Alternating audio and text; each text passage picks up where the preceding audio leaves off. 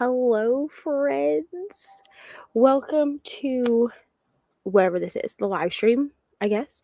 Nicole has dubbed it Neva's Chatty Bits, which is why the title has been changed. It is still like Battle of the Girl Bands themed, so like feel free to tell us what team you're on if you're doing it, and if you're not, oh look, here's Nicole. Hi, Nicole. We just started. How are you? Good, how are you? I'm doing great. I have a cold because children are disgusting and already brought home something from school. So that's great for me. But I did get my first diamond painting video recorded. My diamond painting for beginners video. Diamond painting from scratch, I think is what I'm calling it. I don't know. Something about calling it, I know that like diamond painters call it DP. In the smut realm, DP means something totally different. Because my mind went straight there. Like, yeah. no. Well, when I saved it, like when I saved the file in my thing, I saved it as DP from scratch. Am I frozen? Hello. No. Okay. I saved it as DP for scratch, like in my files. And then I was like, and then I went back to it because I needed to add like all of the pieces. I add like outro graphic all at once. I'm frozen. Hello. Was I frozen that time? Yeah. Because I was like, am I frozen? Okay, am I still frozen? No. Am I good? You're Okay, good. what was the last thing that I said? You had to add something to it. Oh, I add my intro and my outro graphics all to the same file. So then I can just like throw everything into iMovie. And I was like, what the hell is this? And then I was like, oh, this is a diamond painting video. So I had to change the name. Oh, turn that down, Ari. Here, let me see it.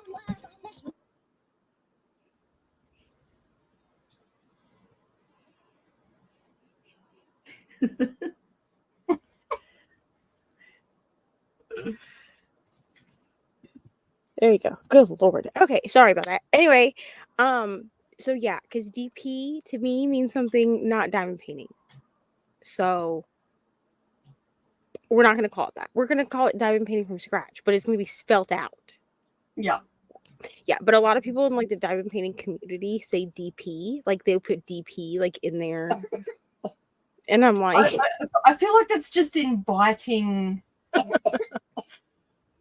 stuff you don't really want. well, when I first found the diamond painting community, I realized that people abbreviate it with DP. And I was not reading it as diamond painting, and I was so confused. I was like, why are we talking about this in a diamond painting group? And then I was like, oh, you guys mean diamond painting. I'm the dirty one. Cool. My mind went straight there too. I've never noticed that before. But then again, I don't really go looking for diamond painting from scratch. So, well, I notice it in diamond painting groups, like on Facebook, that people will say like Hannah Lynn, like DP. So like when I read that, I read something else. And so the first time that happened, I was like, what? What are y'all in search of? Because I'm confused. You don't be putting that into Google. New. All right. So these are, like I said, this is still Battle of the Girl Bands like themed, just because I do want to give people the option of like feeling like they can talk about the readathon, or if you want to mute us at some point and like read, you're welcome to do that. We will schedule in. We've learned as we've gone, so we will schedule in some short sprints, like short little breaks, so you can like go to the bathroom, get a drink, get some food, like do the things that you need to do. But these are not for productivity. Not really. We just talk a lot. Are you okay? Are you good? Okay. So,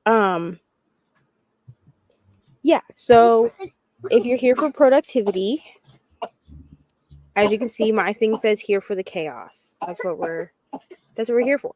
So, are you going to attempt to do anything, Katie, on this live stream? I'm not even gonna call it sprint. I'm just gonna call it a live stream because that's. I told my husband straight up when you invited me that I was like, well, I have to do things now because we all know I will do nothing on sprints. So yeah. Sorry. Yes, I even said, because I was on Crystal's sprints, and I was like, I have a live stream, but like, don't come to the live stream for productivity. Like, don't come thinking that we're gonna sprint. You'll be sore. And then Sash was on there, and she was like, "Oh yeah, last week was wild," and I was like, "Yeah." So was the week before and the week before that. Yeah. Nicole, are you gonna try to get anything done, or are we just here? We're just here, and I'm going to start drinking in about 2 hours. Sounds good. I'm sorry for my 6-year-old coughing, but children are disgusting. So she doesn't have a fever. It's just a cough. Mm-hmm. So I can't like justify keeping her home because I'm like, school is important. You know what I mean? I mean, if she really felt like really bad, then I would keep her home. But all right, let us read comments. Brooklyn is supposed to be here at some point. We do not know if Coda will be here. He had a big day today, yesterday, whatever. So he may or may not be here, but our thoughts are with him and we love him. I'm not really good with sappy things. Yes. And Brooklyn will be here at some point, probably. I mean, you heard my Voxer this afternoon as I was walking to the school. I was like, I'm not good with this. Like, I'm not good with it. Hello, Chris. Hope you're having a great night. Hope you are as well. I actually did sleep for like one of Crystal's sprints because like I had to turn the lights off so Ari could go to sleep, and then I fell asleep. It was only for like 45 minutes. But that's fine. Wow. Okay. But yeah, I did rest a little while. About to watch Argyle. Be here as soon as I am home. Have fun, Rowley. Hope you love it. Oh my lord. Hello, Tina. Randomly bought. She means the housemaid. But I love it. I'm only going to call this person now Freedom because that's what she said in the second comment. Freedom McFadden. That's it now. And then a typo of Freedom McFadden. I love it. I love it so much. And then she said another typo, but you know the author's name. Yes, her name is Frida, but we're not going to call her Freedom. Freedom. Yeah. Game over now. Forevermore. But yes, Tina, I saw this. I think you posted it in my Discord or you posted it somewhere. I saw it and I was so excited.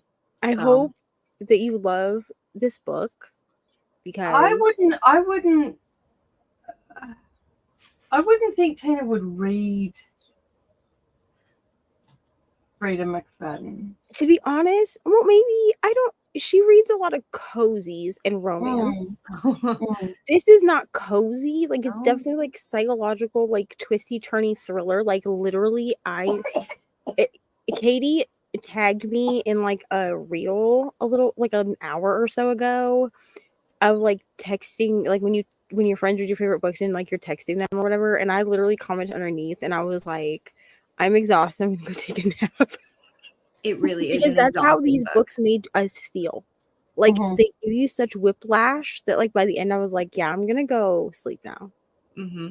It really is exhausting. You genuinely feel like you've been through the ringer. Like I feel like the author really does owe me some like emotional damage kind of stuff. Yeah. But they're good. Like they're definitely like, I would consider them popcorn thrillers. Yeah. Because it's definitely like, you know, like you have a box of popcorn, you eat the whole thing. Like you just want to like consume the whole thing. Because like Katie read them much faster than me, but that's mostly because I had to sleep at some point.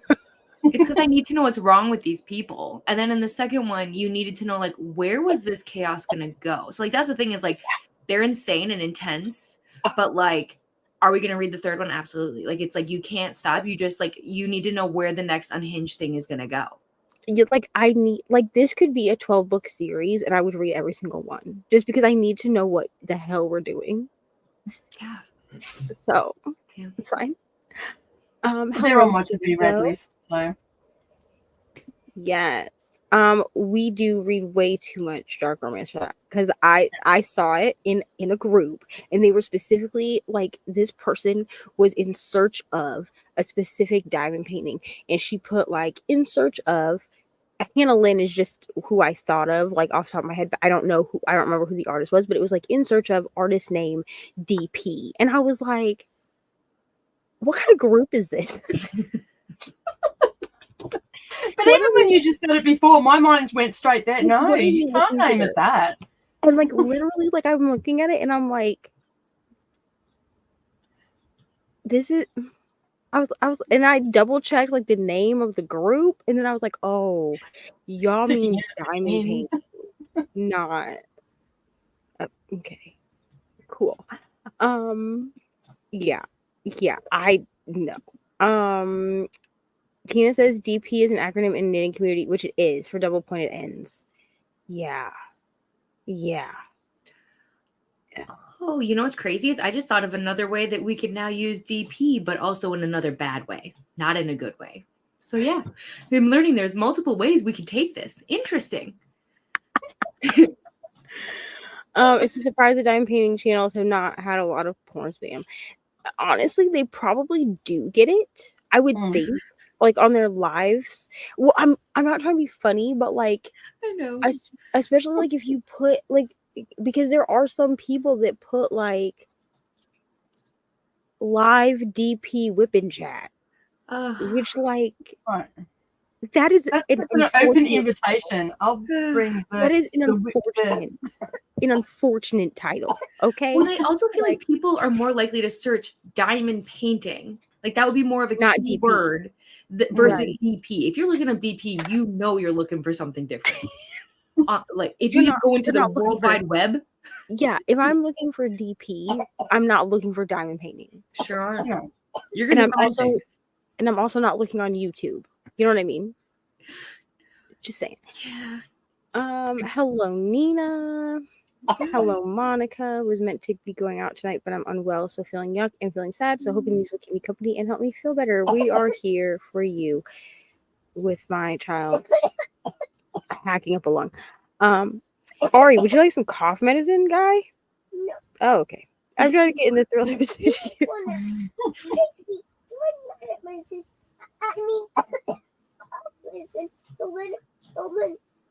I can stop coughing. Yeah, it'll help you stop coughing. Would you like a cough drop? Ma'am? A cough drop? No? Okay.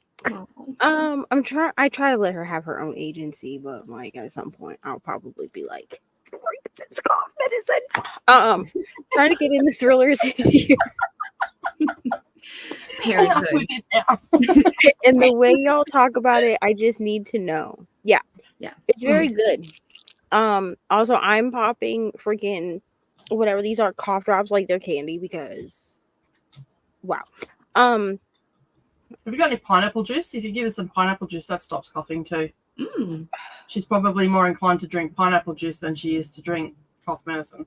I'll order some in the morning. I don't think I have any. Because, for the last 2 years, we haven't been able to eat pineapple, so I don't ever think to even buy it anymore. Also, before we move on, Tina, if you want to talk about thrillers, let's chat anytime. I also, especially if it's something you're moving into, because like I always say, whenever someone, like I see Tina's name, I automatically think cozy mystery romances, Nora Roberts. That's like when people look at me, they come to me for smut recommendations. And then I say, well, how smutty do you want to get? Like, how dark? How gruesome? How insane are you trying to go? Because and also, what level have you started on smut? What's the smuttiest thing you've read? Here's the thing. People come to me and they'll be like, do you recommend? I had someone last week. Oh, I heard you talking about The Sinner on your sprints. And I said, yeah. And she was like, do you think this is a good starting point? No. Why don't we start with like Sophie Lark, Anna Wong, Emily McIntyre? Let's start there. And then let's do not start with The Sinner by whatever her name is. They'll read that and then they'll be like, Neva, what do you read? Because they didn't ease into it. They just went full throttle. Yeah, well, I saw somebody the other day. They are not a book channel. They're actually like they started as like a tattoo body modification channel. So for anyone who doesn't know, I have tattoos and body modifications. I don't know who knows that, but anyway, so I was stretching my earlobes at one point, which I need to go back to doing now that I'm not in a relationship anymore. Well, I mean, I am, but not that one. And so I would like watch her content for that. And then like when I got my septum pierced, I like watched her stuff to decide if I wanted to do it, and then I just did it. So sad. But she uploaded a vlog the other day, a reading vlog, and she started with haunting Adeline. A lot of people do that because they see it all over. I'm like literally watching this like a horror movie, and I was like, why would you do this? Yeah. No. Hello, Jean. Not sure how long I'll be around. It's been a hard week at work. I think my neighbors are having a party. Great. Yours are too? Mm-hmm. Well, at least they waited till... Wait, is it Sunday for you or Saturday? Saturday afternoon. Well, at least they waited till the weekend, I guess. Hello, Kiana. Question for Katie that she's already asked me and Nicole, apparently. Oh, this was a question from last night. So without naming names, have you ever been on a stream with someone you didn't click with or that annoyed you? And how did you handle it?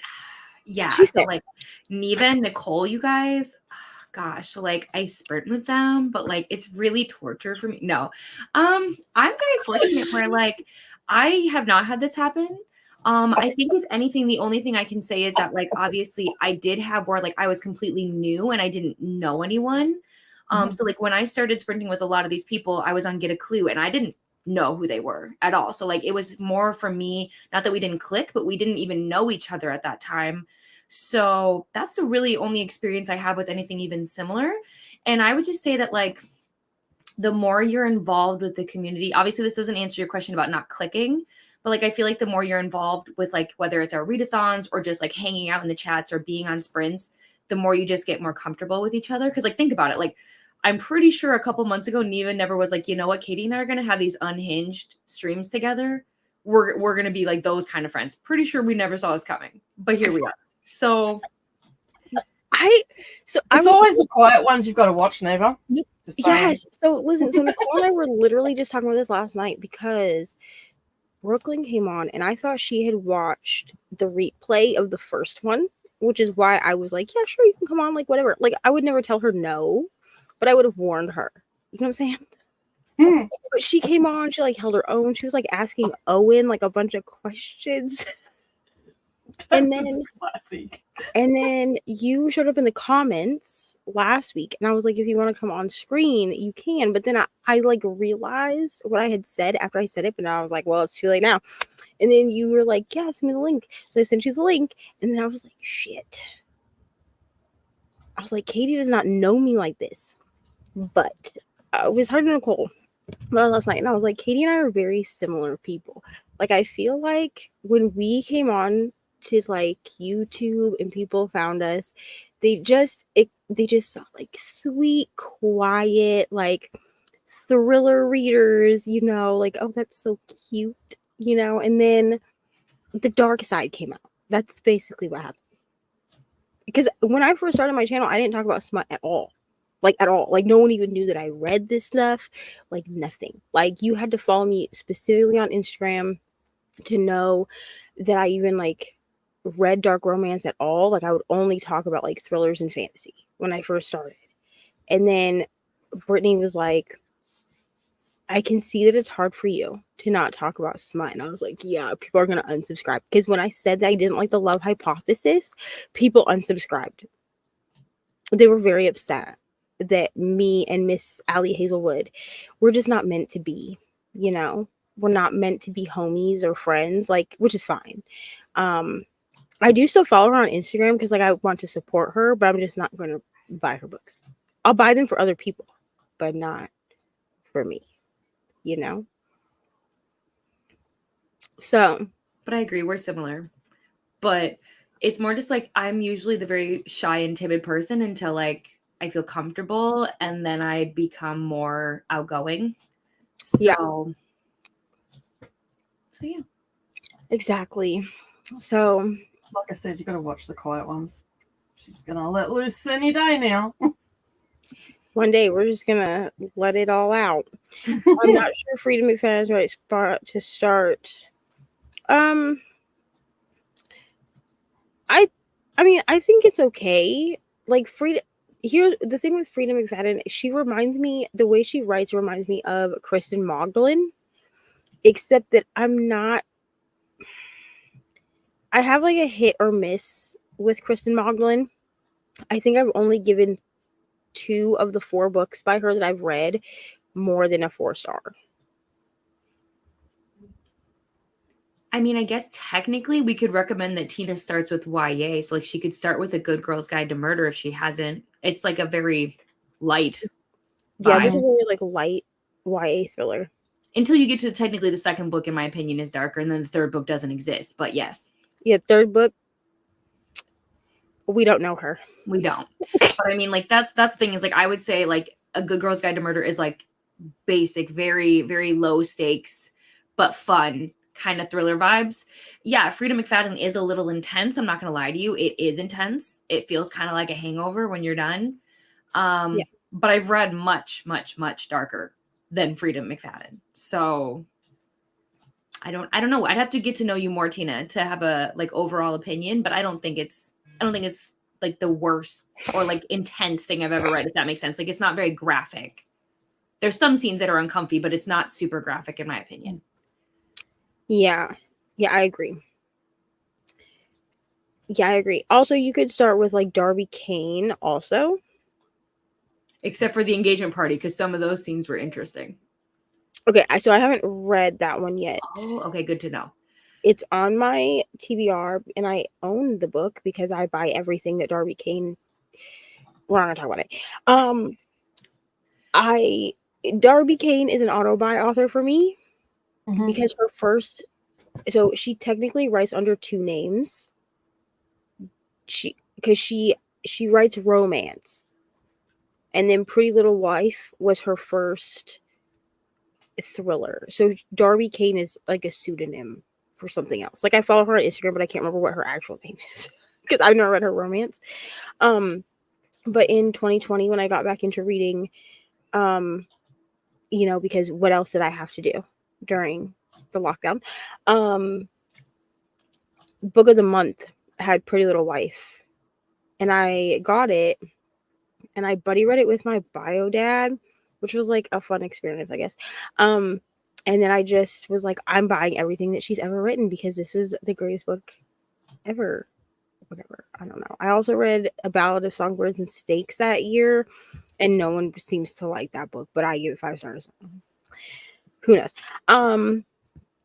But yeah, Darby Kane would be so clearly not the engagement party from what Katie's saying, but I know Pretty Little Wife would be a good jumping off point. Tina said in the comments further down that she's read Pretty Little Wife by Darby Kane, No Exit by Taylor Adams, and the last one by Will Dean. So I feel like we're fine. I feel like her basis is good. You're good for Freedom McFadden. Yeah, you'd be okay. You're okay. Hope everybody's having a great day so far. Hello, Jamie. Been gathering announcement videos for March events to decide which to participate in next month. Wonderful. I'm doing Cassidy Realmathon. What team are you on? Shadow.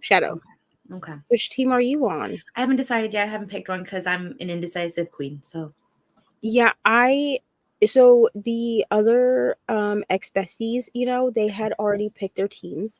But I decided to not let them influence me. Like I just watched her announcement video. Well, I watched it twice because I was like, which one do I want to be? Reni, I think, is on Blood. Yes. And then me and Brittany are both on Shadow. Yes. And I've never done Realmathon. I didn't do it last year. I've never done it either. I keep going to watch the video, but I haven't watched it. I felt really overwhelmed last year because I was like, a readathon? Let me do all of them, which was so stupid. So this year I'm trying to be really diligent you know. But I do want to support readathons this year that I maybe didn't do last year. The only one that I still don't really have an interest in doing is the escape room one that Lexi does. Oh, I don't know. Escape the Readathon. That was pretty good. I enjoyed that last year. That was in May, I think it was. Yeah, I don't know. Something about it just doesn't intrigue me. Like, it looks like a fun time. I don't know. And I'm not doing Pokemon only because, like, I will forget that I'm doing it. Because it's like a year long. I'll forget I'm doing it. I think Pokemon is so cool, but my brain capacity to understand what's expected of me is not there. I think the concept is amazing, and like dedicating yourself to creating a year-long readathon, that's next level. That's amazing. And the Pokemon I've heard are so cute. So I wish I was in it, but I've missed my window. Maybe I'll join next year. That's what I'm thinking, because I do like watch everybody's like videos that they make for it, and I've been in sprints for it and stuff. But I'm just like, I don't have the brain power. I'm also already exhausted just from doing TBR-a-thon and now the girl bands, where I'm already like, it's February. And I'm already like, woo, it's been a long year. Long year reading. The knitting term is more used double pointed needles, which is DPN. Yeah. Hello, Nell. I hope you had so much fun watching the Cheetah Girls.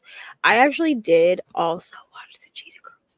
I was just watching it during Crystal Sprints, and I didn't really have the brain capacity to sprint hop today, so I didn't, but I did watch it, and I might have sung all the songs, so I'm not even embarrassed by it, to be honest. So yeah, not Nicole. I think it's like the middle of the afternoon for her right now, or the morning. It's 3:30 in the afternoon.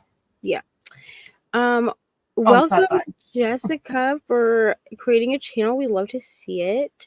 We love to have you. Welcome. I'd love to having new friends. This is do I have whiskey for Ari? So Ari will not drink hot toddies at all. Like she says that they smell funny, which like she's not wrong. I did get her to sip a little bit of honey chamomile tea earlier, which is kind of all I can ask for. I had to make it really sweet. Like it was almost too sweet for me to drink it. It was so sweet.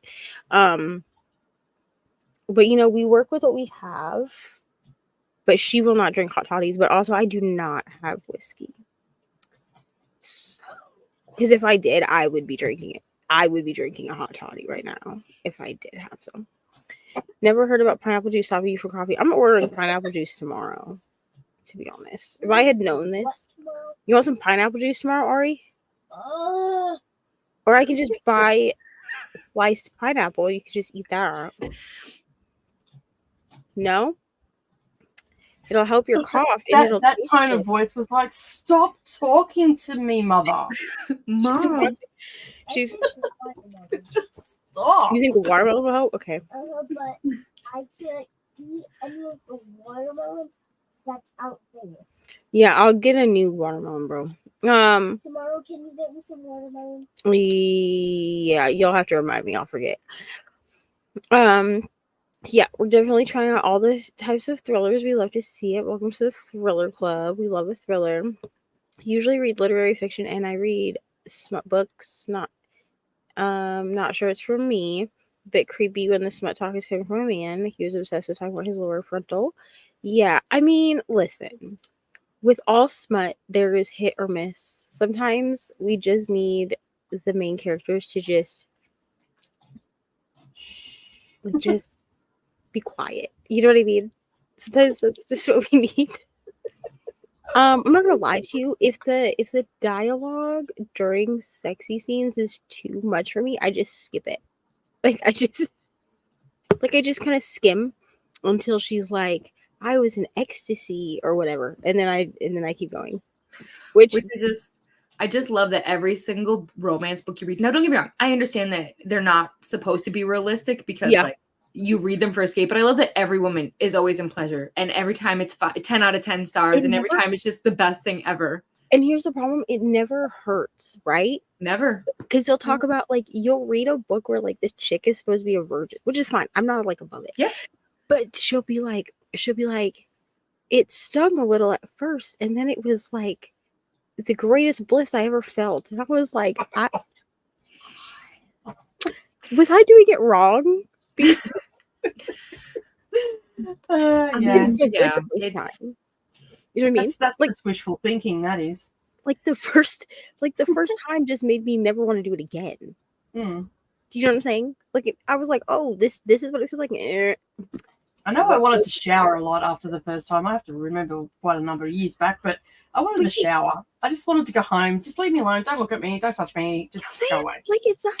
And then, like, in books, I really like you, but just don't come near me. yeah, like in books, they're just like. And here's the thing: I still talk to the first person I ever slept with. Okay, and he was like, to be honest with you, like, he wasn't a virgin. Okay, but like, he was like, to be honest with you, the first time that we did it, it wasn't great. Which, like, it wasn't great for anybody. Savage. You know what I'm saying? And I'm like, that's fine, because it also wasn't great for me. Like, it was like painful, like, like, it was not painful for a second, and then it was like the greatest pleasure of my life. My other big ick with romance books is that there's no, like, it's just widely accepted that people don't use condoms. It's just like, oh, but I love him, and like, I'm on the pill, and I'm like, and granted, that's amazing, good for you, wonderful, but you don't know this person, ma'am. And the pill does not. Remember, people, that birth control does not protect you from STDs. That's the whole point. It's like, yeah. So, and here's the thing: I'm not shaming people who don't use condoms. That's a decision that every person gets to make in their own journey with their own partners, with their own life, right? It's just the idea of romanticizing it in these books, where it's like people read romance a lot younger, and they're educating themselves through some of these books. Not everybody, but it's like you want them to understand that, like, this isn't how everybody normally does things. It is just a romanticized version. It's not realistic. Anyways, that's my spiel. But yeah, it's definitely, like, not realistic. Like, I definitely tell people, like, there's a reason that romance books are for people, or like smutty romance books are for people over the age of 18, because, like, we know that's not what it's gonna feel like. But, like, could you imagine, like, a 16-year-old reading that and being like, oh, it's gonna sting a little, and that's gonna be great, and then they're like traumatized when they actually go do it. and then we're gonna do it like 6 times in one day because we just can't help ourselves. Like, how many? They never get off each other. Guys, do you have jobs? Do you have a life? They don't, because once they find each other, it's over. It's game over. Actually, that's what was crazy to me about the Sinner, was that he had, like, duty. Like, he's part of this underground operation, right? So he has, like, things that he has to do. So he's constantly, like, getting phone calls that are like, hey man, where are you at? Hey man, what are you doing? Hey man. And he's just, like, always inside this girl. And I'm like, what the? And he'll be like, there has to be little blue. There has to be little blue. And he'll be like, it's not. And he'll be like, I looked at my phone and it was so and so calling, and I got pissed off because he was interrupting me. And I'm like, okay, but you already slept with the girl is tied to the bed. Okay, and you've already done what you need to do about 4 times in the last 3 pages. So the stamina that these people You should be have. studied, because interesting. That's what I'm saying. Mm-hmm. And listen, little blue pills are amazing things. They don't mention those in the books, do they? Listen to me. I'm a Scorpio, okay? And like last week, Coda and I were talking about how, Scorpios, we are a very horny zodiac sign. We are, okay? Eventually, I'm gonna This was in Boxer. It's Well, hilarious. I'm sitting over here in Australia just pissing myself laughing at that conversation. It's fine.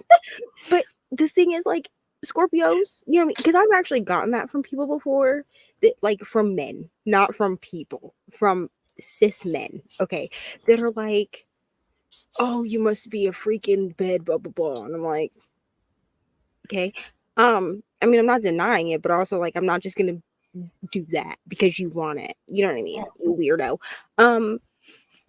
But eventually, like, even if my body is like, yes, let's go, like, eventually I'm gonna be like, please get away from me. I just feel like this is why we have book boyfriends, I feel like. Because in We can reality, close the book and we can put them over there. right. And then I'm like, okay, I'm done with you for today. Sit on the shelf. Yes, I think a lot of people have been influenced by TikTok, and the problem is that they're not talking about the true contents of the book. This is a problem that I'm also finding with Does It Hurt, which is also by H.D. Carlton, because people are focused on whatever this shark scene is. Yes. And the book itself, like even just from reading like the little snippet thing on the back of the book, like it's clearly like a bully dark romance. Yes. So like the main female character has like stolen money from this guy. And the part that's funny to me is what people have told me though is like the amount of money she stole is only like $1,000, which I say only because like I think he has like a lot of money. So it's like the fact that he was so pressed about it that he decided to like find her. I'm like, really? For $1,000? That okay. But yeah, it's not like there's not really, I haven't read the book, but I've had a few friends who have read it, and it's not for everyone. It's the kind of book that makes you kind of go, oh, okay. All right. Yeah, I have it.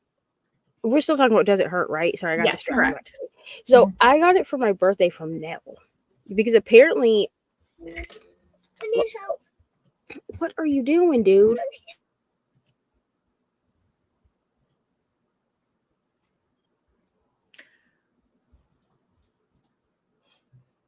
Well, Nicole, it's our show now. What should we do? I don't know. Sorry. Nell sent it to me for Give my it back. birthday. All I got from reading your lips was, give me that back now. Apparently, it was like at the bottom. Like Nell really did the Lord's work and like scrolled through my wish list. Oh. Because Does It Hurt was like, I think one of the first books I ever added to my wish list. Because when I scrolled through my wish list to see where this book was, it was at the bottom.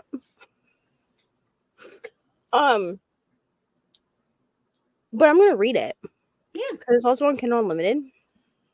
So like I don't have to buy like a Kindle version to read it on my Kindle. But I just feel like it's the way that she writes Haunting Adeline. Like Haunting Adeline is not for everybody either. Correct. I think in general, the author is very hit or miss. You're either really going to be into the content or really, really put off by it. Yeah. This was the question that Shannon asked Katie, which she already asked me and Nicole. Shannon has the best questions, to be honest. It's great icebreakers. Where we're just sitting here like real quick. Yay! Kiana got her first diamond painting. Wonderful. Owen did eventually come back home, and they had some family that came over because then she ended up leaving. Like Brooklyn was like, "I gotta go, bye." And then she messaged me and she was like, "Sorry, I had to run." And I'm like, "It's fine." She was like, "But I couldn't really explain to my family what was happening on sprints." And I was like, I understand. You know what I mean? I'm never gonna be upset. Gone Girl or Girl on the Train. I have not read Girl on the Train. I have read Gone Girl. I don't remember liking Gone Girl. I liked Girl on the Train better than I like Gone Girl. I remember thinking that Gone Girl was like kind of dumb, to be honest. But then there's like a real life case that's like similar. There's a Netflix show, a Netflix documentary that just came out on it. I don't know. And then I was like, okay, but Gone Girl was one of those where I liked the movie more than the book. But I think because I felt like the book was convoluted. I didn't like the movie, but then I don't like Ben Affleck, so fair. I mean, to be honest, the only Ben Affleck movies that I like are Gone Girl and what is that one that he did with George Carlin? Jersey Girl. I love that movie. But really, I love that movie because of George Carlin and not really because of Ben Affleck. You know? I don't like anything really that Ben Affleck thing. Like, I've never really gone, oh, that was an awesome movie. It's always like, meh. To be fair, I feel like the only person who likes Ben Affleck is Ben Affleck. So probably. Yeah, true. Yeah. We definitely need to follow up on Owen. So Owen, from what I understand, Owen said that no, he would not be calling her ma'am. He would also not be calling her mommy. That was a hard no. Basically every question that we asked him was a no. Oh, well. So I mean, take that how you want. You know what I mean? It could be good, could be bad, depending on how you feel.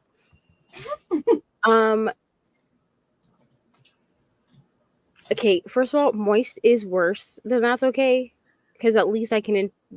Oh my god, I hate that word. Katie's never said this to me, so Katie, this is in reference to Nicole in Brooklyn, as Australian people, when you say like, "Thank you for having me on sprints," they'll say like, "That's okay. Anytime," right?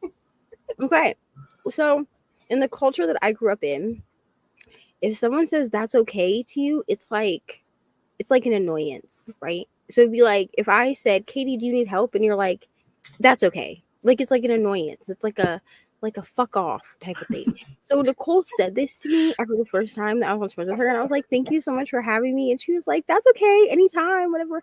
And I cried to Brittany, and I was like, I don't think Nicole likes me, and so that's great. And I was like, and also I'm offended because she said this to me. And she was like, I think you're overreacting. Which We all clearly have those words. I was. Clearly. That was not a great time for me, but it's fine. Well, this is And good apparently to know.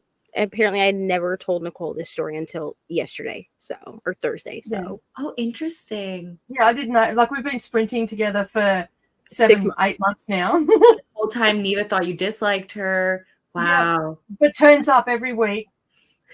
Yeah, I show up every week. I basically am just like Evidently she's into harshness. And She's just like, I will make Nicole love me eventually. I'll just wear her down.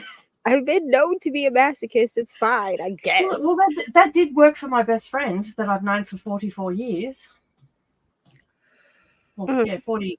Is it 44? Yeah, no, 40, 42 years. Yeah, she was my first stalker. We met in a street fight. It's a funny story. It is a funny story, but a lot of people go, "Oh my god!" I was on the back of a horse. Unbeknownst to me, she had looked after this horse, and we were doubling, me and this other girl. And my friend Michelle, and I will name and shame her because she thinks it's a funny story. My friend Michelle came around the corner after being looking after this horse for months. It had colic and all the rest of it, and I didn't know this because I'd only just moved to the area. And she's come up, and I had really long hair back then, and she pulled me off the back of the horse. So I've come flying off the back of the horse, and she smacked me one in the face. I've gone down, come up, and whacked her back and knocked her for 6. And then went, F you, and walked off. Anyway, apparently, I didn't know this for years later. She said to me that I'd really hurt it because I bitch slapped her with the palm, the base of my palm on the cheekbone. And and then she proceeded for the next 8 weeks to follow me everywhere until I was her friend, and we have been friends ever since. And she's the type of friend that if I ring her and say, "Hey, I need to go for coffee," because she doesn't drink coffee, she goes, "I'm bringing the shovel." See, me and your best friend, we're just masochists. You know, we enjoy the pain, and we're like, "Oh, you cause us pain? Let us run after you until you love us." Evidently so. And I'm easily to be beaten down into submission to be your friend, so it's fine. Nicole, I want to be your friend. I just don't. I will cry, and I cannot beat up anyone. So let's skip that. I'll buy you some books or something. I've never done that with anybody else. I hate confrontation, but I also don't like being blindsided like she did as well.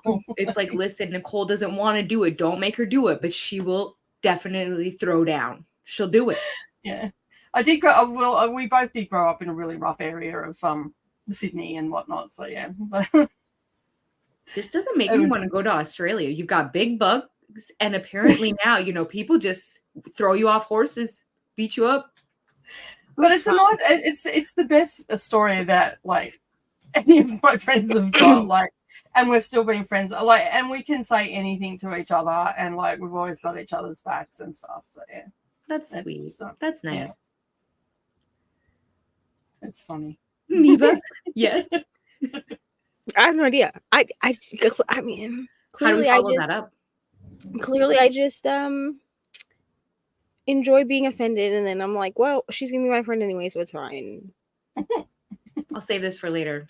I always say nice things, so I have to like think of things to say now.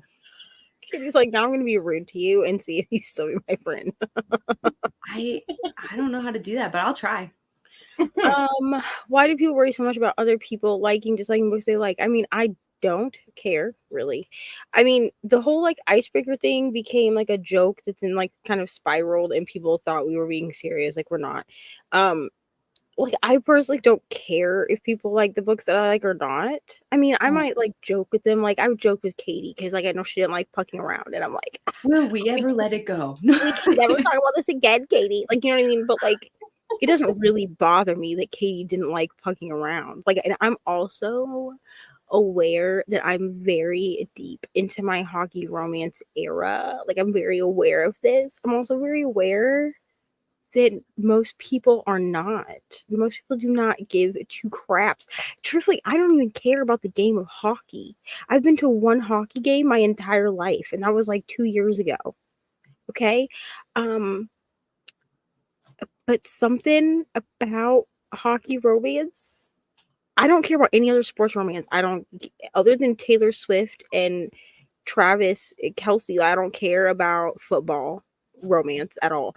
I don't care about baseball. I don't care about golf. I don't care about none of it. But something about hockey romance, who knows? Question: are they all the hockey romances that you have read? Are all the guys wholesome in it? Like Wholesome? Well, no, like Icebreaker.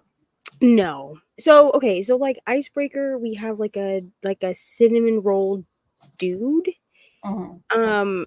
Which if you haven't watched Bree's video that she uploaded today, go watch it because she talks about how she felt about Icebreaker. I'm not going to ruin anything, but she makes a good point in that some of the dialogue that comes from him during smut scenes is a bit cringy because he like goes from being like a cinnamon roll to like dominant in the bedroom, which like I understand that like people have switch personalities, like that's a thing, like being a switch is valid.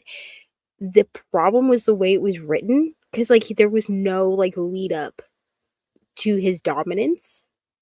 Like they would just be like in the middle of doing it and he would be like all of a sudden dominant and like talking dirty, and I'm like, that's not how that works. But that's fine. But in Pucking Around, we had Jake, who is a cinnamon roll dude. Like he's like a puppy dog. Like he just be crying at everything, which is fine. That's valid. Okay, I'm not gonna date somebody like that, but it's valid. And then we had Cal or Caleb, and he. Okay, I don't know. Okay, Ari. Okay. Caleb is like the in between. Like he was like the daddy dom kind of character. And then you had Mars or Amari, and he is like gruff. Like he was very like he's Finnish. Like I don't know. He's more Like, grumpy and standoffish and like kind of he's very judgmental. grumpy. Yeah. Like to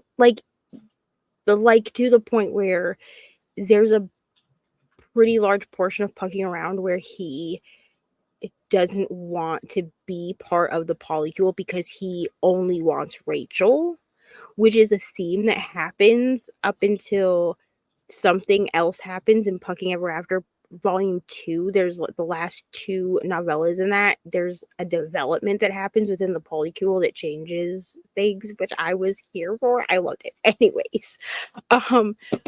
But like in that, we have like a good mix of characters. And then in Pucking Wild, which is also hockey romance, is a reverse age gap. So Tess was older. Tess was like 31. And I think Ryan is 23 in that one. And Ryan was definitely like a switch personality, but it worked. Like the way that it was written, it worked because she would like call him like Puppy a lot. Like that's like his nickname. Like she calls him Puppy because in like day-to-day life, he's a very like soft cinnamon roll type person. But because of the traumas that Tess has dealt with, there are times where he has to be a more dominant personality type to her. So like he was like a switch personality. But I think Icebreaker was the first one where I read it and was like, I'm here for the cinnamon roll, because usually cinnamon roll dudes are not my thing in romance. They just like annoy me. Like they're just like very annoying to me. Like I just feel like they get walked on a lot, you know? But it worked for me in Icebreaker. Will it work for me in any other book? I don't know. Because then the last hockey romance that I read, I DNF'd it. To be fair, it was bad. It was real bad. What was that one? I Was that did the one finish you- it, so What was that? What is that one called, Katie? it's called Behind the Net. Yes, Behind the Net. It's not good. And my problem with it is they were trying to write like a high school enemies to lovers book, because like they're It's both not even enemies to lovers, though. yeah, they're both in not. college. But what we're supposed to believe is that both of our main characters had a crush on each other in high school and just never said anything. Mhm. So she gets hired as his, like he's the hockey player, and she Mhm. gets hired as his assistant. Mhm. And so we're getting dual POV. So she comes in and is like, oh my God, I can't believe it's whoever the fuck his name is. I can't remember. And she's like, he hated me in high school, but I was so in love with him or whatever. So she like does all the things she's supposed to. And then he's like, oh my God. I think her name's Piper, but he's like, oh my God, it's Piper. Yeah. I had such a crush on her, but she didn't have the time of day for me. And then he's like, but I'm trying to be like nice to her, but I'm just coming off as like judgmental and gruff and like an asshole. And then he like fires her. Like, okay, Ari. He like calls his coach and is like, hey, I need a different assistant, and gets her fired. And then she shows up. This is where I left off. She shows up at his apartment and is like, did I not do a good job? Was I not good enough for you? I did everything perfectly. And then he's like, you can have your job back. And I was like, this is the stupidest I've ever read. You didn't even get far enough, because eventually he's like, you need to move in. It gets crazy. But my favorite thing in the world is, so I love. Well, she does have a room. When Yeah. at the very beginning, he does say to her like, this is your room or whatever, for like when he's away, because he has a dog. That's the thing. Yeah. He adopts this dog at the beginning, and then because his coach is like, if you need an assistant like to walk your dog, he's like, I don't own a dog. And But then he then like gets one. finds this abandoned dog on the side of the road and is like, well, now I have a dog. Yep. And so Yeah. he asks for this assistant. He calls the coach and is like, I need an assistant. And Piper, I think that's her name. Yeah. That's what I'm going to call her. Gets hired to come in. And he's like, this is your room for when I'm at away games. Like, I was just like, what the fuck is happening? But she has no experience as an assistant. Think about it. A professional team is going to hire a nobody with zero experience to be. And don't get me wrong, I get being an assistant isn't super complicated, but like, Right. I severely doubt a professional team is going to hire a nobody. And she wanted to be the team's assistant. She was doing something in marketing. It's ridiculous. Yeah, she was doing like this. She was being hired as like a player's assistant so that she could move up in the marketing world and eventually become like a PR person or like an assistant to the actual team. And I was like, my issue with this book was how stupid their relationship was, because I was like, you both know each other, but neither one of you thinks that the other recognizes the other. Like, it's the whole book. Yeah, I don't understand what's happening. And if you want to talk about cringy smut scenes, oh wow, I'm glad I didn't make it that far, because just wow. I couldn't deal with it. Like when she got fired, I was like, okay, this is so stupid. I was like, could you literally fire her because you don't want to tell her that you have a crush on her? I mean, he basically he couldn't be around her because guys are incapable of controlling themselves Yeah, around he women couldn't- they're attracted to. He couldn't be around her because all he could imagine was having sex with her. Yeah, he was such a jerk to her because he couldn't control himself around her. I love that narrative. Oh Me too. boy, It's great. It's my favorite. It's like that narrative where growing up, your mom would be like, "Oh, that little boy shoved you on the playground because he likes you." No, Yeah, like pulling your pigtails in the playground. Like, what the hell? absolutely not. But then if you retaliate, then they tell you to act like a lady. Oh, don't do that. Be a lady. If this is the way you show me love, I don't want it. Right. Thank y'all. Thank you. But yet now we read dark romance. So what does that say about us as humans? And that's the problem. See, now we read dark romance, and I'm into BDSM. So like, so really, it was your parents' fault that now you're here. Well, I'm just gonna. I mean, I've blamed my mom to her face before. Like, I was like, "You are the reason that I'm like this," because you told me that kid that shoved me on the playground when I was 5 years old, that he liked me. So now I just assume, it's fine. It's cool. It's my mom's fault. So did that answer the question? I don't know if it answered the question, but that's the answer. But basically, Chris, we don't care that people don't like, because I feel like everybody's opinion is valid. Reading is so, what is the word I'm looking for? Subjective. Yeah. Thank you. Personal. It's personal. Reading is very subjective and personal, because I will read a book, and I know I keep coming back to Pucking Around, but this is the only example that I have that I know that I liked it and somebody else on screen did not. Because Nicole, pull it together. Well, Magnolia Park. I know. Nicole gave Magnolia Park 4 stars. I read the one line and I was done. Yeah, what's funny is I will be reading Magnolia Parks next week. I haven't read it yet. Yeah, so I'm just like, yeah, but just because Katie and I didn't like a book doesn't mean that we can't be friends. Clearly we like other books. We both like, or The Lies. What is that one? The lie. The Last Lie I Told, or the Lies I Tell, or whatever the hell that thriller was that you read. And I text you, and I messaged you, and I was like, "Oh, what did you think of this book?" Because I read it, I think in 2022, and I gave it 5 stars. Now, I will be very honest and say this. I had fallen out of my thriller era in 2021. And that was the book that got me back into thrillers. So subjectively, I don't know that it would, if I reread it, I don't know that it would be a 5 star, because I've read better thrillers. But I mean, Katie was like, I didn't love it. And I was like, yeah, that's fair.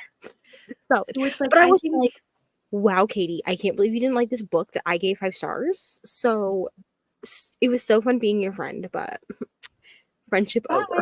Ex-besties part 2. Here we go again. But what I would say to answer this question is here's the thing. First of all, Neva and I could literally hate every single book that we recommend to each other and we'd still be friends. I just feel like we vibe on a level that it doesn't matter. But also it's about respect. If I know Neva loves a book, I wouldn't purposely sit here and belittle her and that experience for her. I can just say respectfully, I didn't like it. Here's why I didn't like it. Let's have a discussion. You don't want to shame people for what they enjoy. That's the difference. You can have an opinion that differs, but don't make them feel bad, because that's just so weird. Why? What do you think? That's just flat out mean. I also feel like depending on how your friendship works is dependent on what you can say about someone's favorite book. Fair. Because if Katie, let's say, Katie, have you read Magnolia Parks? I'm reading it next week. Okay, so let's say Katie reads Magnolia Parks next week and she hates it. She gives it a 1 star. She's like, this was the trashiest trash to ever trash. I hate this book. If she came to me and she was like, I don't know what the fuck is wrong with you. I don't know why you like this book. It was terrible.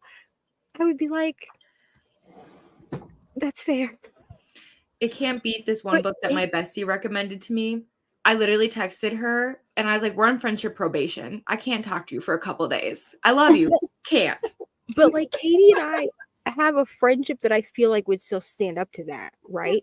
Now, if it's just some random person I've never met, or like, I mean, clearly I've never met Katie like in real life, but like if it's like a Ouch. new friend, like Yeah. let's say like I'd only known Katie for 2 days, and then she read Magnolia Park and was like, "Wow, this is crap," I would be like, oh, "Okay, cool. Sorry you didn't like it, but also like I don't know you like that." Like if Nicole came to me and said that like my favorite book was the worst thing she'd ever read, I'd be like, probably. You'd be like, sorry, please like me. No. But I feel I have read a couple of your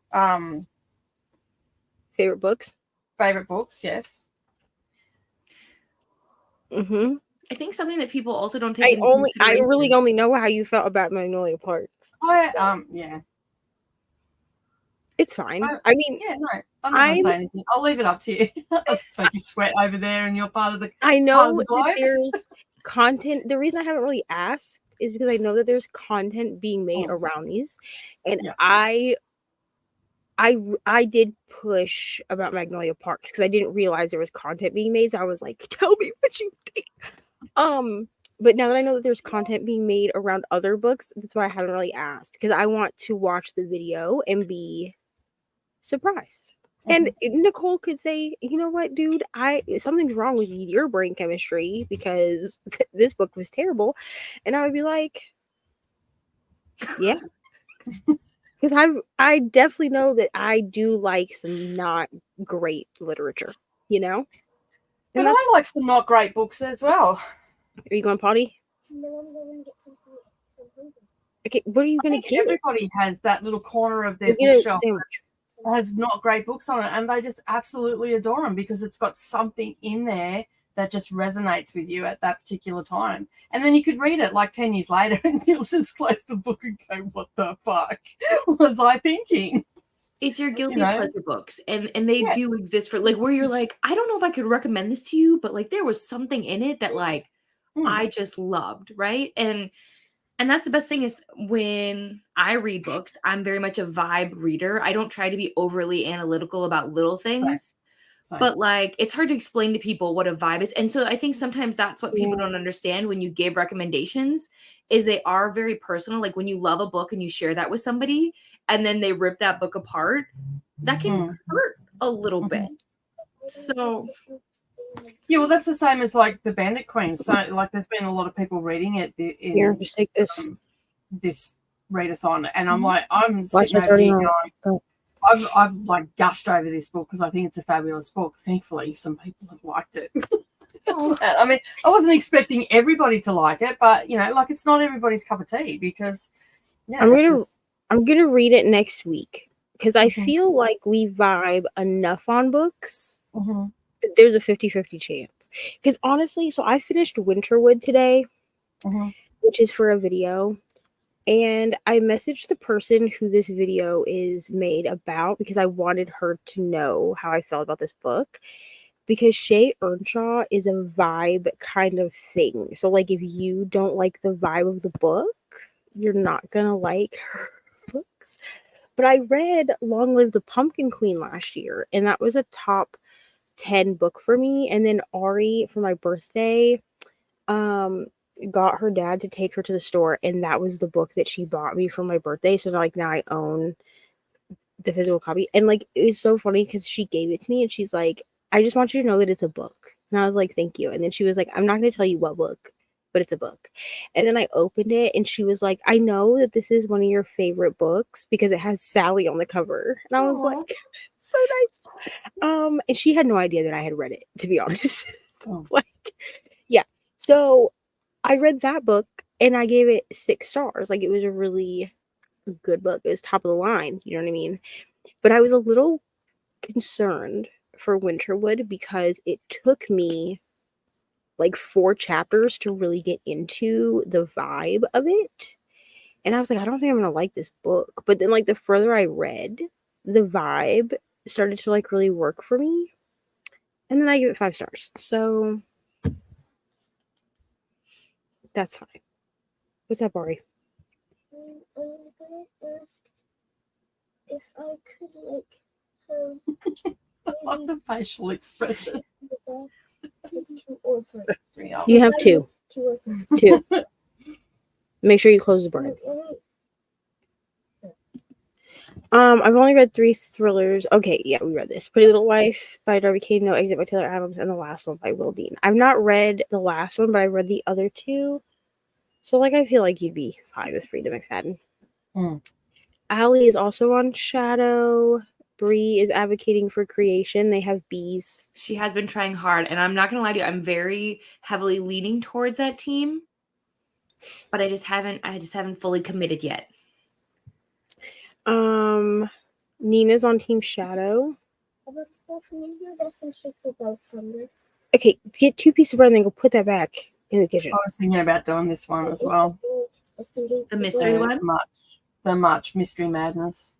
The one I'm doing is March Mystery Madness. I may also do Sandy's new reading event. Miss reads a lot. I love the idea of the Irish Readathon for St. Patty's Day. Also, Nell said it's never too late to join. This is Bookymon. Nell is one of the co-hosts for this. And she said, I'm honestly just reading books and figuring out what Bookymon to get afterwards. Year-long readathons are so hard to keep up the pace. I did Avengers a couple of years ago, and that was hard to create, so props to the Bookymon creators. Yeah. I remember when, Bree did not know who I was, but I remember when Bree did the Avengers readathon. I did not join it because it felt like a lot. But also, I feel like she did great. Okay, hurry up.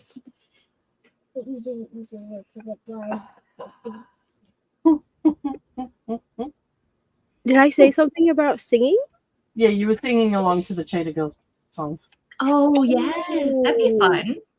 That would be fun. Let me Okay. People are sleeping. Go put it away. Okay. Lord have mercy.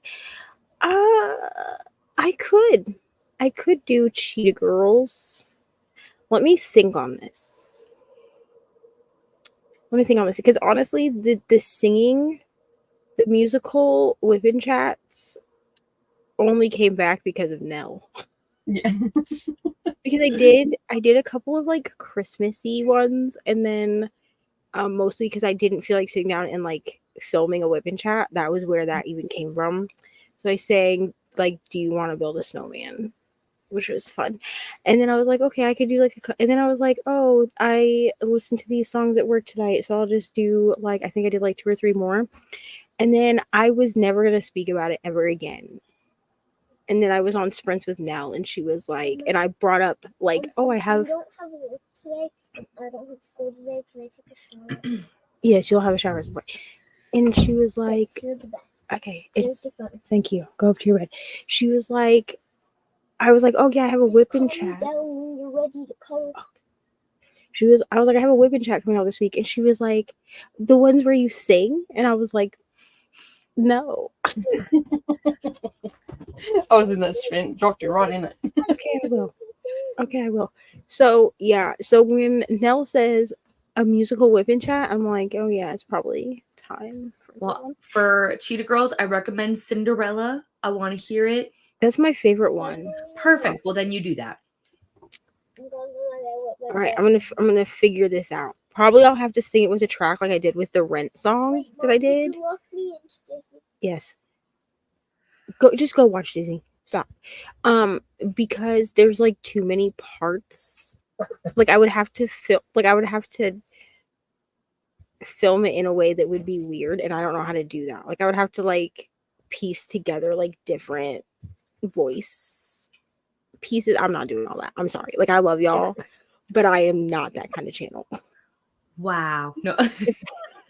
And I actually think that it's really cool, like the musical channels that do that, where it's like that, it's like a grid, and they're all like in different ones, and they're all like singing different parts. But like also, I feel like I would need to hire an entire editing team for that, because I absolutely not. I barely have time to edit as it is.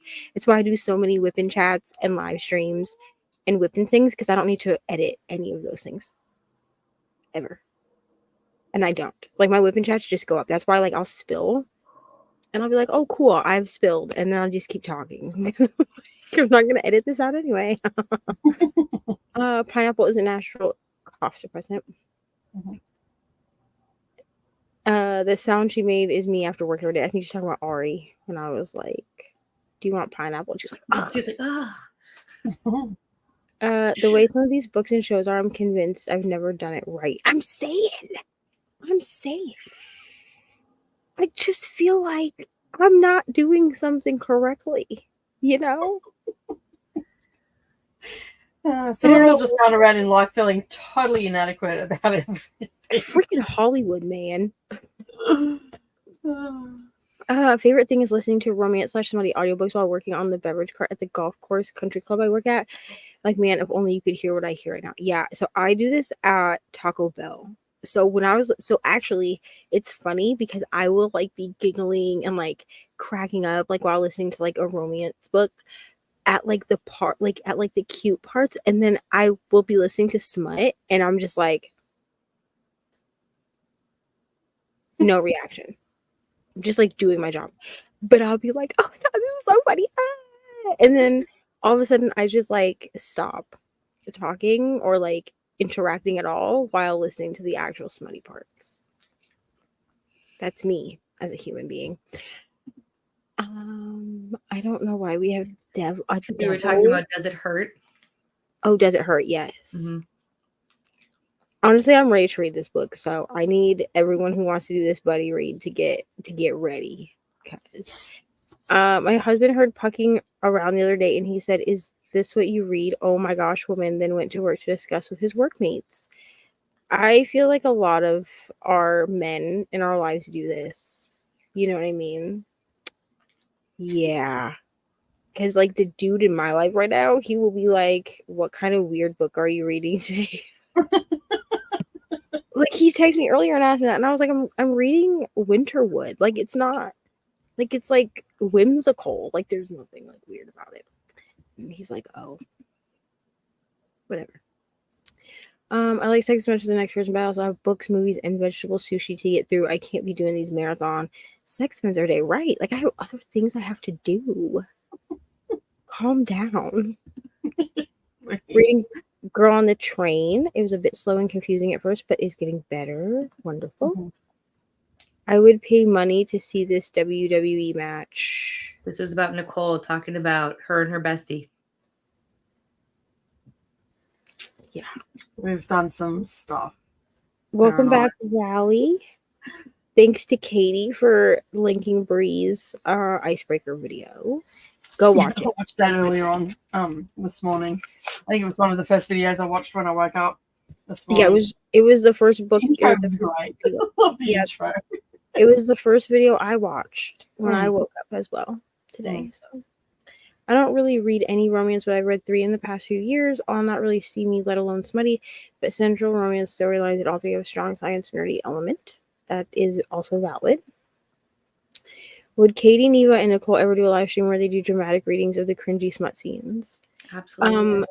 I think this might be part of the Unhinged podcast on Patreon. So, shameless promo, go. I don't know how I go reading out loud because I start to stutter if I know people are listening to me. Here's the thing: you don't have to do it. I will do it for you, or I will just start pissing myself laughing. But see, here's the thing: I wouldn't make you read them. I would just need you as like an audience member. You know what I mean? For encouragement. So, like, I could read them, and you could just laugh. I can do that. I feel like that's what would happen. Yeah. You know? I actually can't read out loud if I know people are watching me. I start to stutter. So. I did theater, so I'm in. Yeah, I also did theater, so I'm just like, it's fine. We got to make voices. We got to make it a whole thing. Maybe a whole script. Okay. I mean, listen, if the people are paying, we're going to be dramatic. They said dramatic. I can do dramatic. Right. So, I mean, so Katie and I will read. I can do sound effects. If you get the sound effects, I can press the buttons. I don't know if I can give Nicole that kind of power. And Nicole will laugh. Good night, Jean. The party above me seems to Saying, have Katie, you quieted don't want to down give a me any bit. help. Every time they go Hey. for a smoke, they're screaming on the balcony. I hope you can sleep. I want to give you power, Nicole. Just I don't know about that kind of power. Come on. Right. Play. Do you see a difference in how men and women write smut? I would say yes. Me personally, I feel like women write men better, yes. I feel like when a man writes a smut scene, it's like what he fantasizes about, and usually it's not something that I want to read. It's also usually, again, not realistic for a woman. And most of the time, not all the time, but most of the time, people that read romance are women. And so the thing is it's not necessarily saying the man is wrong, like the male authors. It's just like they don't know what it's like as a woman to have that time. Yeah, and I have heard, and I would agree with the fact that women tend to write men a bit unrealistically, because women write men the way that we would like men to be. But that's the whole point. Yeah. But we also write men to be better than what men actually are. You know? I think it goes a lot with what we've already kind of said, where it's like the unrealistic parts about a lot of these men are that they have unbelievable sex drives and things like that. And like everything is just amazing all the time. That's not realistic. But I do think some of the aspects of romance about like how men treat women and how they are in relationships and things like that, I don't think necessarily those are unrealistic. It's just not necessarily accessible and achievable for every type of guy. People communicate and love each other differently. So yeah, but I definitely would say that I prefer to read smut written by women. Yeah. Yes. Over smut written by men. Because it just feels like it just doesn't feel right when it's written by a man. I mean, there are men out there that can write halfway decently, but for the most part, no. Yeah, I have to agree. Thank you, Jean. Don't forget, we have Neva and Coda's dolphin fish noises to look forward to in September. Clearly, I need to be practicing this. I didn't realize I was supposed to be making these noises, so I think Coda put his hand up for dolphin noises. This is embarrassing, honestly. Cool. But yeah.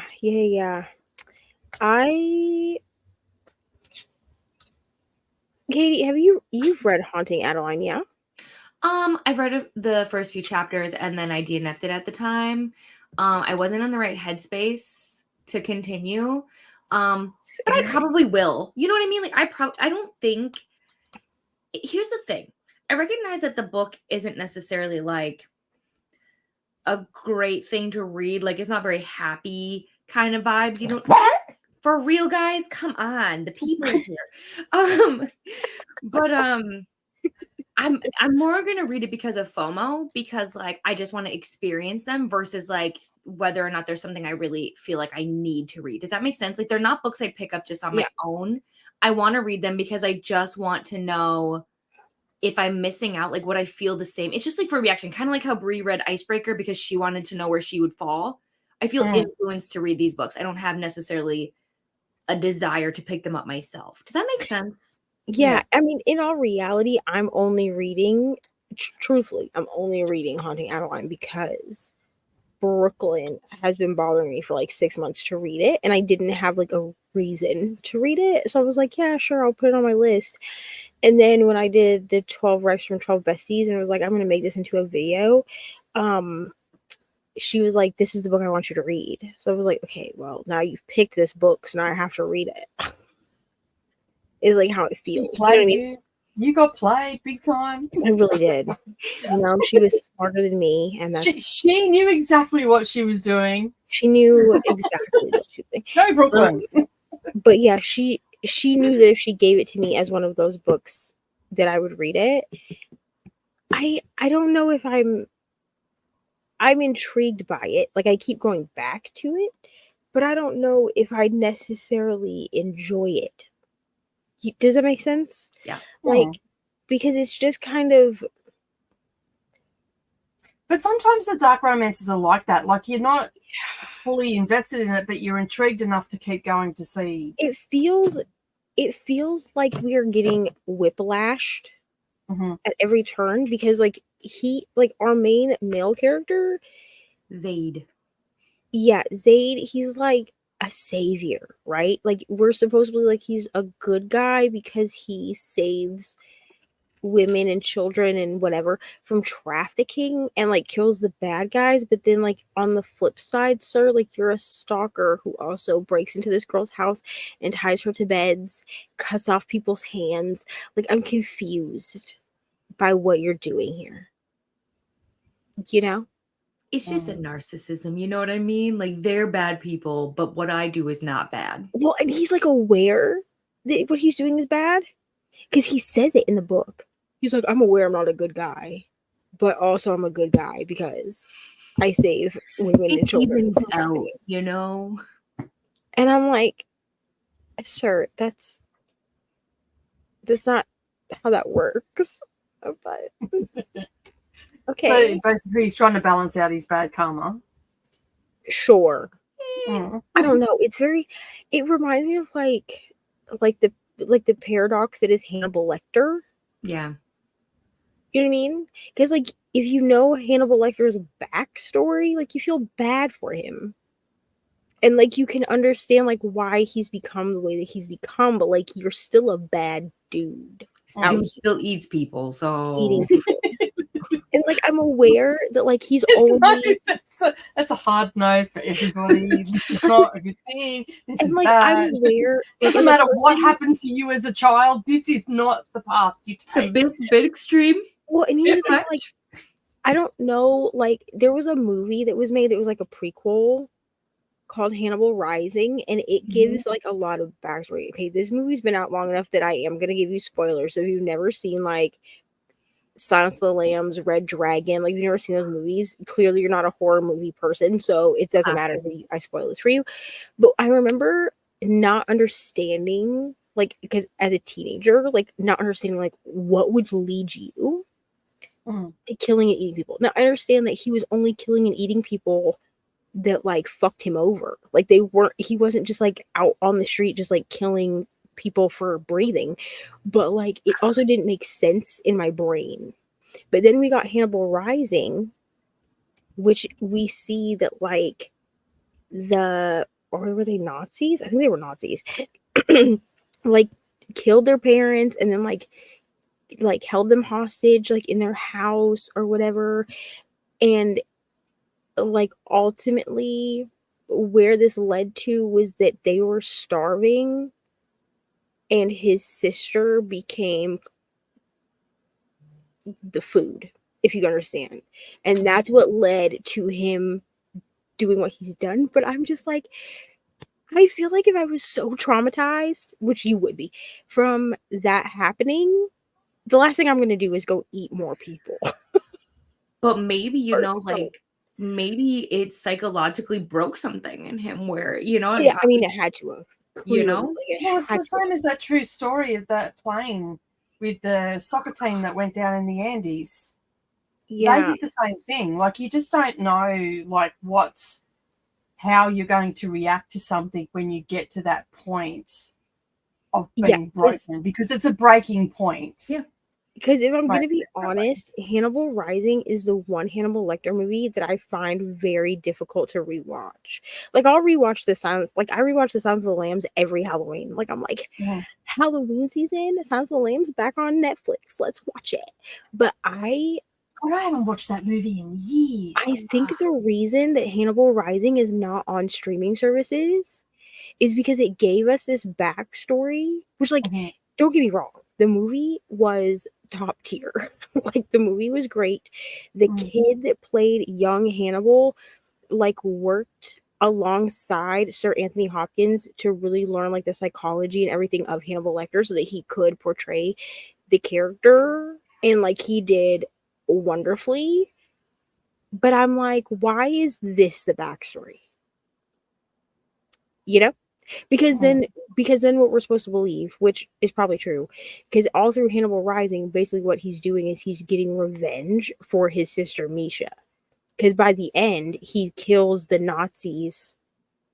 He ends up finding, I think, 2 of the 3 Nazis, because one of them I think is like already dead, and there were like 2 that were still alive, and he ends up finding both of them and killing them in revenge of what they did to him and his sister.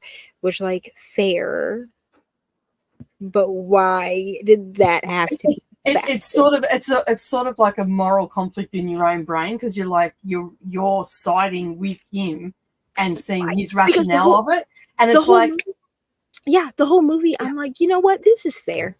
It's fair that like it's fair play, yeah. And I mean, if they're too. Nazis, I mean, really, it couldn't have happened to a nicer bunch of people, right?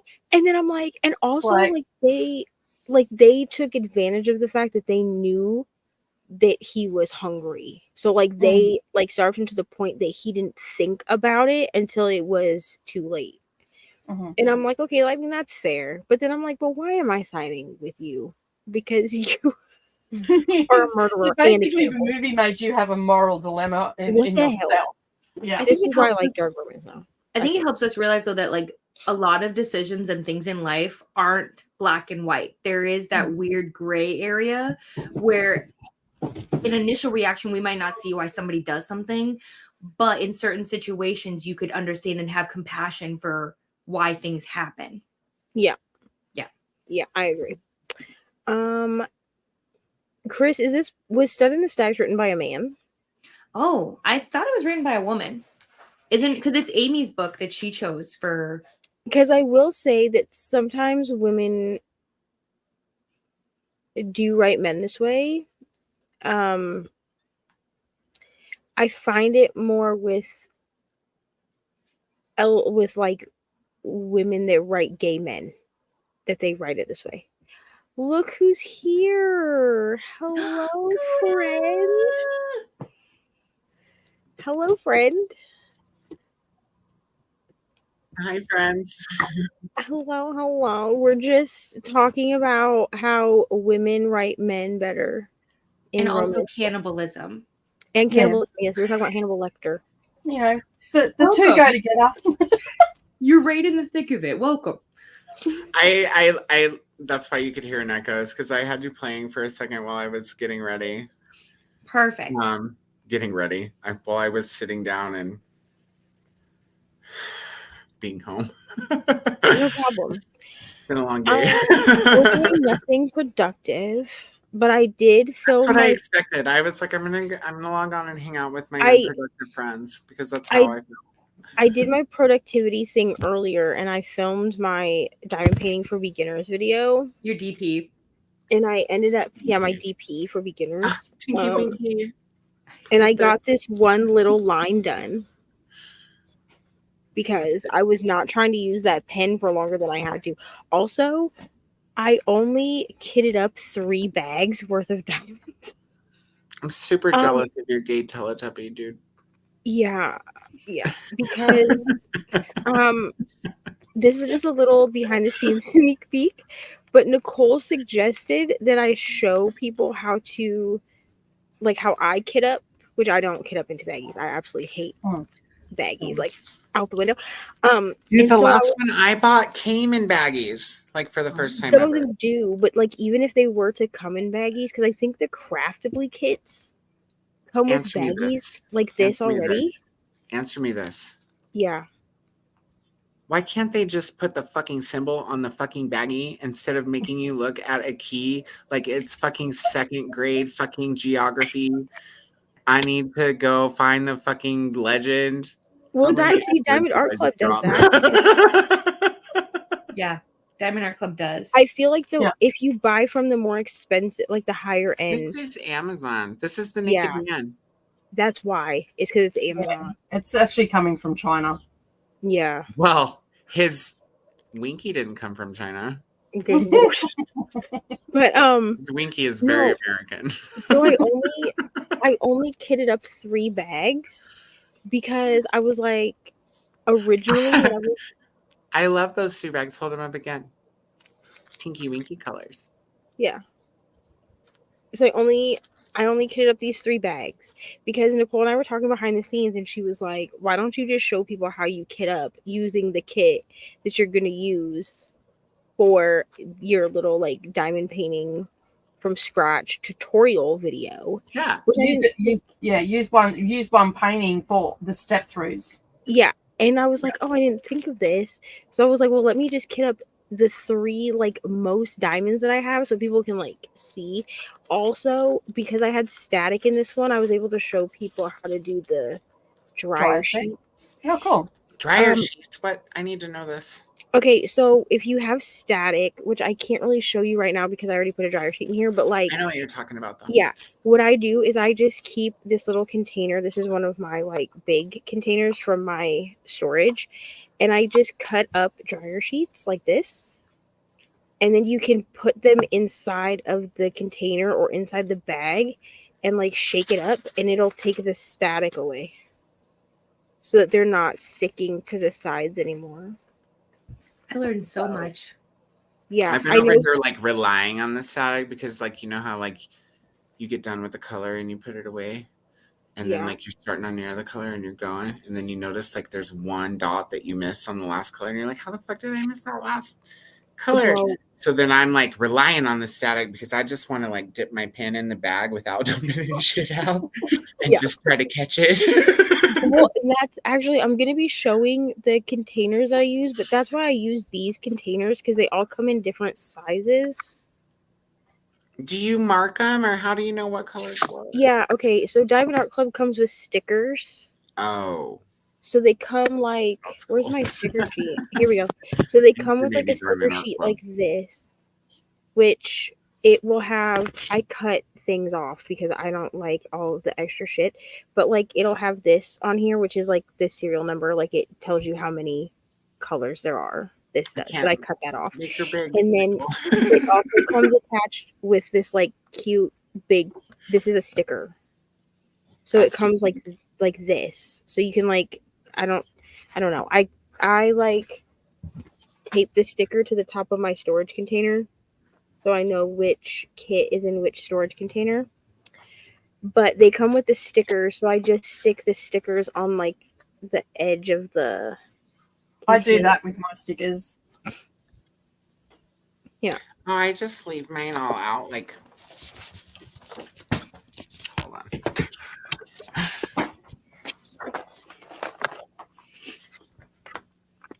Yeah. See how there's just like That's pretty, Katie. a bunch of bags there? Yeah, so that's what I do, but I do. I'm And gonna. y'all know Your address so y'all know can I send you some also storage. use Oh my god! I also use the janky ass sticks that come with the shit. Yeah, I think tomorrow I'm gonna film basically like basically what I'm gonna film is like a storage container thing, and then like the tools That's that I my prefer storage. to use. A little zipper bag that you can. It's got a I feel handle. like I need more Got storage. parts and all sorts of shit in there. I get Here's these the off thing. AliExpress really cheap. Oh, This that's is my little pretty. pen. So it zips up. That's sleek. Thanks. I like the colors. I mean, everyone's seen my pens, which are bougie as hell. I paid way Who's too all much. here today? Who's our friends are here? Yeah, all of our friends are here. Chris is here and Shannon. Katie, how's your dog? He's good. So he got his dental cleaning done today, and the only reason like it's a big deal is because he's just like super old. So anesthesia and things like that, you know, get harder and harder on your body. But he's fine. He didn't have to have any teeth extracted, so easy peasy. that's good. He's unmedicated now, so he's just back to his normal, annoying, grumpy self. Was that him that was snapping before? Like Him and my trying to cat involve do you not in- like each other, Yeah. especially like when he's with me and then she's like, hey, what's going on? And he's like, oh my god. He's like, all right, when you were talking about pineapple juice. Oh, so yeah, he was just like, go away from me. So yeah. What's your dog's name? Leo? So Leo and Valkyrie, right? Correct. Those are my babies. Oh, He's like, I hate it here. I'm not for you, Mom. I'm not for content. Leo.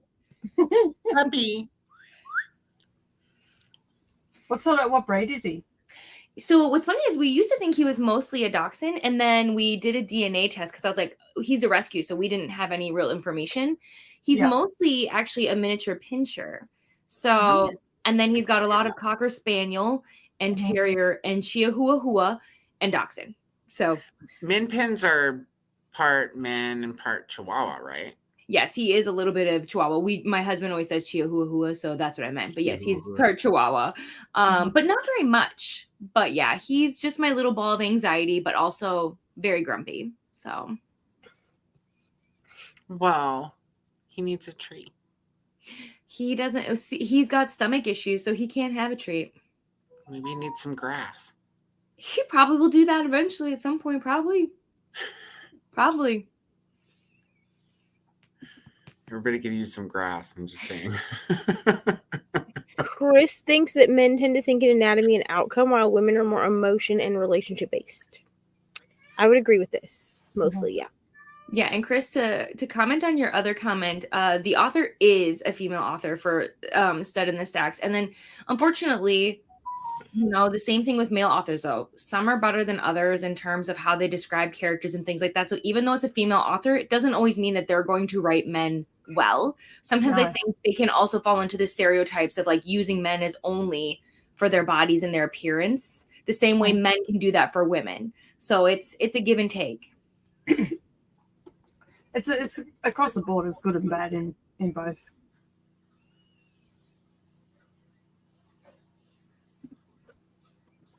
Now we're discussing whether we should read this book. Hello, Sash. She took a little nappy nap. She was on sprints with Crystal earlier also. We love a nap, Sorry, I got a message from someone who was like, You're echoing. You're in a tunnel. You're in a tunnel. Fuck. Hold on.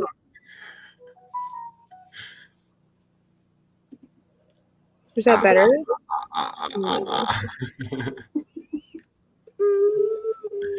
I am going to be right back. I'm going to go get out of this real quick. Because you guys look so comfy. And I'm like, no. And my tongue keeps going on. I'm like, shut up. I'm going to go put my PJs on.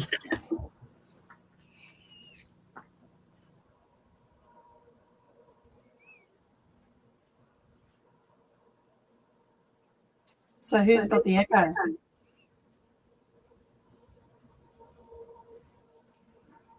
Oh, I thought she was frozen like that for a second.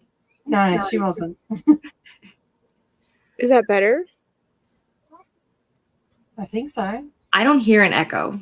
No, the only time I heard an echo was when Coda mentioned it, and I could hear it then. But now, okay, all right, okay.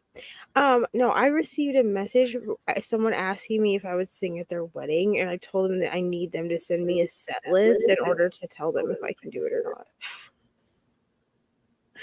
Can you sing at my wedding? Sure, Ari. I feel like I'm echoing again. you are now. Have you got a browser open? Yeah, it goes back. Weird, because I still don't hear it. I only get it every now and again. So How about now? Yeah, that's. I mean, you're good for me. Oh, thank you.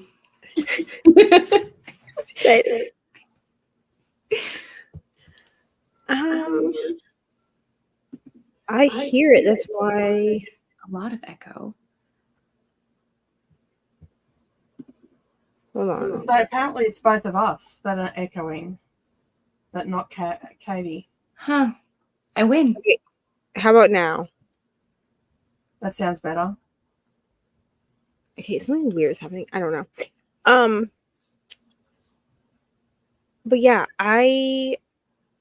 it's somebody that I know. It's not like a random stranger on the internet being like, "Can you come sing at my wedding?" That would be weird.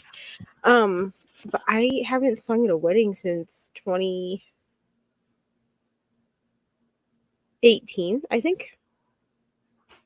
I was supposed to sing at my friend's wedding in 2020, but then she didn't get married because it was 2020. I You feel know what like I there mean? was a lot of people that didn't get married in 2020 and I mean, 2021. she did get married, but they did like a courthouse. Yeah.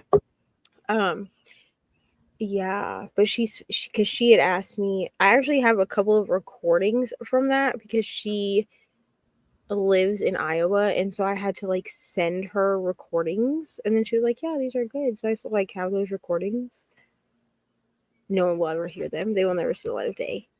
But I mean, they were fine. They're just like they're very like rough because like I did them so she could hear it, and then she was like, "Yeah, these are great." Sorry, I just read the last comment. Yes, I read it too. Nope, keep going.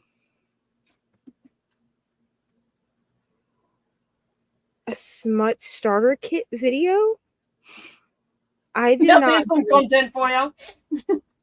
I could do it. I'm like, and magic words, I'm back. What? Code, a video idea for you. Here we go. A smut starter kit. No, I did a diamond painting from scratch. So basically just diamond painting with what comes in the kit. Because you can diamond paint with just what comes in the kit. I did that video. I'm like, obviously, if there was a smut starter kit, you would have to join the Patreon. Yes. That is where you start. You start by subscribing to the highest tier of my Patreon. And then eventually you get all the perks. I suppose I could do like a smut starter kit over there. I could be like, if you've never read smut before, this is where you start. Here you go. Oh, you have to do variations. You have to do Smut like recommendations. You have to do like for every taste. Well, yeah, like I'd have to do like for the sports girlies and for the dark romance girlies and for the gay girlies. And have the gay dude start with cream. Because then if they don't like it, we can just be like, you're not in our group anymore. Clearly you're not very gay then. No, it's Katie, it's pretty trashy, but like, Jessica also lives in Minnesota. actually. Yes, Minnesota life. I do indeed. I do indeed. I hope you've been enjoying the winter as much as I have been. That's it. No. So my dad claims that a college, like the college I went to in 2020 to 2021 is trying to contact him, which doesn't make any freaking sense at all because I don't. So first of all, I don't list my biological dad. I mean, if he's watching this right now, it's fine. I don't list him as an emergency contact for anything. Like, not to be rude, but like I never have. Like, if I'm gonna list like a parent, like one of my parents as an emergency contact, I'll list my stepdad. So I don't know why they're trying to call my dad, but he was like, people are looking for you. And I was like, well, I've been on the internet all week, so who could possibly be looking for me? No one. They're of not looking consequence. very hard. Like, what the fuck? I don't know. But no, this person actually just messaged me and she was like, do you still sing at weddings? And I was like, yeah. And then she's like, I was just wondering, she's not getting married till 2026, so I have time. The thing with singing at weddings, you know, when you're like a wedding singer, if you will, is that I have to be very like nobody dresses you for these things. Like you have to dress yourself. So I have to get like all of the wedding details before I can fully commit to singing at someone's wedding. So you match and stuff? Right. But I also have to, but there's like a fine line between like matching with the wedding and looking like you're part of the wedding party. Right. Which is a wedding singer, you're not part of the wedding party. You're like a you're Well, like on the same I think you'd look great in like a mauve tux. mauve tux. I mean, I could wear a tux. I've never worn a tux to a wedding before. I worn like I usually wear like maxi dresses, if I'm gonna be honest. Because I also get worried about I don't want to take away from like the wedding itself. And like I started singing. You would look so good in a tux. Well, I guess I'm gonna start wearing a tux when I sing at weddings. You should at least go try one on at the store and look in the mirror and be like, "Hey, look at me in a tux." And then I'll send you a picture and be like, You should. Yeah. And then if I did like faux locks and like wore them down Who in a locked? tux, like you know, like locks. You know what locks are? Like hair? Yes. Yeah. Okay. But I I guess can you do. I can do like go look at some of my. I feel like you've seen me. Like, help me, I'm 40. Hold on, I'm gonna show you a picture. Hold on, I'm gonna show you a picture. Hold on. Okay, yeah. I know I have a picture I'm of gonna myself. grab a hair tie too because I need to be all the comfy. Okay, so like these are faux, like faux locks. Okay. Okay. Yeah. You know what I mean? Yeah. Do it all. Let me see if there's like or like these ones. It's a singing video, so I like it. Wait, don't take it away. Wait.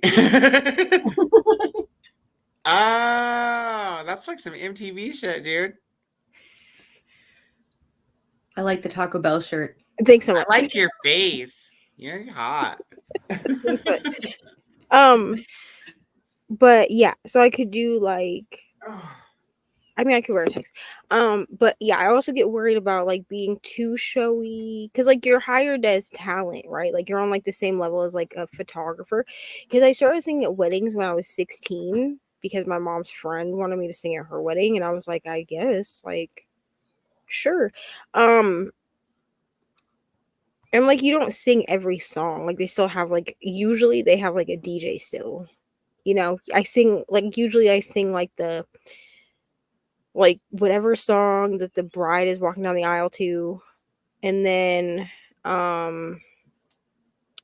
like their first dance songs. Like usually they'll have me sing like the father daughter dance song, and then like the mother and son dance song if they're gonna do that. I did sing at one wedding where they danced with the kids. Like there were kids that were like stepchildren within like the family. I think it was like the mom, like the wife had kids, and so the husband wanted to do like a special like dance. They were little girls, so he did like a special dance thing with like the kids. But I also get nervous at weddings because I'm like, if this sucks, then I'm ruining someone's special day. I've never had any complaints. It's just my anxiety that gets to me. But yeah, so we'll see if she sends me all this information because I was like, I need to know your set, like what songs you want me to sing, and I also need to know your wedding colors so that I can not clash. But also, like, you don't want to wear white. All your friends, so we can like give you that confidence boost too, so you don't have that issue with the nervousness. Yeah, I brought my sister to the last wedding that I had to sing at. Like, I was like, am I allowed to bring a +1? And they kind of like looked at me funny, and I was like, basically, I said that she was my assistant, and she's not. She doesn't know anything. But they were like, yeah, that's fine, or whatever. So I like made her come with me. Well, listen, if you can't take anybody, you already just said it's your nervousness. You know that. So what you need to be able to do is tell yourself that in the moment also. Yeah. And I always know that once I start singing, I'll be fine. Once I start. So you know that too. So I'm you good. tell yourself that in the moment also. Yeah. Just in the moment. Or I'll just send Coda a boxer and be like, I'm gonna throw up. And then he's gonna be like, you're fine. Get your ass out there. You're fine. It's cool. You look great in that tux. What are you talking about? Hello, Nikki. Hello to Coda's plants. That's Liz. The whole, like, both plants are Liz. She's a hermaphrodite.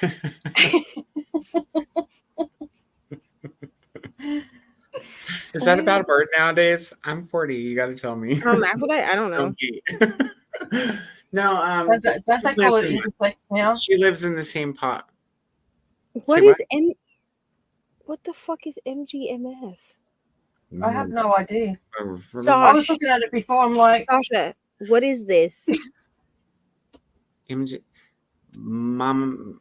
I probably agree with you. Mama's good muffins. Fuck. I need to know what this is. I'm so confused.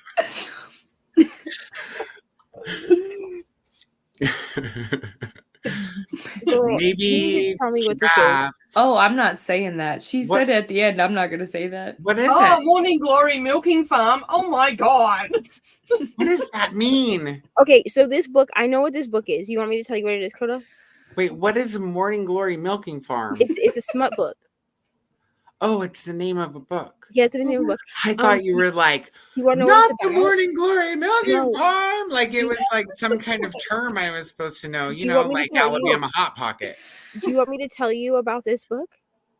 Yeah. I've never read it, but I know Yeah, what it's about. Tell me about it. Mm. But tell So- me in your newscast voice. So basically, this is what happens. From what I understand, the main character works on a milking farm, like cows. But they're not milking for milk, if you understand. Oh, like cows? Mhm. Kinda. Yeah.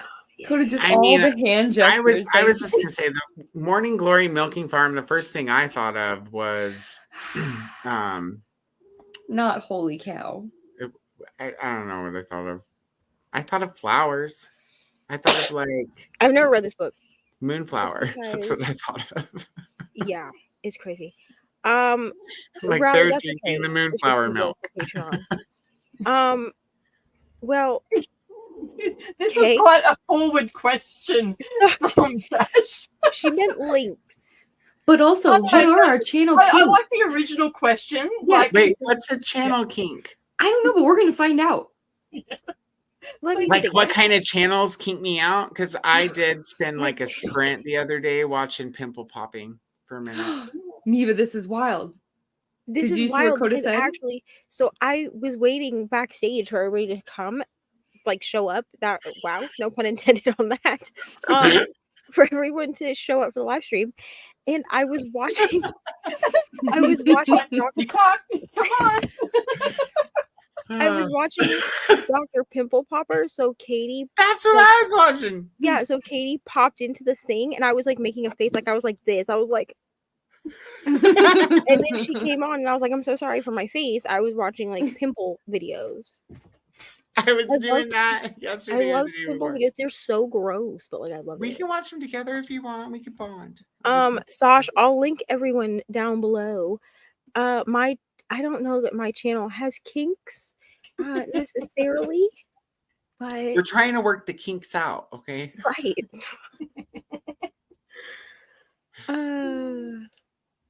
We're talking about Minnesota weather. I hope it does stay nice. Today it was so warm that I had to wear a bra to go get Ari because I wore like just a hoodie, and usually I wear my coat like over my hoodie, so I don't have to wear a bra.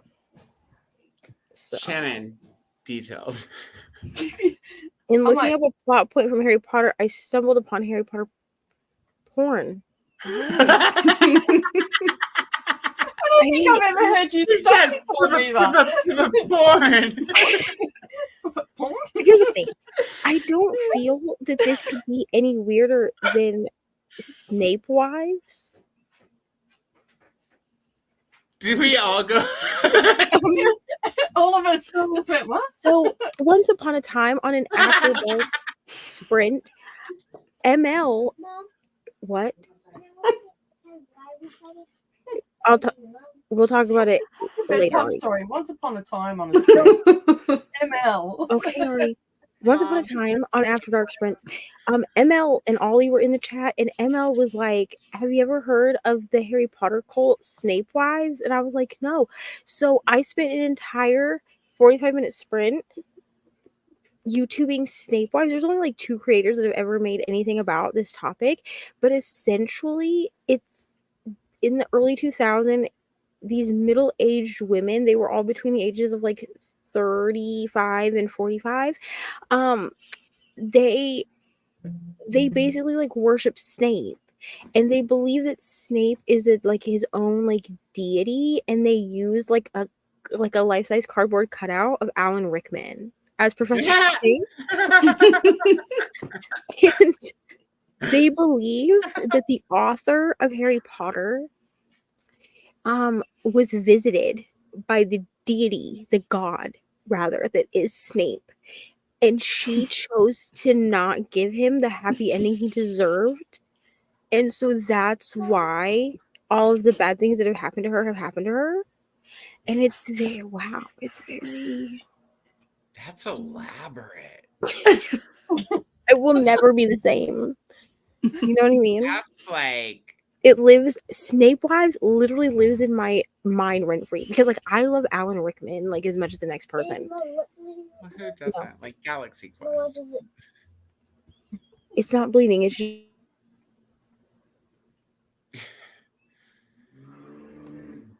We're Takes all on silent, sorts, guys. doesn't it? We're gonna have to talk amongst ourselves. Yeah. I Um, don't even know how to follow that up. but no, Snape. no, you may not put that on your bed. What can cult do a should book we if you start, want. guys? I don't know. But yeah, so Ooh, Snape Wives I'm lives in not my into brain. snakes or Snapes. Yeah, it lives in my brain rent free at this point. I can So never what's it called? Snape Snape Wives. Oh my god. They Just yeah, the and fact they that all they believe believe they that a all believe fictional that they're character married. written like after 1990 is a deity from forever is amazing. They also believe I'm that like, they're, what kind of they're drugs are also these people they're taking? also all married to Snape and they're ranked. Like they're like the wives are ranked like Like 1 they're to married whenever. to Snape, Well, or how like do they we level married the up? cardboard That's cutout what I of want to Alan know. Rickman. Yeah, 'Cause how I gotta do be you the level top up? How do you wife. get to be the number one? Maybe you have to kill the other wives in the honor of Snape. Alan Rickman's cardboard cutout has to come to life in the middle of the night and choose you. It's all. Sure, Ori. What Um, drugs are they taking? they're in there. And we need to know about this so we can take some. I guess that sounds. Yeah, it's the Snape. fantastic. I think so. It's the Snape Wives cult. So this is the Oh one my that I God. watched. No. And it's Stop. called The Story of Snape Wives. And then I told you she married the cardboard and then cutout. they have this one that's called Snape's Church. Yeah. Okay, go. We have to do I this was about to on say that too. So we have to do this on the podcast. I want there to be a whole episode dedicated to a deep dive of this. Okay, let's do it. Dive is We can Snape do it. Wives. We can do And it. I'm gonna dress up like a wife. It's I'm on the gonna wear, Patreon. like, So a- you can totally like show clips, right? Oh my gosh. Yeah, I we think should- so because it if we should- don't because post it. but basically what's gonna happen is any of the unhinged any of the unhinged podcasts. Tell Bree that I am so thankful that she got me fiction books because I love fiction. Okay, I'll let her By the know. way, I want to Oh, Ari. Okay. whatever. He can't Daddy come in the says. camera right now. That's fine.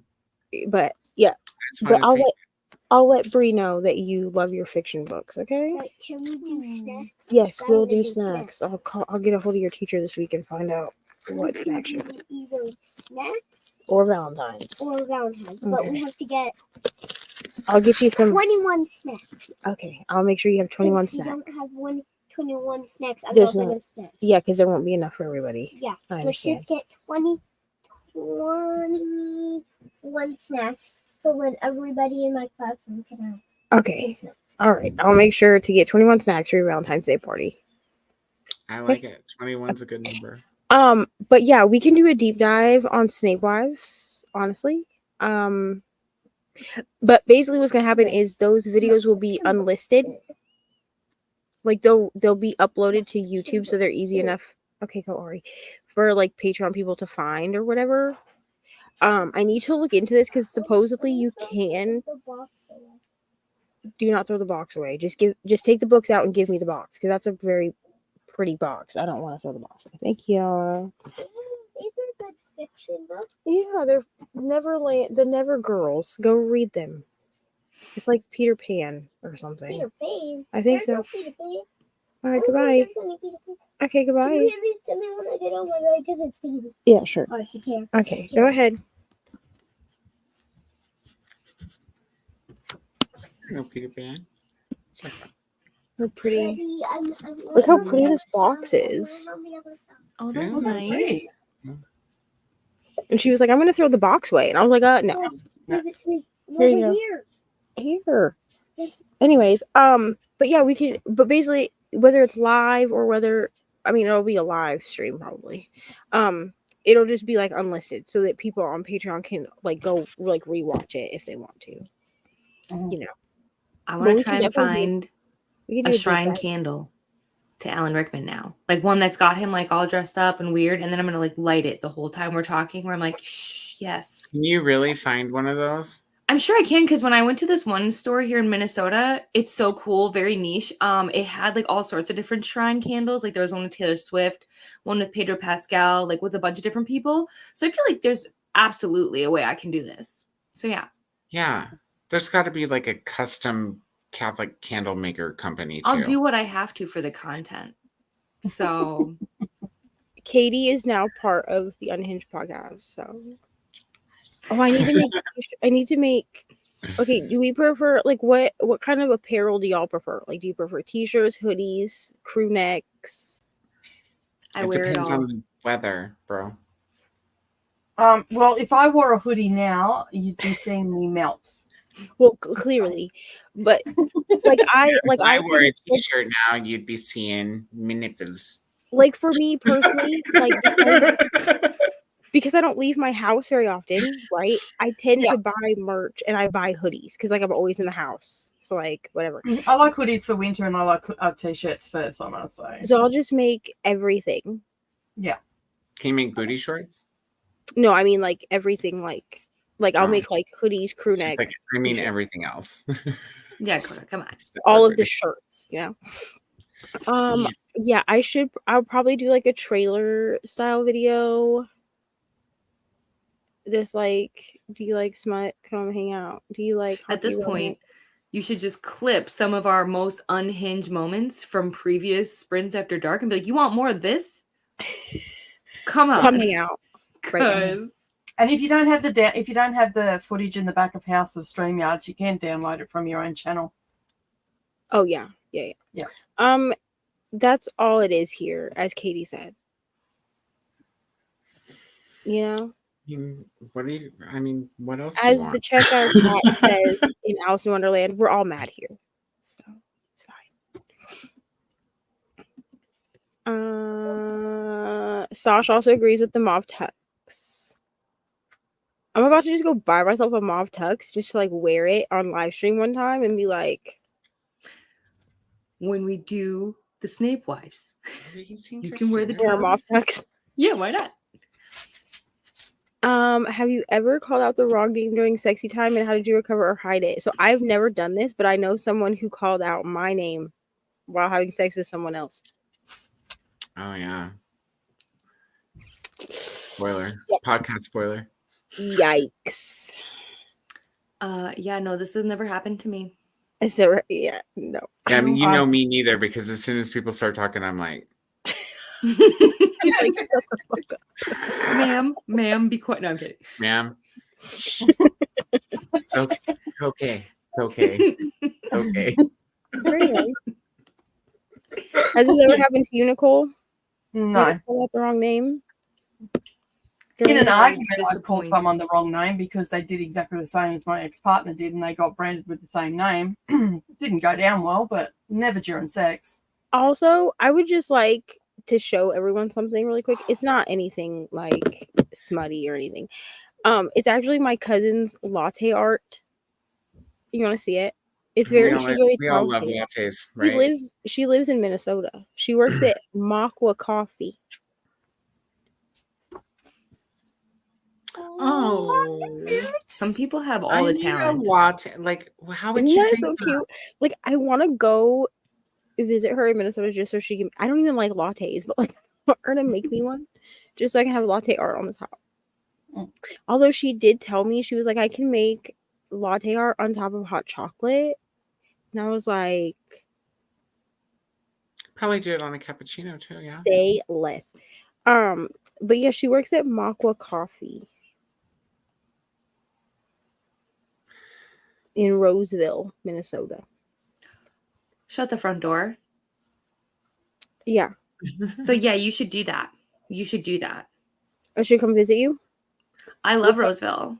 Come visit my cousin and then we can we'll go to her coffee shop. And we'll go. I do Yeah. love Roseville. They have a great half-price books, in my opinion.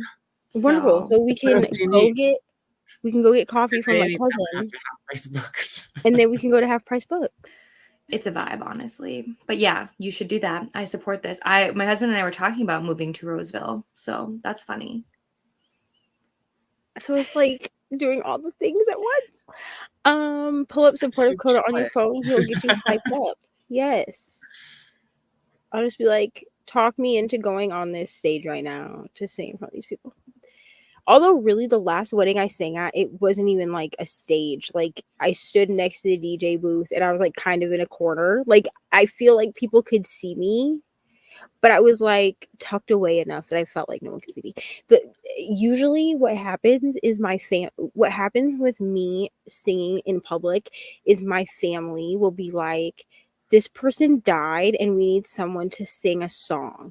And then they're like, can you sing at this person's funeral? And I'm like, yeah, sure. And then the day of comes and I'm like a blubbering, crying mess because I don't do funerals very well. And then they're like, you said that you were going to sing Amazing Grace or whatever and I'm like, sure, let me do that. And then I have to like, the last funeral I sang at was like my uncle's funeral, and I had to turn around so my back was to the room because every time I looked at my grandma I started crying.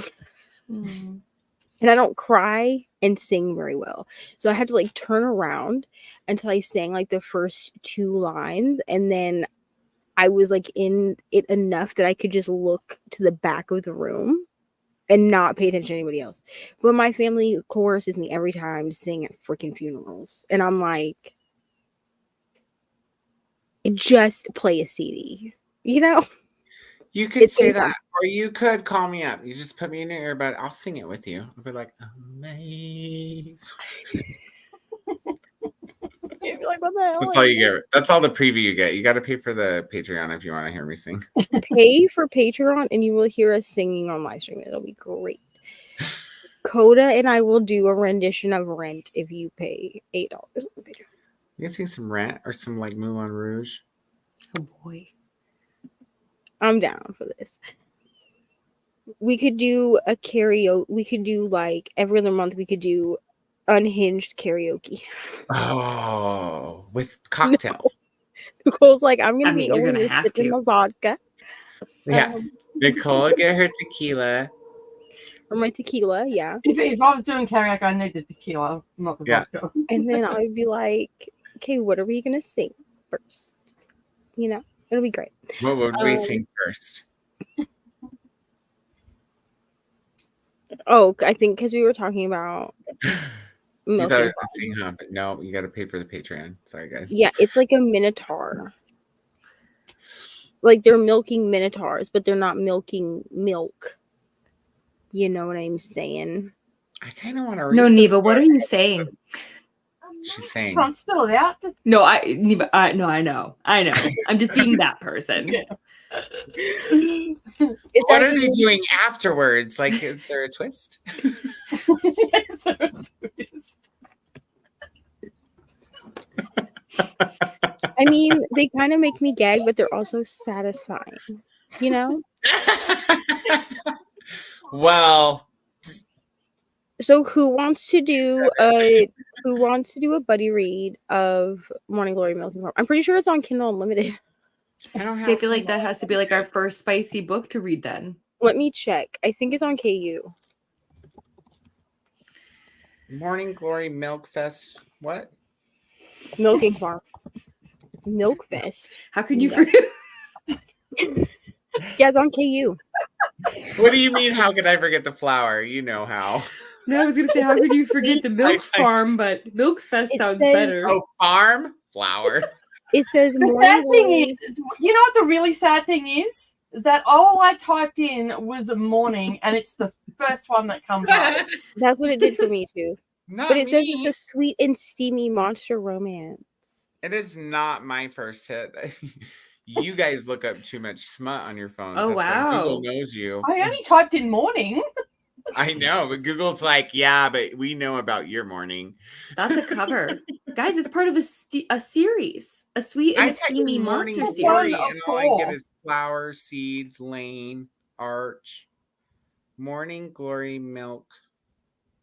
Oh my gosh, the second There one it is is. called Sweet Berries. Stop. I Wait. can't. Wait, Ooh, show me the cover of third Sweet one Berry. is called Moon Blooded Breeding Clinic. Clinic. Clinic. Show Yeah, me, so show the me first- berry- okay, Show me the cover of the so- berries one. I want to All see right, so Of the which according, one? the berries one.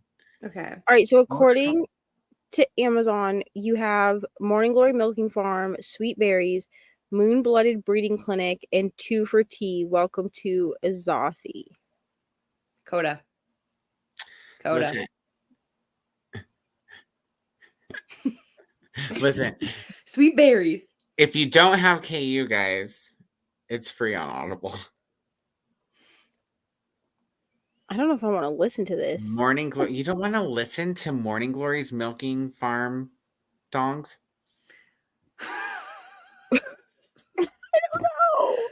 I just want to I get to the doubt that Moon they Blooded like. Breeding Clinic. I doubt they're like, and he began milking. My new channel name, Once Upon a Time. The milking references have to end at Once some upon point. a sprint, it should be. Once upon a sprint. Once upon a sprint. ML and Ollie were on After Dark sprints, and I mean, they really could have used any other character, but apparently they feel like Snape was cheated, and the best books I Yeah. ever had. wonderful. It was a gay 3D porn called Harry Potter and the Sorcerer Balls. I found that because I was looking up the Quidditch scenes.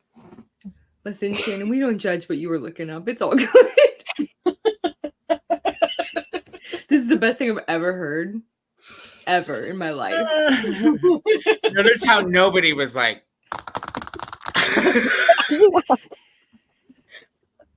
Rally, she doesn't because Ari completely ignores everything I'm talking about.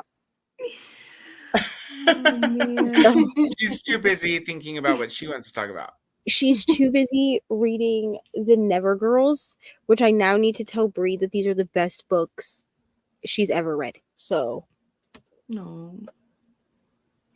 also, Bree really won like auntie points here because she also bought Ari this like Gabby's dollhouse, if anyone knows what that is, but it's like a Lego set. Because if you Oh, didn't know, cute. Bree is really into Legos, and so when I was putting stuff on there, I was like, "Oh, Ari likes Legos," and she's like, "I had to order her a Lego set," and this thing has like 4 sets to it, so it's like a tree house and like a swing set. Like there's like pieces and like little characters, so she was playing with that earlier. Dude, Legos are awesome. My stepmom believes that her family and ours were reincarnations of people from the Lord of the Rings, and that Tolkien was somehow divinely inspired writing. Oh, okay. Well, like there was a lot of really good drugs around the time that those books were written. Like, Jamie, but So- did she start a website? Right. You can monetize unlisted videos too. Yes. Yeah, you can. Once I hit 1,000 subscribers. Will we hit 1,000 subscribers by the end of 2024? Who knows? Because to be honest with you, my whole yearly goal was 600, and then I hit that in January after Coda said, "You're gonna hit this tomorrow," and then I did hit it. You'll hit 1,000. Absolutely. That's so nice of everyone. Oh wow, it jumped up 2 from the last time that I checked, like 12 hours ago. You can do it. I have like 80 So nice. subscribers and I don't even have any content. That's not true. You're doing content right now. Yeah. Just not on your I channel. mean, like on my channel. This still counts, in my opinion. I guess I like every now and again on a community post. I'm like, oh, hey, I posted cream. I creamed all over my community. Dude, I read your I read it. It was good. I loved it, honestly. It made me want to read it, honestly. Jessica has one of those candles of Aaron Rodgers, apparently. I love that for you, Jessica. So like, I when feel like read you the could get comments, one. I know what you're talking about. If you don't read them out loud, I'm like, oh, Kiki new Thorpe. comment. This person. Kiki Thorpe. This picture. Yes, Kiki Thorpe. That's who the author is. not even gonna say her name. Okay. I was on Facebook and someone confessed they shouted Cassian during sexy time. Well, what's great is my husband's read the book, so he'd get the reference. He probably wouldn't even blame me, to be honest. He'd probably be like, that's cool. He'd As be long like, as- fair. As long as you don't say Tamlin, we're good. God. Yeah, that's that. Then we'd have real problems. Mom. They were reading A Court of Silver Flames at the time. I don't blame him. Australian needs half-price books. Kind of missed the bookstore second in Charles. I don't remember what we were talking about. Where family stuff. You were talking about your family asking you to sing at funerals. Oh, I mean, that's just. I know that that's like their way of like telling me that I'm a good singer, but like also, could you pick any other time? You know, because there was a time in my life where my sister and I was like 16. Okay, so I was like 16. No, I was 6. She's gonna be 17. I've already been 17 years ago, Ari. I was like 16, which would have made my sister like 11. And we used to perform for our family. So we learned the entire. Are you 21? No, How old are you? I'm 32, Ari. Oh yeah, 32. Mm. Okay. So we learned the entire soundtrack of Rent. And then we would cater the songs to the audience that we had. So like when we went to perform for my grandma, we would make sure not to sing La Vie Boheme, you know, because my mom was like, maybe let's not talk about dildos in front of grandma, because that's like in the song, you know. And you. So we would sing, but somehow it was okay for me as 16 and my 11-year-old sister to reenact the song Light My Candle. That was fine. Just don't sing La Vie Boheme in front of grandma. My grandma loved it, to be honest. And she was very religious back then. But she was like, the fact that you guys took so long to, like, so much effort to learn this entire soundtrack. Yeah. It's fine. It's good. Oh, we also learned like the extended version of Goodbye Love. We learned that one too. So, and saying that in front of my grandma. And to this day, she says it's a great memory for her, which I'm like, okay, We could sing Light My Candle, Neva. I'm down. You know, anytime that someone can accuse me of being 16 and I can answer with, I'm 19, even though I'm clearly not anymore. Truly. Time out. Who is texting me? Okay, someone started following me. That's nice. I have shot more used books in independent stores, so that's a good thing. Wonderful. We love it. Saw Moulin Rouge live last year, so freaking good. Oh, I would love to see Moulin Rouge live. Except for Ewan McGregor wouldn't be in it, and then probably So wouldn't be as good. Because Sasha will read Morning Glory Milking Farm with us, so maybe we should make a Voxer chat. We can do it on the Patreon. I really don't. Either way. Well, we're gonna have to decide when to do it because I'm either gonna have to borrow it from the library. Didn't you just say it was free on Audible? If I just want to listen, I guess I could just listen to it. I like never just listened to a book How about without this? listening. If you listen to it, I will listen to it. Otherwise, I'm reading that shit with my eyes. Okay, but only if we do it on screen, so I can watch your face while you listen to it, and you can watch my face while We I will listen to it. specifically We can both have be like, we will specifically have Morning Glory Milking Farm sprints on Patreon because I need to start giving Patreon monthly sprints anyway. So we can just be like, I'll just make them like book club sprints or something. Like we're reading this smut book this month. Come read with us. okay, I'm down. I did that with Bree at Christmas time. We read Elfed and we read I don't know, a different one that was like Santa. Do you think a Nicole book was there like for that that. would even be like on It Libby? was Naughty Nick or something, was it? Yeah, it was something like that. And Elf was the cover on Elf was. You want to see it, Coda? Mhm. The cover of Elf. Hold on, Duh. I'll show it to you. Well, because here's what happened. She told me find some short books that we could read in one sprint, and I was like, okay. So I typed in, this is the cover of Elf. Coda, you ready? Hold on.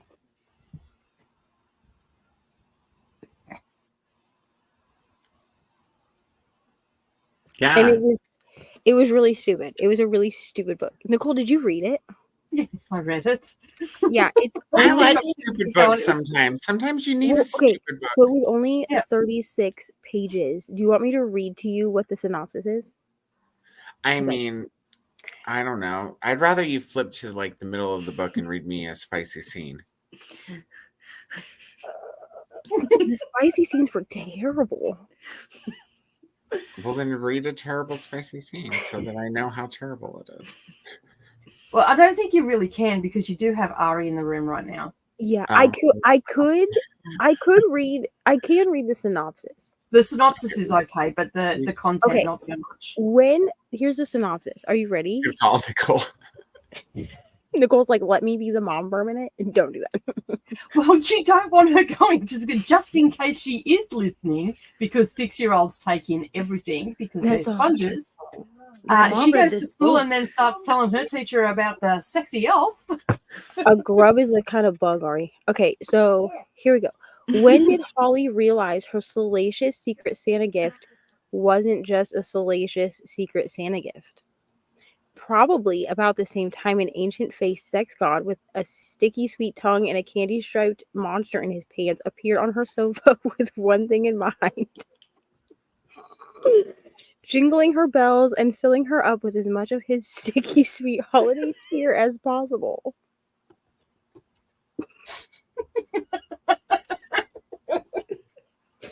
This cheeky 6,500 word short story is full of hot, steamy sex with a monstrously enormous and festively feral fae whose tongue is as sweet as it sounds.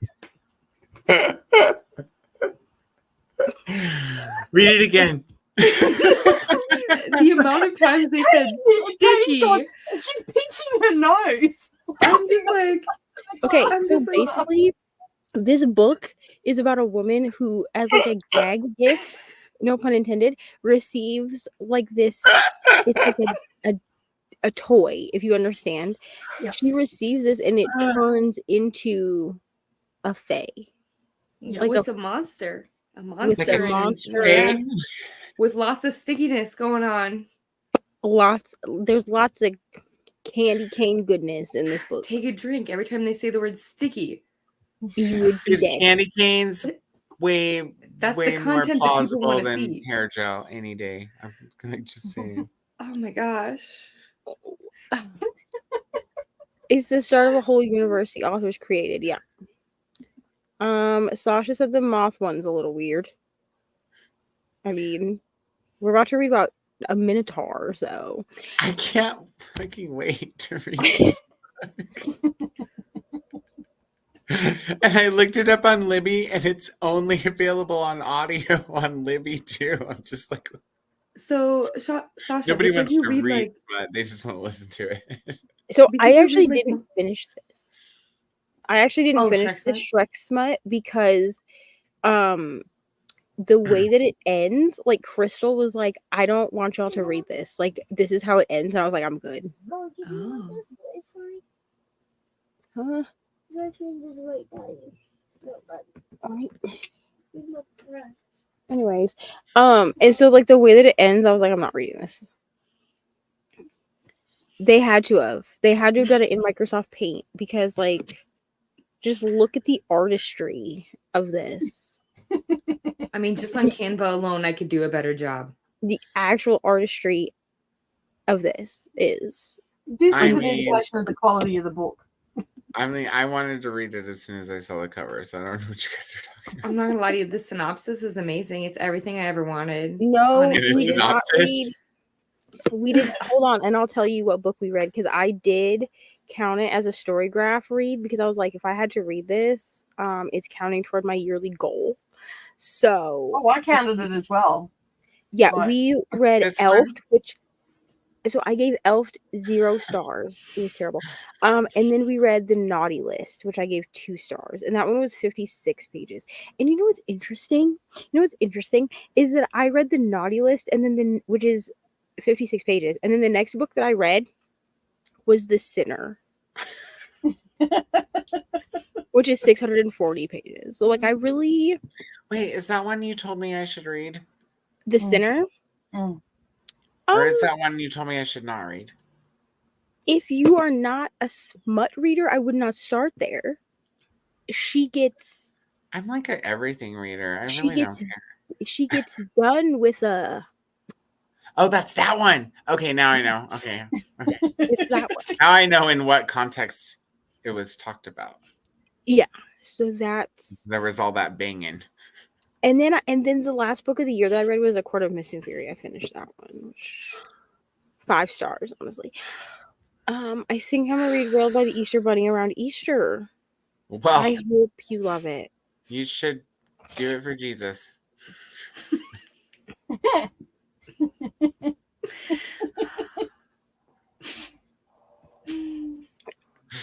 I mean, you could still read it with us, but the sprints will probably be because I want people to be able to talk openly about like if we're gonna do like smut read-alongs, like I want people to be able to talk Very openly rated, about them. not And we're not gonna be able to do that as like a public Facebook. Yeah, well, you'll get Live stream? flagged. So I think yeah. But now I'm wondering if maybe a perk should be like a smutty book club.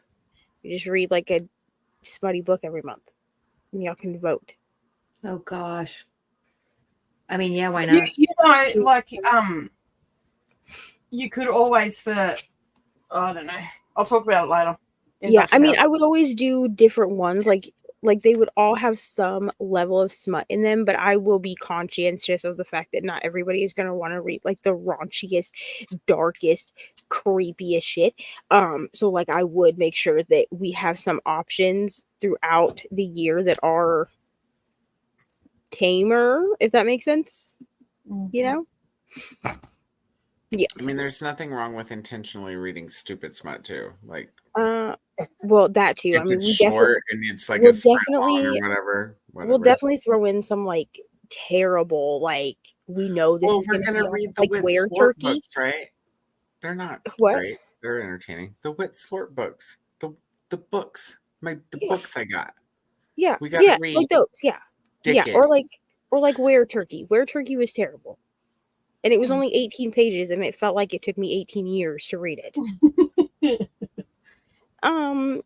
For Morning Glory Milk and Farm, it's only on female point of view, but they wrote another book in just his point of view. I don't know if she has plans to combine them. Got it. So friends, I don't think so. I He's am gonna going leave. to.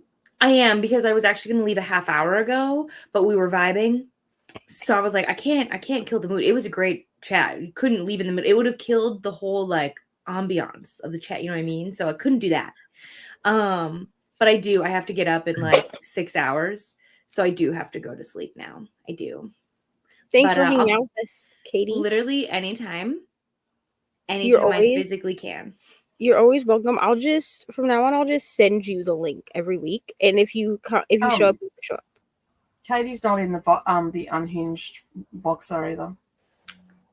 Well, I'll have I'll add her to it. Yeah. I think no, we're the I- only 3 in there, so I'll add Katie and I'll add Brooklyn. Thanks, Nicole, for having my back. No, But no, I fun. have so much fun. So I'm glad I get to be a part of it. I feel like I'm part of the cool kids, you know? So, but yeah, let's be honest. I'll probably be in the comments for a little bit longer because I can't help myself. The FOMO's there, but I will see you guys soon. So no worries. Awesome. Right, bye. Take it easy. Okay, Katie is now in the boxer. Heard that. I looked up at the computer straight away. Because I have it on my computer as well. Because I I don't don't always have my phone. think so, but the thing is if I put it as an unlisted video, they're less likely to monitor it as closely. Unless we're doing something that's like against copyright or something. What, Ori? Can you give me the box?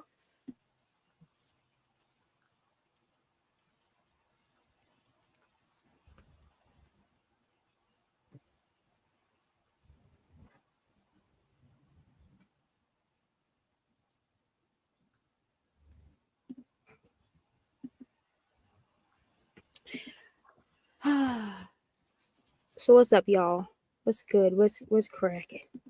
I let the cat out and he just left the door open, so it's pretty cold. Nimbus. I should probably get up and go shut it. He probably already came inside. Oh, dude, you guys, it was a long day. All But went it well, was, though? yeah, everything went well. It was sad but good, you know.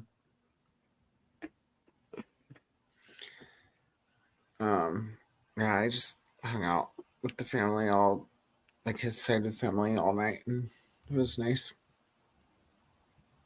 Now I'm just like, I was like really tired, but I was like, I need to go home and hang out with my friends. I couldn't wait to gets come like home and hang out with my friends. It's a good we're a good distraction, you know? Yeah, well, distraction, conversation, just having you around is cool too. So, and it's fun. Did we make it to the? There's like no comments. What's going on? Everybody go to sleep? I left and everybody went. We're not being unhinged enough. It says we still have 20 people on this live stream, so like. All right, if you're awake, put a eggplant in the chat. Watch us get flooded with I'm all just waiting. emoji. Rally, where's that eggplant? She put in number 1. That works. Or is that just how it shows up in here? That was from me because I added Brooklyn to the chat too. Yeah. Because I figured that too much work for eggplant. We're the 5 stable people. Okay, Nikki's here. Awake is Sash relative. will probably still be here, but I hope you enjoy your supper.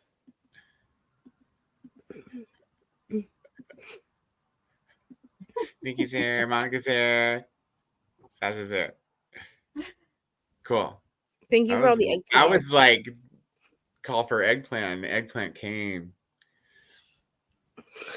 Good job, guys. I did. I don't know how to put an eggplant in, but I know I'm here.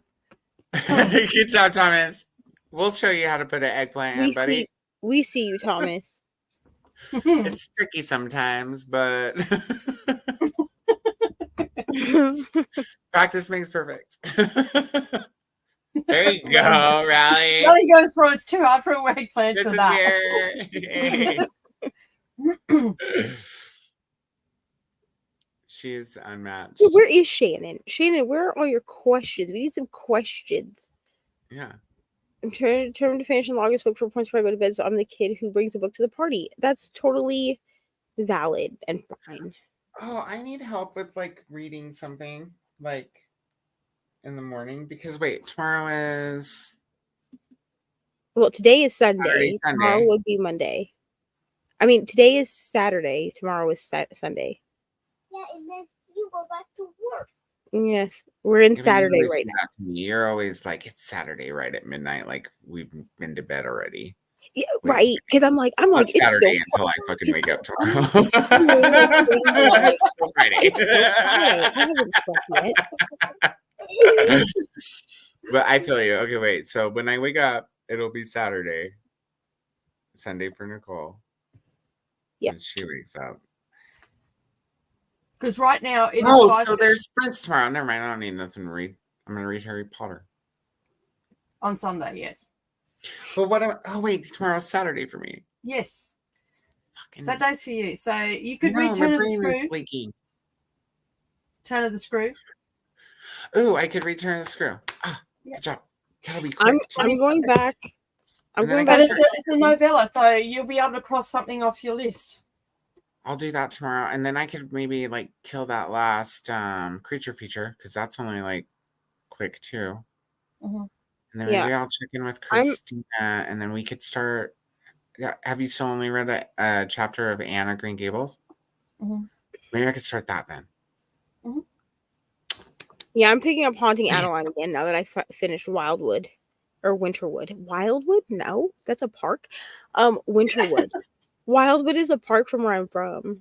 Anyway, that's not relevant. But I finished Winterwood, and so now The Winners is an audio. I'm not gonna try to read that in 8 days. Like, I won't finish it. It's too it's a chunky book. So you're gonna do audio. Yeah, and then at some point I'll do When a do we have to reread have this vlog out? What date? Like, on the 22nd. I thought it was the 24th. Why did I have the 24th in my head? Let me go check the damn thing. Hold on. Because I'm pretty sure Brittany's birthday. We're uploading it on her birthday, and I'm pretty Okay, sure. so it's the 20. Maybe it's the 23rd for me. That's where I'm getting. Wait, what day is Brittany's birthday? 22nd. 22nd. I want to put it on my calendar. I'm going to put everybody's birthday on my calendar because I'm a Virgo. I was gonna say that's not a Virgo thing. As I look elsewhere, because you're the. Did you say you were the 6th of September? The 2nd. 2nd of September, and you're the 6th of November. Is that right? And you're I'm the end of 8th. August, right? 8th. Where I'm am the I 8th getting of November. 8th Of November? You I guys are am, going yeah. too fast. So 8th of November for Neva. Oh wait, I already put Neva's birthday on my calendar. Oh, what a Virgo thing to do. So let me see if I have Nicole's on here already. You're end of August, right? Yep. 27th of August. You're not on here yet, but you are I'm now. putting everybody's birthdays in here also. Nicole. That's that Virgo 27. influence. 84, you were born, right? That's right. Look at me go doing math. Ha! On a Saturday afternoon, no less. And Coda, you said you're the 2nd? Right. You have the same birthday as my friend Kira. Aw. That's awesome. I look at the clock at 9:02 all the time. It's weird. You know, like how you randomly look at the clock at some time. And it's like everybody has a number, I think. Like for a lot of people it's 11:11. I catch 11. Do we need a quick break, people? Let me know. I need alcohol. It's 5:30. Okay. It's happy hour. Let me see if I can get I already you probably could tell, but I already had a folks. drink. Saturday too. Usually, yeah. Margaret is sprinting all day Saturday. Oh, Jamie, everybody's sprinting. Like, doesn't I'm Kitty gonna usually get sprint on Saturday too? because I'm gonna show up on Margaret sprints at some point. Not tomorrow. Kat. Oh yeah, Margaret first, and then Kat, Vanessa. Yeah. What Bree's kind of cool? sprinting around, and Reni. Everybody sprints all the time. Shannon, what kind of hell is this? If I had to hear one during sexy time, which one would I choose? Moist, ma'am, or how's it going? Well, it's not even are you okay? It's like, hey, how's it going? How's it going?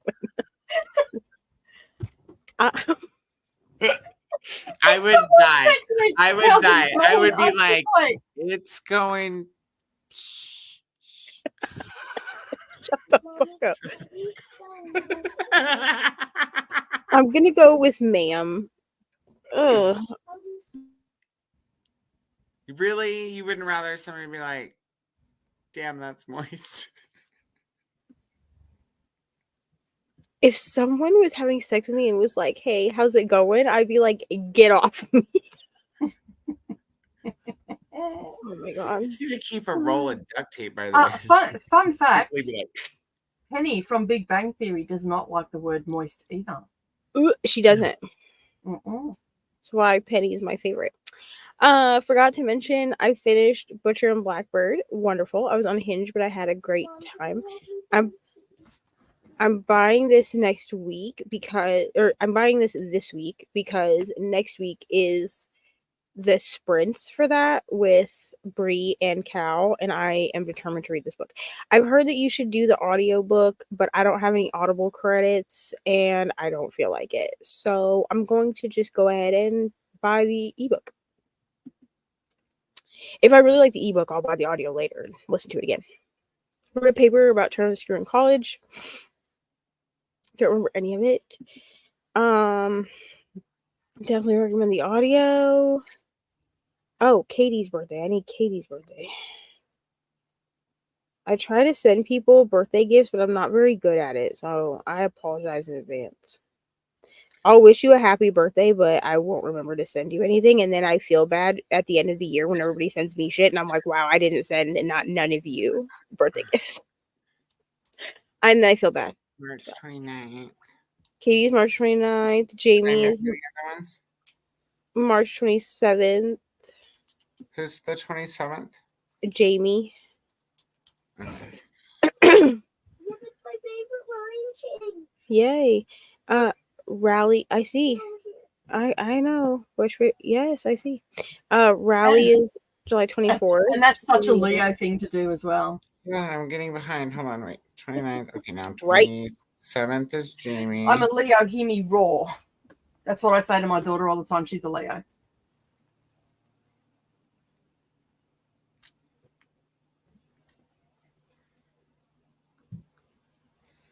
I think I didn't make Katie's all day. Hold on. I set it for 1 a.m. All day. Okay, and then so and then Rally's is July 24th. July 24th. Such a mix. And then this comment is for you when you're ready.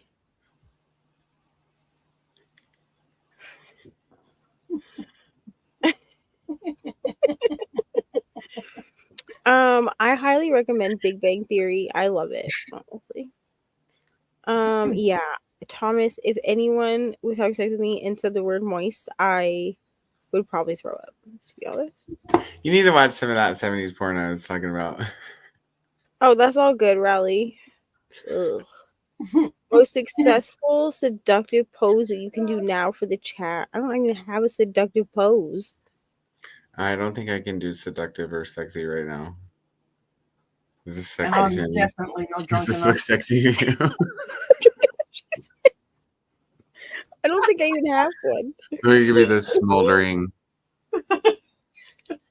bag eyes. I'm a That's my son's bag birthday. He's born on the eye. 17th of February. Oh, Nikki Novels, February 17th. She's the dawning of the age of Aquarius. If you're asking stats updates during sex, you're not doing it right. Right. If you have to look at me and be like, how's it going? I'm gonna be like, it's going terribly. Get off me. You need to get off and go. You gotta go. You're not gonna How's do it going? You're going. You should just answer. And he's just like, well, you know, like it was all right today. And then like at work, I was like, how about you? How's it going with you? Going good? How's it going down there? Feel anything? I don't.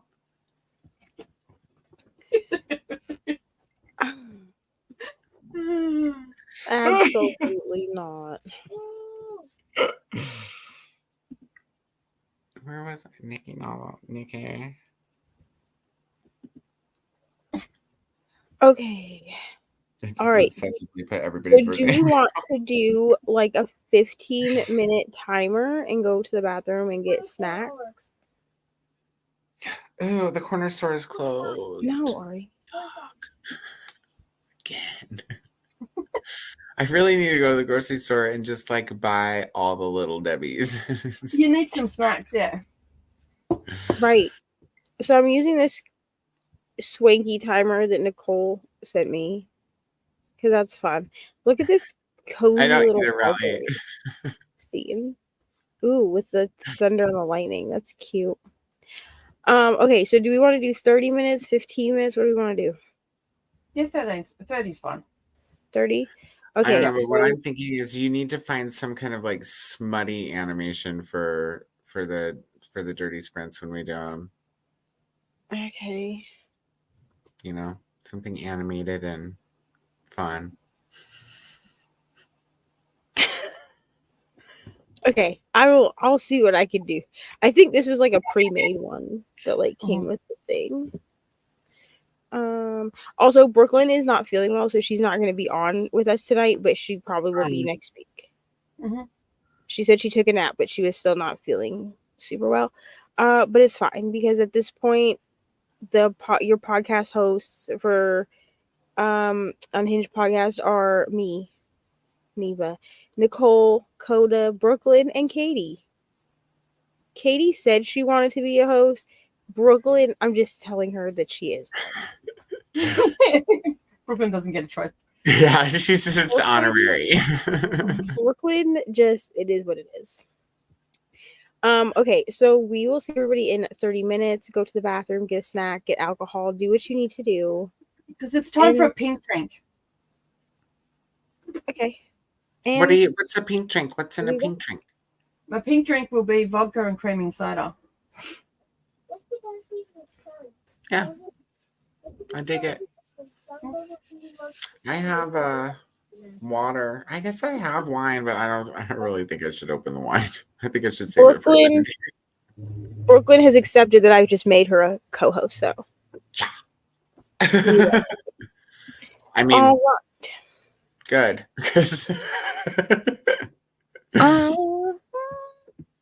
All right, so we're gonna go ahead and we'll see y'all in 30 minutes. Happy potty break. Hope everything comes out okay. Instead of party time, it's party time.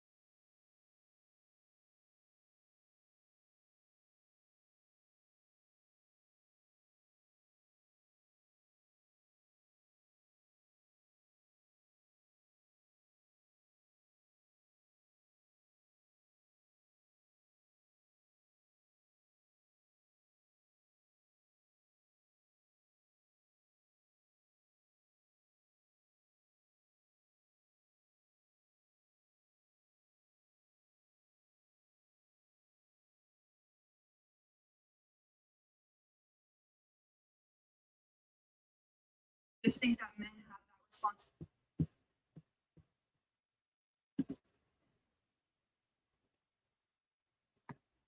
Hello. I mean, I guess I could ask how we did. How did we do? Good? Yeah, I had something to eat and I've got a drink because it's pink drink time. Cool. I also ate a sandwich. I had a I'm not making quesadillas tonight for obvious reasons, but I made the what did I make again? Not quesadillas. What is the other one? Calzones. That's it. Calzones? Yeah, made some calzones, and yeah. So we've had them last night, and I just had some then, and it was very tasty, very very tasty. How'd you go? I warmed up some soup, some leftover tom yum. Nice. Yeah, it was awesome. I rotated the laundry and I ate a sandwich and then I read like 4 pages of Pontiac one. So, and then people started texting me, so I started answering them, as one does.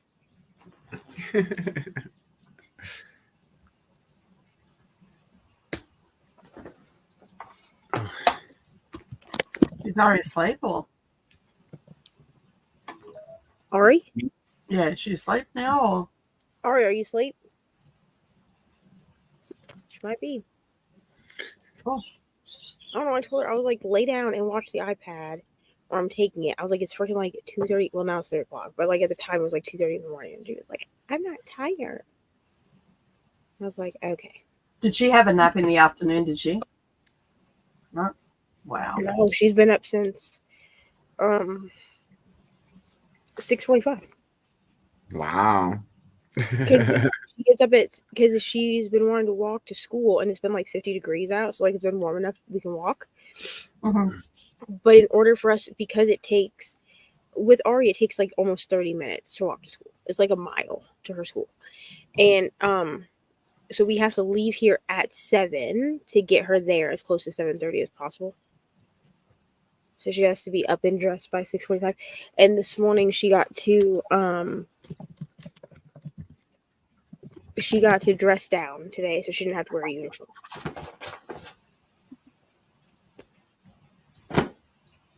So she wore she wouldn't let me take a picture of it, but she wore a dress that ML and Ollie sent her for Christmas. Aww. I think one of my children came home as well on that break. They haven't said hello. And the child's in that room. It's in that room, so I'm waiting for it to pop up at the window and scare the shit out of me like she normally does. Jamie has an hour left of reading in her book, so might finish tonight. Okay. I hate using this table on my bed. I have got to make a new corner for myself on the floor because this table on a mattress is not the vibe. You know what I mean? I literally dumped the whole table earlier. Like I was diamond painting, and luckily I didn't have actually any diamonds. It was while I was filming, right before I was starting to start filming. So I had paused for a second to do something and then went to go start filming, and the whole table fell over, which luckily I just had these little baggies sitting, but they were sealed. So nothing spilled. But I was like, could you imagine if I had been working on my Doctor Who painting and just dumped everything? I would have cried. I would have literally cried. And then I would have been like, I can't go live tonight. So read pages of The Tiger's Wife and took painkiller for the headache. How is it, Reni? Rally, how is it? Is it good? Because I'm thinking of picking it up. So what are your thoughts? That's Leandra's pick, isn't it? Leandra's, yeah. Yeah. Scroll through Audible looking for books to use credits on. Wonderful. I'm not gonna lie, I only scroll through audio or Audible to find free shit. I use my credits on the physical books that I'm reading.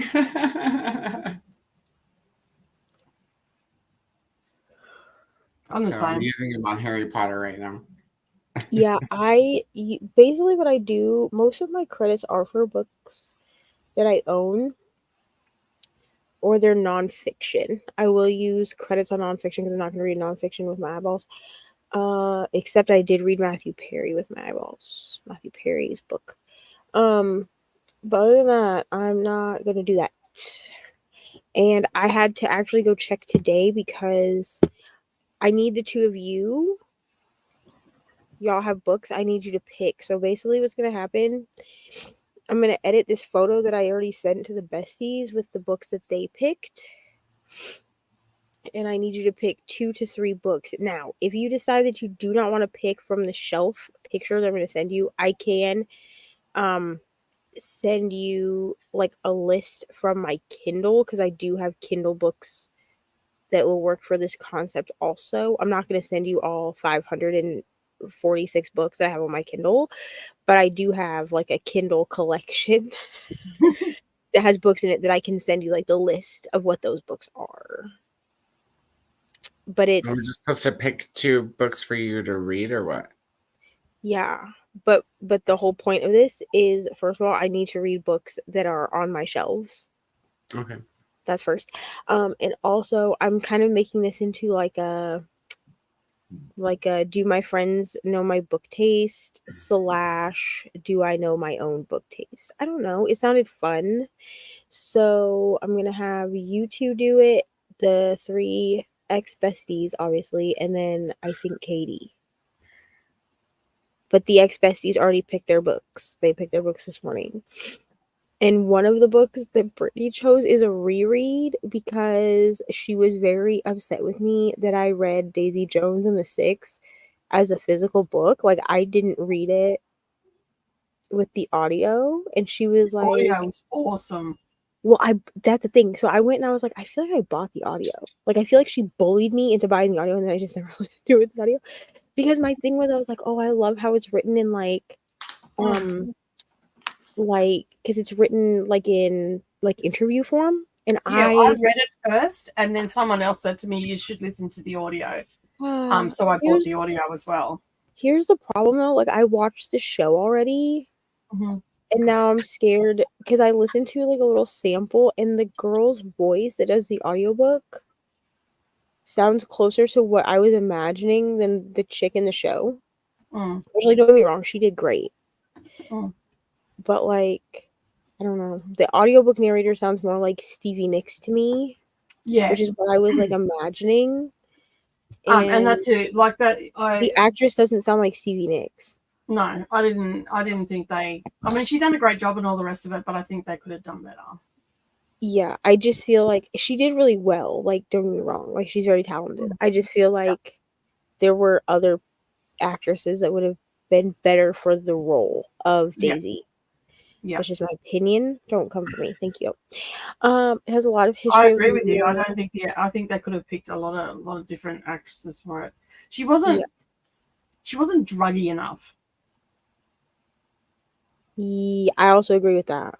You know, like if you're going to have someone that has addiction problems, you need them to portray they have addiction problems. Yeah, I don't feel that she brought that across on this. Like, she did in some aspects, but in other aspects, more like I just felt like she wasn't bringing that across enough. I agree. Because, like, the reason that Euphoria works with Zendaya is because Zendaya looks like she's been on drugs. Yeah. You want someone to look so is a really great actress. I felt like I did kind of feel like the actress that portrayed Daisy, she still looked too squeaky clean. Yeah, she still looked too nice especially because we were supposed to believe that she's doing intravenous drugs. There's no way, ma'am. I mean, I never did intravenous drugs because I'm afraid of needles, unless it's a tattoo needle or a piercing needle. I'm about to inject myself with anything. But like I feel like I was looking at pictures of myself the other day, like from like back in the day, like because everybody's doing this trend where they're like posting photos of themselves when they're 21. I'm not going to be doing that. I literally was like 90 pounds. And I look wow. I look like a drug addict. Like I really like I don't know how else to put it, but like I wasn't doing like intravenous drugs, like I was taking pills, but you can tell that like something was wrong with me. You know what I mean? And I just felt like she just looked nice the entire time.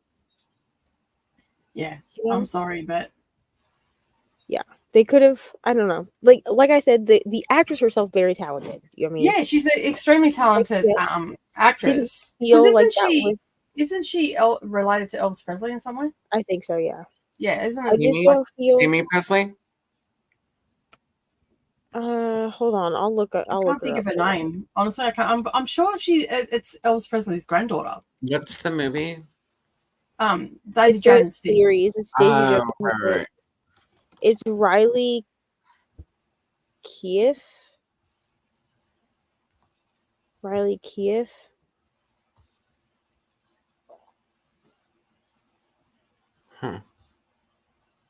Huh. I mean, she's pretty. Like, she's pretty, Yeah, and her like I feel, mom is Lisa Marie. yeah, Hmm. Her dad isn't Elvis. No. I said granddaughter. because Lisa Marie is Elvis Presley's daughter. Yeah. Right. So Riley is Elvis Presley's I granddaughter. got you. Yeah. Sorry. A little tired. I mean, here's the thing. She's really pretty, and like I feel like aesthetically she worked for what we were supposed to believe that Daisy Jones looks like. Yeah.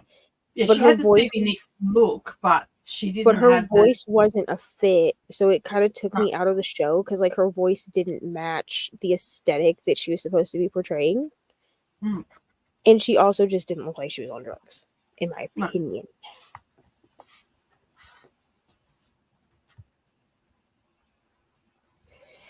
There's a lot of history descriptions of the environment. It's great though. Cool. Oh shoot, sorry, I hit the button. Thanks for that. Great though, and interesting storylines that I got sucked into. Evidently, I don't read fast enough for Neva. Sorry. Right now, I am reading the interview with the author to make sure I'm not missing anything that is a symbol. Cool. I've decided that some books are not good to read right before bed. I listened to Horror Store last night and finished it, and my dreams last night were interesting. I don't have this problem. I don't know. I think because I listen to true crime to sleep, I've like desensitized myself to this.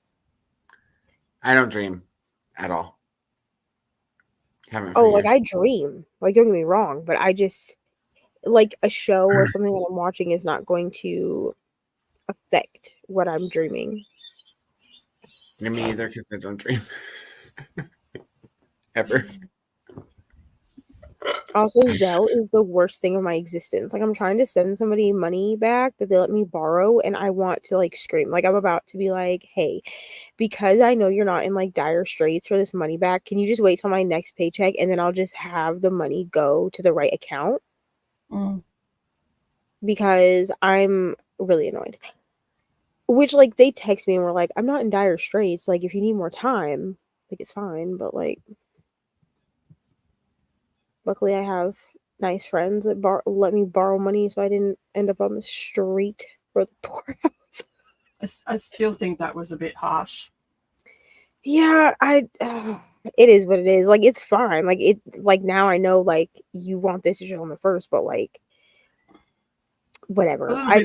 A little bit more of a heads up would have been nice. Well, because I even said I was like, I thought that we had agreed on the 5th because that lines up with our paycheck. And she's like, oh no, I need it on the 1st. And I was like, okay, cool. So then I was like, all right, so which thing am I buying? So this friend gave me basically money to either pay rent or buy groceries. I just used the money that they gave me to pay rent. But I don't like to rely on people. That's first and foremost. Like I just hate it. you know? And like tomorrow I'm filing my taxes. So I'm praying that I get those quickly and swiftly Yeah, I need to do that too. Ugh. because then I can just catch everything up and I'm good. You know what I mean? Because like when I get my taxes, like I don't know how other people use like their tax check or whatever, but like the way that I've always used my tax check is I basically use my tax check like it's my paycheck. So like I use it to pay all of the things I need to pay, and then my paycheck just like sits there until the tax money runs out. We always use ours to clear debt. To do what? To clear debt, so any incidental debt, Yeah. so whether that be credit card, a loan payment, whatever. Yeah, and I don't have any debt, so like lucky me. We don't have any debt now. When COVID hit, I said to Brendan, we need to clear all our incidental debt, and he's like, cool, no worries. So we just sold a heap of cars and cleared all our incidental debt. So we have no credit card. We have one business credit card, but that's a rotating thing. But other than that, we have no credit card debt or anything like that. Got rid of it all. I've literally never had a credit card in my entire life. I have like more credit cards than I have fingers. Yeah, I do. I am gonna have to figure out what to do with my phone though, because my phone is still on their plan. And he hasn't turned it off yet because it will cost him more money to turn it off than it will to just continue to pay my portion of the phone bill. Well, considering it will, I think but he owes you that. I'd call that on his part a debt worth having. And he like he's aware that Yeah, like, that's alimony. Right. God. Like he's aware that my phone is still on because like Ari calls him, so like he's aware that he's still paying it. But I know that like at some point I'm gonna have to figure out like a different phone solution. But like I'm not gonna worry about it until I have to worry about it. To be honest, that sounds like another day problem.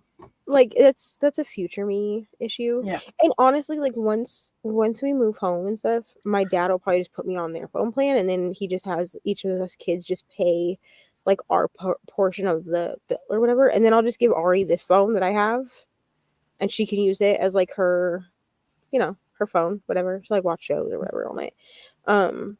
But yeah, because my dad was like, I'll just put you on our phone plan, and I was like, okay. And I just pay him for it. But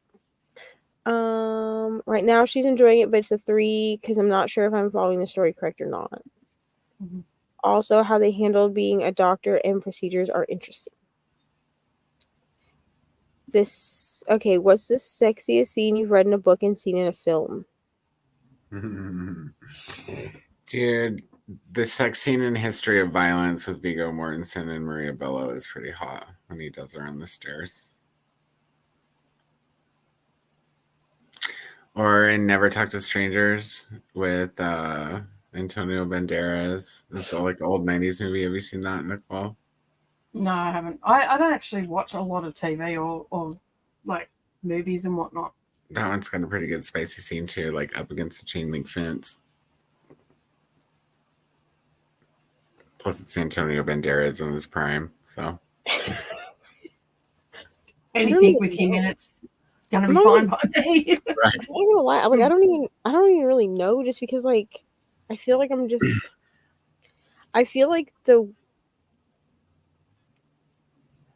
like because like my smut meter is broken at this point, it's like the more crazy and like violent a sex scene is, like the hotter it is to me, but like only in a book.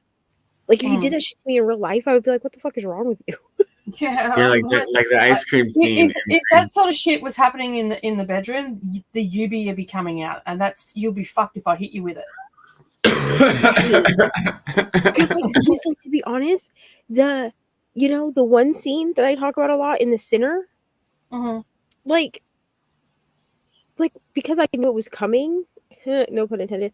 After like I had DNF'd it and then picked the book back up, like on reread, like those scenes were pretty hot. But like if someone did that to me in real life, I would be like, Bro, get your.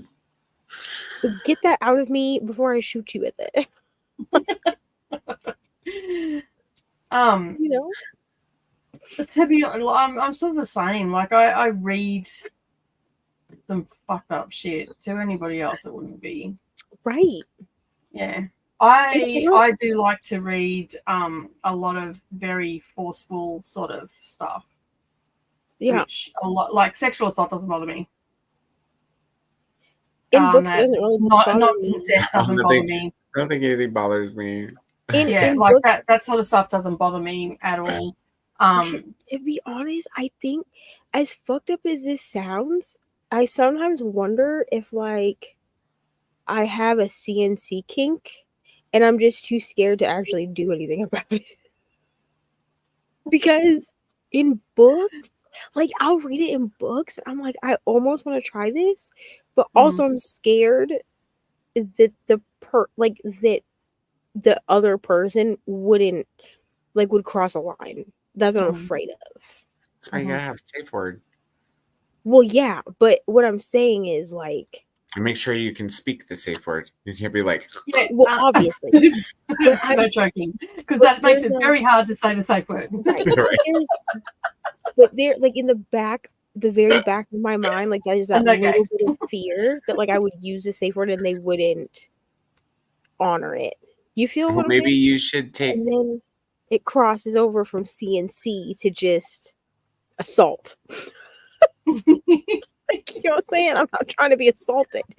That's happened to me in real life, but like I'm not trying to have that happen.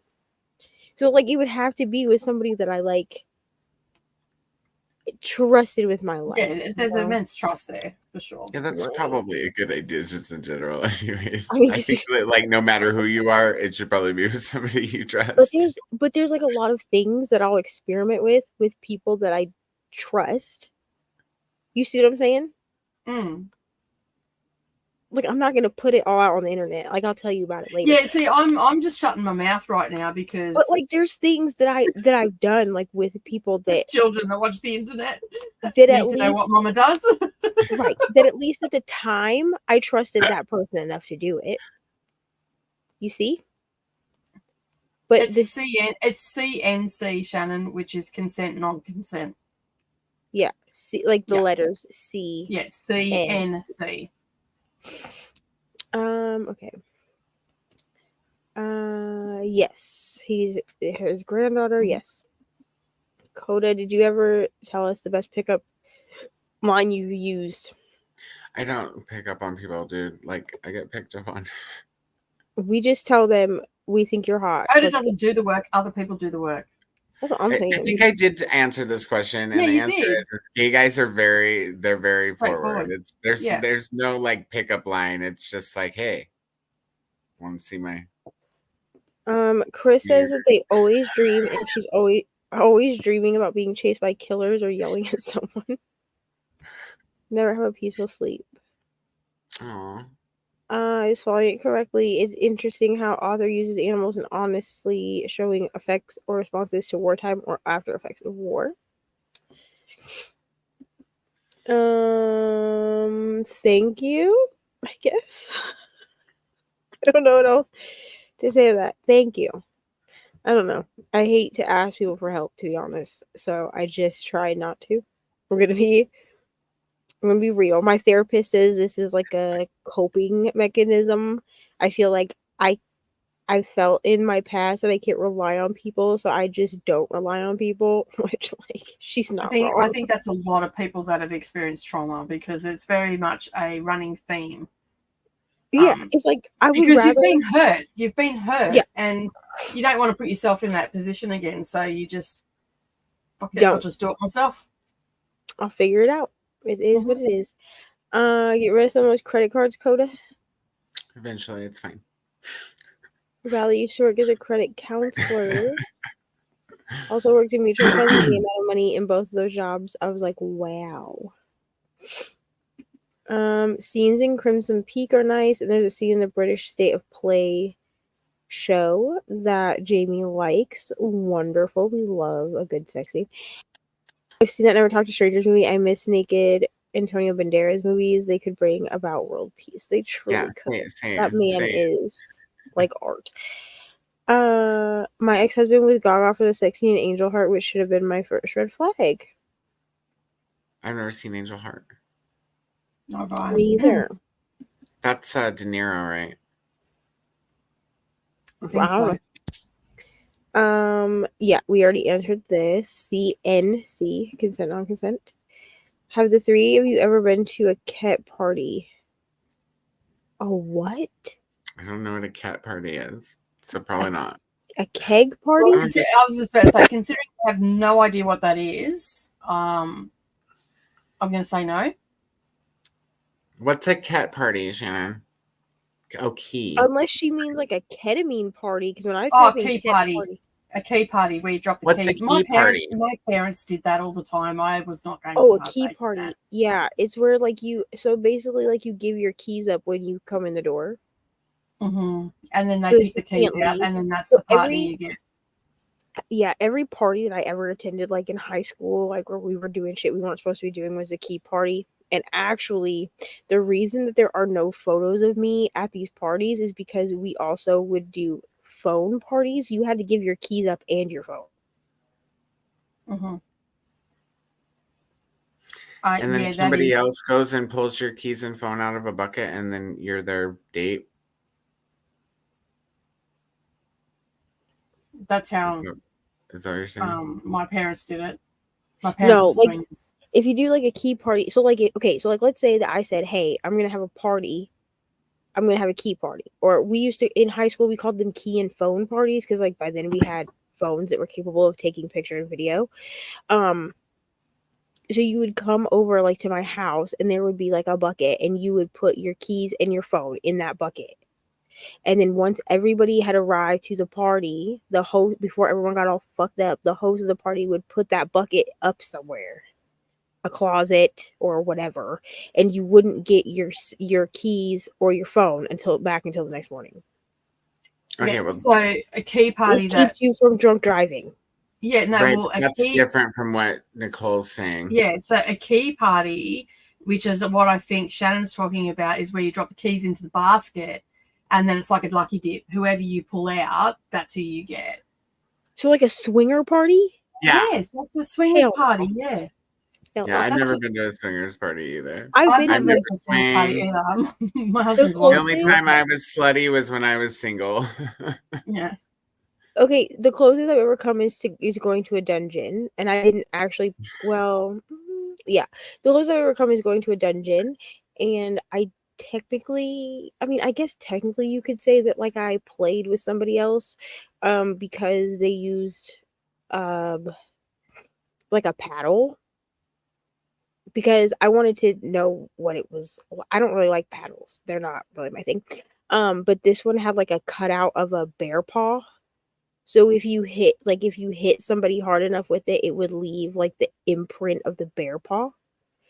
But it was my friend that had it, and so I was like, "Will you smack me with that?" Like on my butt, people. Like I said this to someone once on a live stream, but they were like, "Smacked you where?" Like clearly not in my face. It was a wooden paddle. But I just wanted to see, like, I mean, it left a mark on your cheek. Coming out with a bear paw on your face. And I know what you mean. Oh, they're into some kinky shit. The thing is like it's because it's like a solid wood paddle, and then it just has that cutout in the middle of it, so it's not hollow through. There's just like a cutout in it. So when you bring it back and you swing, the whole point is like it will leave that mark.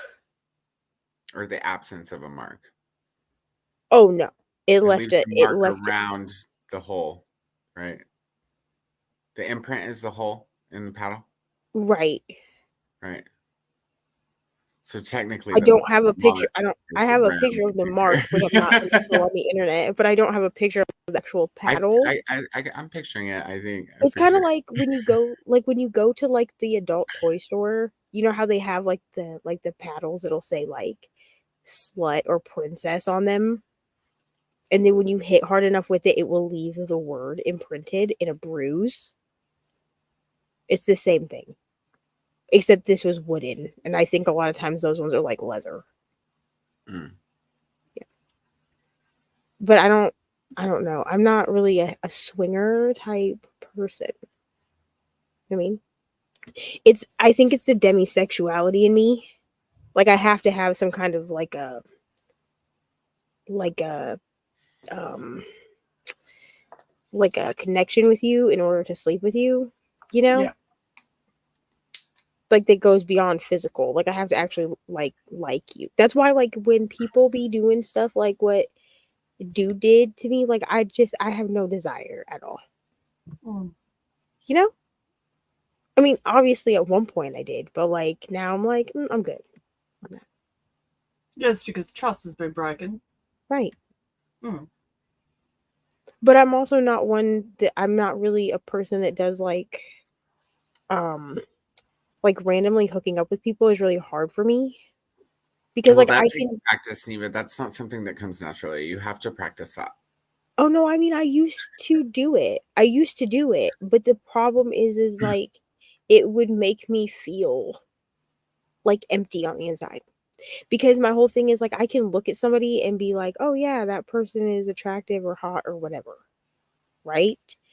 But it takes having like an actual like emotional connection to the person for me to not feel like weird after having sex with them. Yeah, I've only had 2 one-night stands in my life, and I didn't feel great the next day. Yeah, like one night I stands are had just like one not time, good. but I didn't feel great the next day. Yeah, Like, I mean they were I I regret think it. that moment. probably you guys were doing a couple things wrong. First of all, you obviously weren't getting drunk enough. Second of all, you do the guy at the hotel who's leaving the next day. Then he leaves town, and you're like, never see him again. Never think about him Because again. well, Nothing. because like during my hoe Thanks, phase, like bye. because here's the thing, like even during my hoe, this is how like I figured out. I mean, when I figured it out, there I didn't have a word for demisexuality yet. You know what I mean? But how I figured out that I was demisexual is even during my hoe phase, I just rotated between 4 different people. Mhm. Like those 4 people were my hoe phase. So like I would call one, and if they couldn't hook up with me, I called the next one. I was like a cis man, you know. Just call the next one on the Pull a list. black book and But like away you go. now, like if I need, but like now, if I'm like, wow, I could really use like a hookup, I call somebody that I already know and have like already had a connection with. We've probably already had sex at least one time, you know? Because otherwise I feel gross about it the next day. Like not gross, but I feel just like not great, you know? I say if you don't feel great, don't do it. And if you can find a way to not care, then party on. Her Either aunt way used is to host good. key parties. Yeah, Yeah. Here's the thing, there's just some people that I wouldn't want to sleep with, and I just feel like that is taking all of the control away from me. So now, like, if you reach in and you pick it up, it's like 7 minutes in heaven, right? Like, when It's you generally consensual. Like everybody, usually those sort of parties are people that are into that sort of thing. So like in my I'm sorry. I mean, maybe you're hanging out at the wrong swinger party if that guy's there. Like, you got to go to the pretty swinger party. But generally, when people hold a swingers party, or a key party, or whatever you want to call it, it's generally a group of people that do it on the regular, and they generally know each other. Right. Yeah. The Well, same that 8 was people. that was sort of the case for my parents. I mean, I could see it being something that you do like in small towns. Like, I feel like probably like I had high school friends whose parents threw key I parties. moved My a own lot parents because of my probably did that shit. parents' life. My parents' lifestyle caused me to go to 11 different schools. Wow. Because small towns don't always work out great. So yeah. And the stupid thing is, my parents didn't even realize that I knew until one day I verbal diarrheaed on them, and they just look. And then one of the people that they used to swing with on the regular, Savannah must have been about 5 or something. She tracked me down through her daughter and rang me and was talking to me on the phone, and so I just started talking, and she goes, "Oh, you remember a lot. I mean, I remember more than you think." Never heard from her again. So, yeah. Wow. But, you know, that was their lifestyle. That was what they wanted to do. I mean, for the most part, they kept us out of it. It was just that I was a lot older than the other kids. I was like 5 and 7 years older than my brother and sister. So, you know, I seen things that they didn't think that I seen. That's why I was saying before, you have a 6-year-old. 6-year-olds see a lot more than what you think and hear more than you think. Because, yeah. It's an interesting lifestyle, but it's not one that I would want to do. I've always just been consensual. So, like, I mean, I had my slut phase or whatever when I was single in my 30s, but it was just, you know, it was the intermission between relationships. Yeah. I mean, between relationships, you know, like, you do what you do and all that sort of stuff, but I've generally had long-term relationships, so. Same here, yeah. Once I'm in a relationship, it's like I don't even have a desire for anything other than that person. And then you get old and it's not even about like sex all the time. You just want to like shut up. I'm watching TV.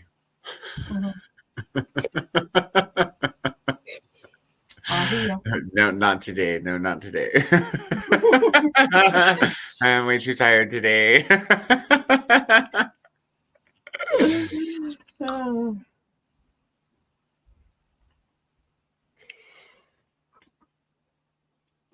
Yeah, I don't know. One night stands have never been my thing. I don't judge people that do them. Like, I think it's great that people can do them. They're just not my thing. Well, my now husband was a one night stand. He just never left. See, and maybe that's my issue. Is like that's a one life stand. Well, I think I'm gonna do a one night stand, and then I end up in a relationship with them for 3 years. That's how I ended up with Ari's dad. Yeah, like her biological dad. Yeah, we met, and then I made him wait 3 months before we were dating for 3 months before we had sex, and then we got okay, so in the part of Florida that we lived in, it was like commonplace to like rent a room, and then you would use like common areas in the house. So you would pay rent based off of the common areas you plan to use. So like we never used the living room, so we paid for our bedroom and then to use the kitchen and the pool and the laundry room. That's what we paid for. So it was like, I don't know, like $550 a month or something. And I ended up getting pregnant with Ari while we lived in that house, which of course then we had to like move out before, like, first of all, we lived with, like, there were a bunch of like drug users that lived in this house, which is mostly why we didn't use the living room. I'm going to be real. And then we like moved out and got an apartment, and then I got stuck with his ass for like 3 years until I was like, you gotta go. You're a crazy person. That's what happens to me. And this is very true. Sometimes it's nothing like getting over one by getting under another. It's very cathartic. I mean, I've done that, but then they just don't leave. That's why I just go back to the one that's just around now, because I don't really mind having him around. You know what I'm saying? He's been here now for 15 years. He's like my fallback. Not really my fallback, but like he's like the, you know what I'm saying? Like if I'm in between, whatever. But then usually we get stuck with each other for at least like a year every time that this happens. And then who knows? Okay, one night stands are never successful for me. I agree. Don't hurt people. That's weird. Yeah, that's about the only one valuable lesson that I got from my parents was do what you want as long as you're not hurting anyone or yourself. And it makes you happy. If it doesn't make you happy, check it.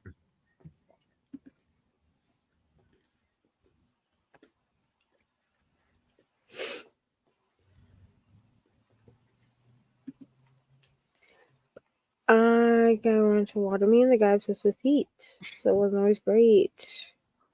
Yeah, the guy who pretty wanted to flowers. water She you. still has never elaborated on the I need to know watering. the details of this watering. Yeah, You know like what you I'm did saying? not. You took off. Like as soon as we hit you up with questions, Like- you took off, Shannon. Like, did Didn't he he call show up? you a pretty flower or something like that? Like, did he show up with a watering can and was like, "I want to water you"? We He want showed up with a details. watering hog and asked her if she wanted a golden shower, is what happened.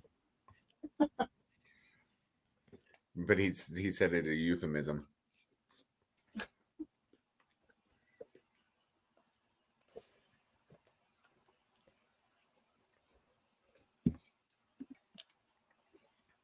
He's like, you're in for a good night. Oh my gosh. You're in. Could never be obsessed with feet. Yeah. Me neither. Oh, that one. You can obsess over mine, but I'll never obsess over yours. That's fair enough. I knew a guy who liked tummies. He was like, "Can I see your tummy?" And I touch your tummy. I'm like, yeah, dude. Like, I guess.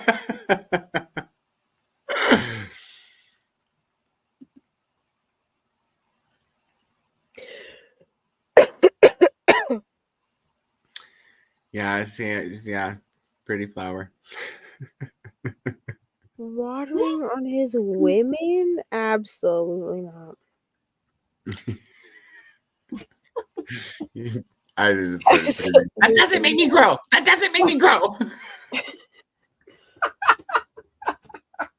You gotta.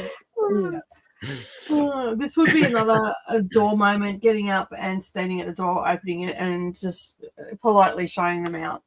Door. I'm like.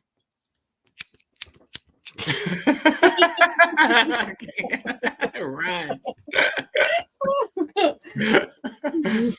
My question is, how many other women did he ask to water? And I want to know how many of them were like, "Yeah, I'm down for it." Well, he probably asked a lot of women in a different way until he decided to change it to watering his women phrasing. Do you think any of them actually let him do it though?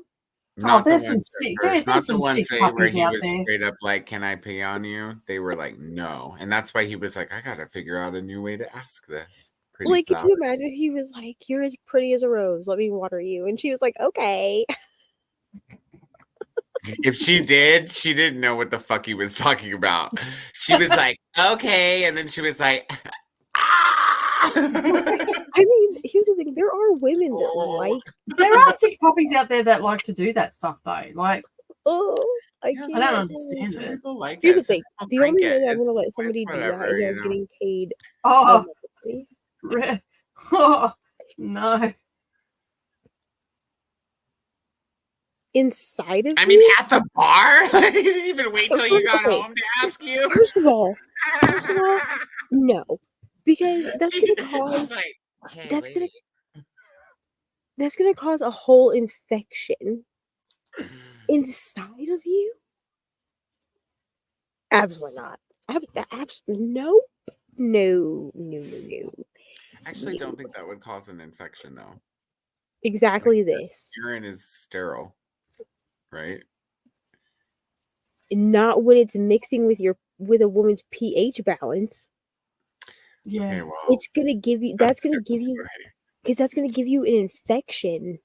That I mean, because like even if you, like as a woman, right? Like if they tell you like if your underwear and your like pants are to get wet, like for any reason, that you need to change as quickly as possible, because that much, like, I hate this word, Moisture. that much moisture in that area will cause will cause an infection, because it throws off your natural pH balance and your natural hormones, Mm. which is why they tell you, like, when you are engaging in sexual activity, you're not supposed to use anything inside of you other than like lubricants that are made to do so. No hair gel. No hair gel. No. No But hair. that's why they tell you that, is because it will throw. And a lot of like doctors, at least that I've had, that are like, you know, women doctors, like that deal with women's anatomy, they have said that the best lubricants to use are the water-based ones, because water is not going to throw off your pH balance. They even told me, like, even if you use a water-based lube, to not use things on the inside that are like scented or made to taste good, that you only use that on the outside, because it will throw off the ingredients that are in it, can throw off your natural balance. So if somebody said to you, let me urinate Pee in inside of your you, hoo-hoo. absolutely. What? Pee in your hoo-hoo. That's what you were trying to say, right? Yeah, like, absolutely not. Like, you'd be going to the doctor, you know what I'm saying? You'd be going to the doctor and be like, hi, I let this man pee inside me. I now have a yeast infection. Like, I mean, I'm sure doctors have dealt with that, I'm but sure they have as well. this is why I could never be a doctor, because no. Well, obviously, this is why most people ask if they can pee in your butt. It really does come back to this for me. I don't like I don't like words that start with moist. Ugh. And yeah, they just all sound gross and they all feel disgusting when I say them. You have to be clean. It helps for women to pee. Yeah, because that's another reason that they tell you, like, women to pee after you've engaged in sexual activity, because it washes out And whatever yeah, no. lubricants, or if they, you know, finish inside you or whatever, it cleans all that out. Yeah. So I could not imagine. I mean, there, like Nicole said, there's some sick puppies out there. I'm sure he found somebody that let him do that nasty Oh, shit. there's always a sick puppy out there. Sick puppies. Ugh. and if you're a special kind of sick puppy, you're just a sick little critter, aren't you? You're one fucked up little critter. Taking you to the pound. The fucked up Ooh. critters don't even get the pound. They're not suitable for rehoming. No. My mother is a nurse and It's she had nice. to come to the ER because he was stuck. What? I feel like that was an episode of ER. Was Hold there on. something else how did involved, he- like a piercing or That's anything? what I'm saying. Or I need to know how he got stuck. Because, like, if he has, like, a St. Albert, you know what I'm saying?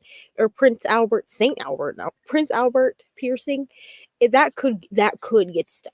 But, like, I was like, what are you talking about, Neva? well, we know what Neva's favorite piercing is. it's actually not. I actually think that it would cause a problem for me, because I know, like, it would actually grow, like, to think about someone that I was like hooking up with having a Prince Albert actually freaks me out, because someone very close to me has one, and that person is like a family member of mine. I could never, like, listen, They in make my you family we were very European with bodies growing up, which is why I tell Ari a lot, like, you'll hear me tell her, like, when she's supposed to be in bed, that she can't come on the camera, because we were always taught that, like, bodies are bodies are bodies. You feel what I'm saying? So it was Yeah. like being naked was never like a sexual thing for us growing up. No, same. And they actually my parents used being naked as a way to potty train the younger kids. Because children love to run around with no clothes. And the thing was you have to have enough control over your own bladder that you can go to the bathroom without making a mess on the floor, or you have to have clothes on. That was like the thing. Now, as we all got older, we all decided on our own um our states of undress like in the house or whatever. But that's why like to this day my brother will just walk in on me, and when I'm like in the shower, he'll just walk in and he'll be like, sorry, I gotta get my toothbrush or whatever. Like it's not something like we don't think about it, which to some people is like weird. But both my parents lived parts of their lives in Germany, and like in European countries it's very like normal to be undressed. But because of that, I've seen that piercing, which doesn't like freak me out or anything, but I just could never. I would be like, no, I'm sorry. But I need to know just how it got stuck. The woman had a medical problem that caused the problem. Yeah, like teeth in her snatch. The only thing I can think of, because here's the thing, right? Because if it gets Takes that critter to a whole new level. here's my Her here's my vagina's thought. like, I'll never let go. Here's my I'm not trying to be funny, but like here's my thought process with this is like I feel like it would have to be some kind of medical problem where like it made like her on the inside like tighten way up, because She would dude have had to has be like, there wouldn't have been enough, for lack of a better term, moisture. yeah, because dude has to like what is hard must become soft at some point. Mm. So even if it was like a I mean, if matter of she was that tight, it might take a while for it. right, but but that's what I'm saying is like I wonder if there was something that was like she's saying a medical problem, like some kind of medical problem where like maybe she tightened up to the point where he couldn't get back out. Mm. Because that would keep him, you know. I think the teeth makes a better story. All right. Just saying. Listen, this is not Jennifer's body. I love that movie so much. Me too. Spasms and dryness. It's so funny. My favorite part is that the end when she's all has her stomach blown out, and she's like, "Do you have a tampon?"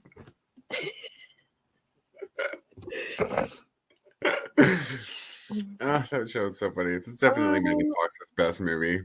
Good night, Monica. Yeah, Jennifer's Body was a great movie. Whenever penetration is attempted, your vaginal muscles tighten up on their own. You have no control over it. Which that is also true. Which is why I'm wondering if like it is like what we're saying, where like maybe she had spasms, so it would because obviously if you're tightening up around it, it's not going to get soft again because it's stimulation. Sorry, I'm trying to reading Shannon's comment. She could say, "I was helping him train to be a dentist." And Shannon comes through for the fans yet again. Maybe he just needed to put a quarter in it to get it out, you know? Oh. Is anyone doing the self-destruct in 2024 challenge? No. Is that the like thing the that 24, like where if you don't read the books that you said you're going to read, you have to unhaul them? I tried to do this last year and I failed. Did I unhaul any of them? No. Did I read any of them? I read 2.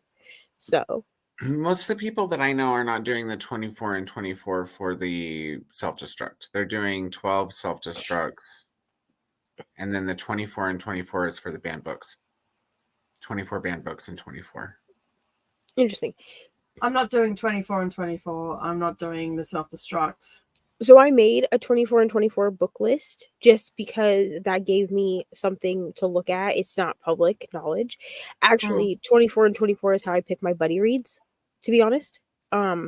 So like when Katie put out that if anybody wanted to do a buddy read, I sent her my 24 and 24. When my friend Cassie said she wanted to do a buddy read, I also sent her my 24 and 24. So that's what that list is being used for. It's not a public knowledge list. But instead I'm doing the 12 recs from 12 book besties. And I'm changing the way I'm doing the video. So originally each person was going to get their own video. And then today Bree told me that was a terrible idea and that I should just do one big video at the end of the year. So that's what we're going to do. So basically you're going to get told, like, the beginning clip will be me saying which besties I picked to give me a book. But I'm not going to tell you which book each bestie picked, if that makes sense. So I'll list all the besties. And then the first book, everyone already knows, is Haunting Adeline. So basically I have a clip. I already have this clip, but I have a clip where I say, like, I'm starting this book. And then I will come back in with another clip saying I finished this book, Haunting Adeline. I gave it this star rating. And then I'll give like a small, like, brief review on it, like what I thought and everything. Yeah, because otherwise everybody's videos are going to be like 30-minute vlogs, because I actually already have 15 minutes of footage just for Haunting Adeline, and it's just me saying the same shit over and over again in different ways, because we love that for me. You're being thorough.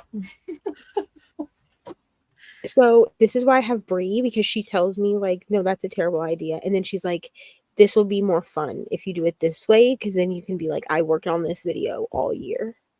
But then there's not pressure to like get one out a month, you know what I mean? Because I'm already behind. So Sasha's doing 24 and 24 and 12 and 12, or 12 by 12. So 12 recs or 12 friends. That's fun. I'm nosy. I don't know. 24 and 24 list, but 12 and 4 tomes, and we'll finish 12. This month is Capital by Karl Marx. I thought about doing 12 classics in 12 months, and then I told myself, that's a joke. You're not going to read that. I'm trying to do one nonfiction a month. I did not read Did I read a nonfiction last month? No, I didn't. And I haven't read a nonfiction this month either. I need to listen to Britney Spears' book, but I also don't know if I want to. You know? My thing is like, I have to really be like drawn to nonfiction books. Like, I'm not like a person that's like scrolling through the nonfiction section on Libby and I'm like, oh, this looks good. Like, I'm not that person. Yeah, I'm not that person either. I haven't read any nonfiction yet this year. With nonfiction, I pick up things that I like think are interesting and put them on my shelf, and then I just pick from my shelf for nonfiction. I guess I do that with all my books, so you guys know that. Last year, put up the shelves and then pick from the shelves. Last year for nonfiction, I read Matthew Perry's book, like before he died, and now I have it physically, and so I'm kind of making my way back through it because there's some stuff in there that I want to highlight. Anyway, Matthew Perry was a big inspiration to me as a recovering addict, so there's that. I don't really care for Friends, which, like, I think people know at this point, which truly that should be y'all's sign that if Reni and I weren't going to be friends, it would literally be because I'm not a fan of the show Friends, not because of Icebreaker. But I read that. I read Page Boy, and I read Finding Me by Viola Davis. Page Boy is by Elliot Page. And then I also read I'm Glad My Mom Died by Jeanette McCurdy. But those were the only nonfictions I read last year. I guess I only read no nonfiction so far this year. Oh, I do have a nonfiction arc. I guess on NetGalley. Killers of the Flower Moon was the only nonfiction I read last year, and I didn't read any. I haven't read any yet this year. I think I read 12 the year before, though, but I made a point to read 12 nonfiction for the year. And I don't necessarily read them. I more listen to them. So I usually have them on in the car or something like that. I wasn't into audiobooks until you guys got me into audiobooks, but I've been listening to Behave, that one I told you guys about that's about the biology of behavior. Yeah. I just had to return it, so I'm waiting for my hold to come back in to work on it some more. But I read along with it because it's got a lot of sciencey shit in it, so I need to like look at the pie charts and the footnotes Yeah. and shit. But it's good. I didn't make a point of it last year like I did the year before, so maybe I'll do that this year. But I want to read banned books too, not necessarily 24, but I figure like 12 banned books would be good enough. A lot of books fall into the banned or challenge category anyways that people don't even realize. So Color Purple is a challenge book, so there's one. Boom. Animal Farm was another one. Animal Farm was another one, yeah. Yeah. Yeah, a lot of classics are considered banned. Well, just a lot of them were. Actually, I let Ari. So Ari has a bunch of Junie B. Jones, and Junie B. Jones is banned. Mm-hmm. So I encourage her to read Junie B. Jones whenever she can. Because I feel like Junie B. Jones got banned for being a child. It's just my opinion. I'm doing a long ass video reading all of Jan's FMBC picks for this year. Oh, for book club picks. Yes. What is FM? FMBC. It's Jan's book club. What's the FM stand for? I can't remember what FM stands for. I know she'll tell me in a minute. But BC is book club. It's for her Patreon book club. Full Moon book club. Full Moon book club picks. I think I want to do another reading like Jan vlog because I actually was supposed to do one last year. I was supposed to do a second one. And I already have the books. Like I have them in a list already. But I don't know because I'm also working on Bree's vlog still where I'm reading her favorite books and then I need to spin for the next person because as of right now I don't know who I'm reading after. My mother said that her ER staff would often remove objects from people and then keep them as trophies. No thank you. No thank you. I was gonna do just February's because I'm the co-host, but thought wouldn't it be fun to do all 12? I think it will be fun. Yeah, Full Moon Book Club is not Patreon only. We do have a Patreon book club, but it's not Full Moon Book Club. Full Moon Book Club is her, like, monthly public book club. Mm-hmm. The idea of unhauling books gives me too much anxiety. I think I have a hoarder side to me. I mean, I think we all do when it comes to books. Personally. I get rid of my DNF books. Like, I don't hold on to those. But, yeah, I unhaul. I'm kind of like Bree. I unhaul anything that's lower than 3 stars.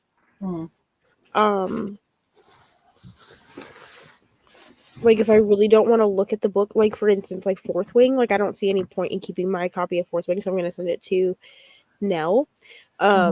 Because I gave it 3 stars, but like I didn't like it enough to keep the like pretty edges covered just to keep it. And I know that Nell will appreciate it. I keep finished all my 3 nonfiction, but I finished 41 books, so proportionally I haven't finished much. Yeah, Full Moon Book Club. That's like her. I'm pretty sure you can find all the announcement videos and stuff for that on her channel, Jan's channel, which we love Jan around here. Clearly, because I just like live in her merch. So.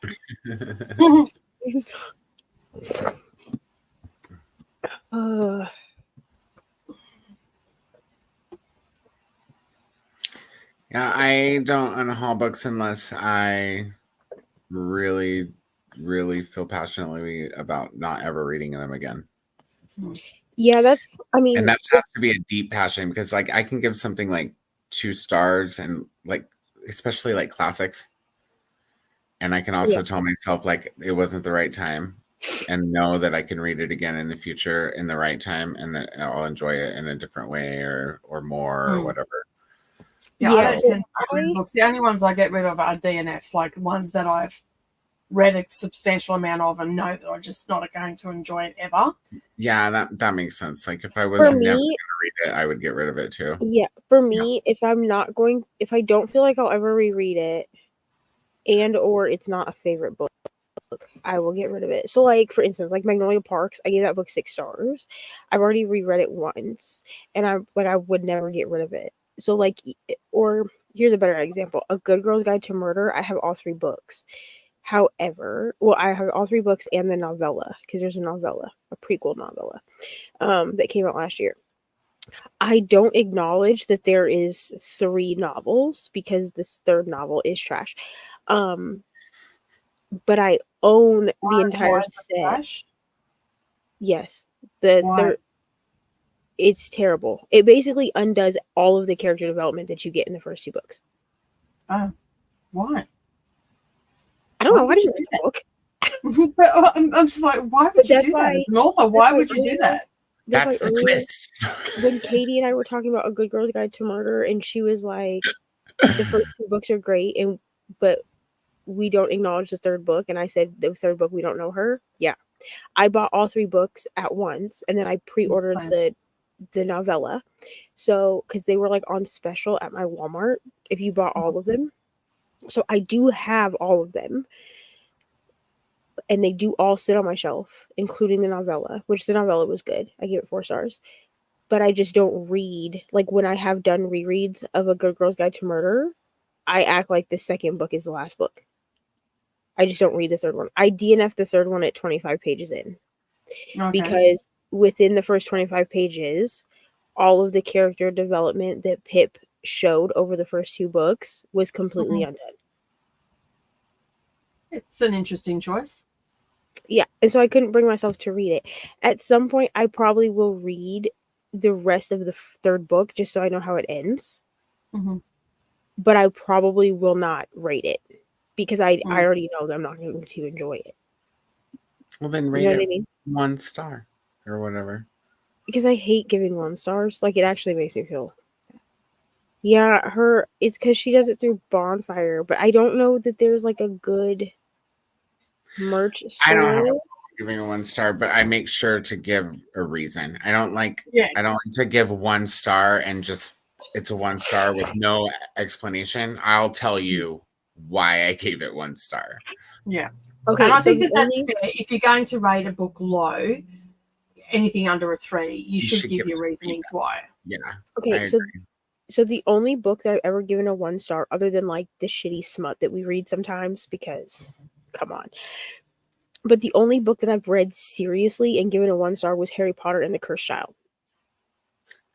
That's a play. That don't count. That's not a book. I gave that shit 1 star. It took me 24 hours to read it. It felt like it took me 7 days to read it. Like, I felt like I had wasted a whole week.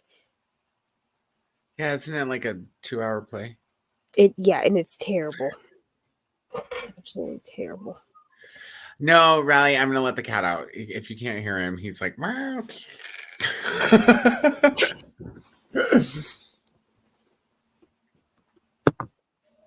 Okay, dude. We need to do a pee break. Do you need a pee break? Yeah. Okay, sure. Do you want 30 minutes? 15 minutes? Just 15 will do. And I'm going to go and see my daughter because she's home, so. All right, because we'll probably do 15 and then come back and chat for a little bit, and then we're probably going to wrap it up. Yep, cool. All righty. Then we will see everybody in 15 minutes.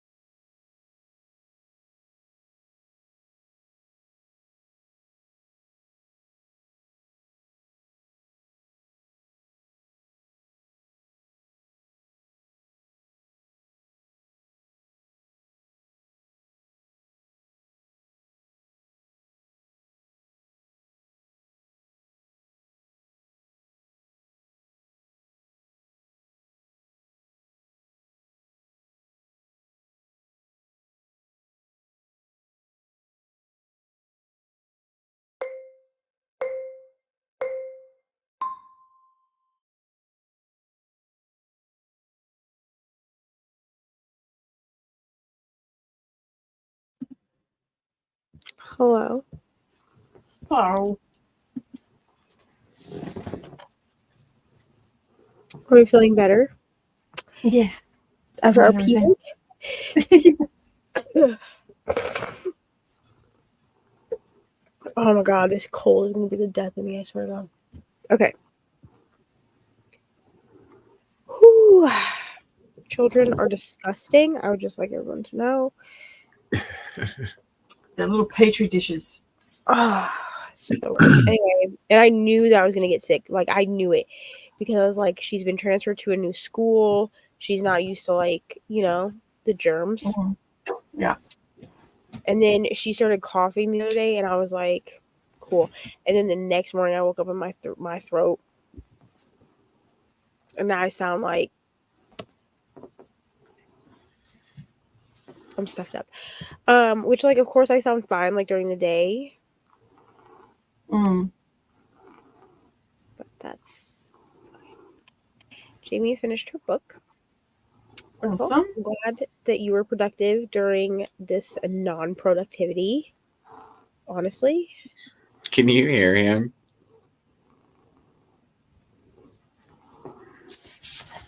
made it to page 230. Wonderful. He's like, Okay, bye. I have read nothing today. I finished Winterwood or whatever the hell it's called. I finished that. I give it 5 stars, which I already said, but you have to wait for the special vlog coming out to know my true thoughts. Mm-hmm. I read like 3 pages of the creature feature but I forget what I read, so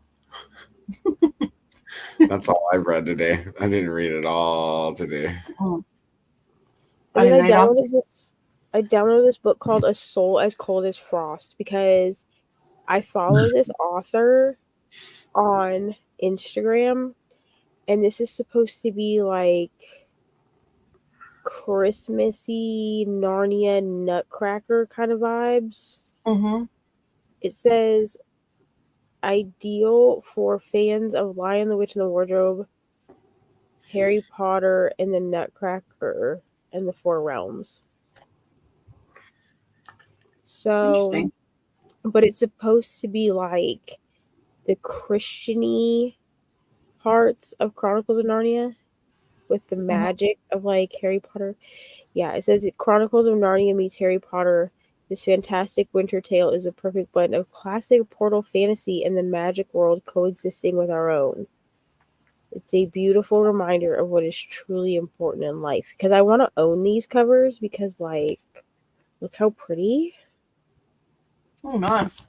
But I cannot justify it if I don't read it. And my library has all of the books because it's like the whole series.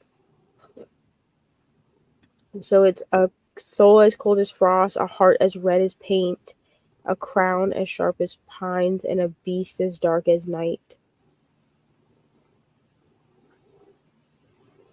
Interesting. The first one better be it, or I will cry. Not really, but like. But you've only purchased the first one, right? Oh no, I didn't even buy it. I got it from the library. Oh, okay. I got it from the library. Although that could change. You know what I mean? Like last year, I bought the entire Addicted series, and after I read the first 2 sentences of the first book, and then I bought all 6 books, and then proceeded to only read 2 of the 6 all year last year. Well, I think we're all guilty of that, though. Y'all know how many unread books I have, so my problem is that 6 I want. Is good. How many?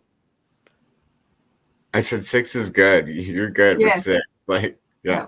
Here's the thing with me is that I want to be like a series girly. Like I want to be, but I'm really more of like a standalone duology trilogy kind of girly. But That's still a series. But like I keep buying. Yes, but when I say I want to be a series girly, I'm talking about like Wheel of Time. 7 books or more, Mm-hmm. And I'm just not that person. Like the only series that's 7 books that I've ever read from start to finish is Harry Potter, and I've read that series 16 times. So I don't understand like why I can't be. Because it's not. Here's the thing. It's not even that I don't enjoy the series that I start, because I do, which is why I end up buying the entire series.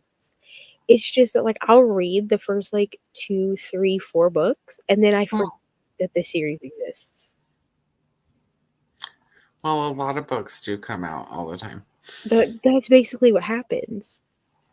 Which is why like I'm glad that Kelsey and Reni and I are gonna do Throne of Glass together, because I've literally been sitting at book 3 for the last 6 months. So, and I'm enjoying. Is that because you're not enjoying it, or you just No, I just lost interest? It's not even okay. Here's the thing: with Throne of Glass was a special case because I got someone who we don't name on this channel anymore really like into reading, because I wanted someone who would read things with me. So they ended up reading Throne of Glass because it was supposed to be a Bessie's book club thing. We were doing it as a read along. Well, then Brittany didn't end up wanting to finish. She basically, after Assassin's Blade, didn't want to continue. That was basically what happened. So it fell on me, Reni, and Kelsey. So we were like, okay, well, we'll just read it on our own or whatever. Like it's disbanded. He ended up reading the entire series because I have the physical copies of the old covers because I wanted the old covers. So he read them all via audio / physical. He did a couple of them physically. And then he read all of ACOTAR. The only series that he didn't end up reading was Crescent City. And that's because he said he didn't want to read Crescent City until the third one came out, this January. But obviously, life exploded. So he didn't end up reading Crescent City. Here's the thing. I don't like being told by other people what I have to read. Now, you can give me a suggestion. You can say, like, hey, I feel like you should read this book. I'll put it on my list. Usually it goes, like, on a wheel, and then when I get to it, I get to it. But what I don't like is when people are like, oh, you need to read this. And he, like, as we know, was very involved in my channel. And so it became, like, a thing of I no longer, not that I didn't have interest, but I felt pressure to read the Throne of Glass series because he kept saying things like, oh, you need to read this, because my intention was to read them all and vlog, like basically vlog myself reading them. And then the vlog would just take as long as it was going to take. That was basically what I was going to do. And I got to book 3. Yeah, I got to Air of Fire. And he was like, you need to hurry up and finish vlogging this so that you can put it up on your channel. And I was like, first of all, I'm not a person who, if I do read a series, I will read a book in between. So, like, that's what I've done, like, even with Harry Potter. Like, I pick something else up in between. Even if I don't finish it, I read something else for 2 or 3 days before I go. Like, I make sure that I get the book done in time that I have 2 or 3 days to read something else before we pick up the next book. Because otherwise I will burn myself out on that one. No matter how much I like the series, I'll burn myself out on the series, and then it really will not hold interest. I'll just stop reading it. Yeah.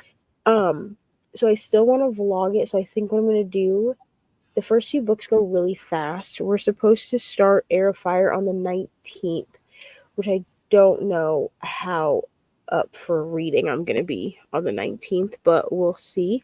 I think they're going to start on the 19th. I may wait until like the 22nd to actually pick 22nd or 23rd to actually pick it up, because the 19th is not a good day for me.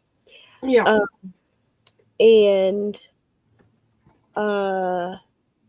Yeah, but I could do the first 2 as audio. They're pretty easy, but it's after the first 2 that I need to read the books with my eyeballs. Because me and fantasy as just audio does not work. I don't retain anything. So, which I do have my copy of Eye of the World now. I forgot that it was like gifted to me, and it's like, I'll show it to you. It is like the floppiest paperback. I forgot that it was given to me as a paperback because I don't buy, like, I usually don't put fantasy books as paperbacks on my wish list because I don't like fantasy as paperbacks.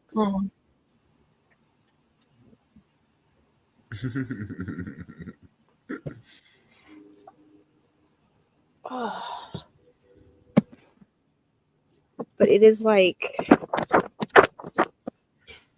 Cool. I like a good floppy. which I'm Like- glad about. Yeah, I'm glad about because I don't have to especially break. when they're thick. Yeah, because I don't have to break the spine now. Yeah. Which is great. But I think I'm gonna do this physically, not physically. I think I'm gonna do this immersion read. So I'm clearly like behind the little read along that everybody's doing. But now that I have this one, ooh, look at the map. That's pretty. It goes quick once you get into it. I know it's long, but it's interesting. Like the first 3 books are pretty fast paced. Mm. It's not until you get like to book 5 when you're like, oh, okay. This book came out the year before I was born. Mm-hmm. Wow. Yeah, but I think I'm gonna, because I do have the audios for this, I think I'm gonna do immersion read. But I kind of want to buy the rest of the series in this paperback because I do not like this. This is so stupid. Whoever the hell put non-removable stickers on books, I could just punch you in the face. They need to be drawn and quartered. Like, clearly you don't read. If you do this, you don't read books. Yeah, that's it. Like, If you do this, if you read books, you borrow them from your friends and then you dog ear them and give them back. Like that's what this tells me. yeah, pretty I much. don't. You have no respect for the book This is or the why written word for that matter. This is why I love Barnes and Noble, because like they put stickers on their books, but they're so easy to remove. Like I just removed all my removable stickers from my Barnes and Noble books. You can't even tell that there was ever a sticker on it. Now I don't understand why they've got to put the sticker on the front. Like they've got an inside cover. Yeah, if you feel the need. Here's what I've heard from people that I know that work at bookstores. Here's what I've heard. The reason that they don't put stickers, okay, so like Barnes and Noble will put like their 50% off stickers on the outside. The reason they don't do it on the inside cover is because people don't always look on the inside cover. Yeah, no, but I'm talking about like Prime Video like stickers or award stickers. You know, like you just go because people don't look on the inside cover, and that's what. Yeah, but you could go like in here, market the book. Because if you buy the book, you're gonna read it. You know what I mean? But it's fine. But the only sticker that I left on my Barnes and Noble book is on my Emily Wilde Encyclopedia of Fairies, and that's because I left this sticker on that said that it was a Barnes and Noble exclusive edition. But I took all the other stickers off. But I really do like these covers, so I may try to collect the books in these covers. I don't know, because this is showing me different covers on the inside, but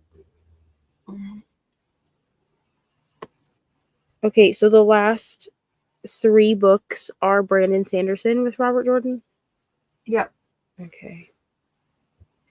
I'm not gonna lie to y'all, I read one Brandon Sanderson book, and that was the first Mistborn book. I've never read Brandon Sanderson until I read The Wheel of Time. Same.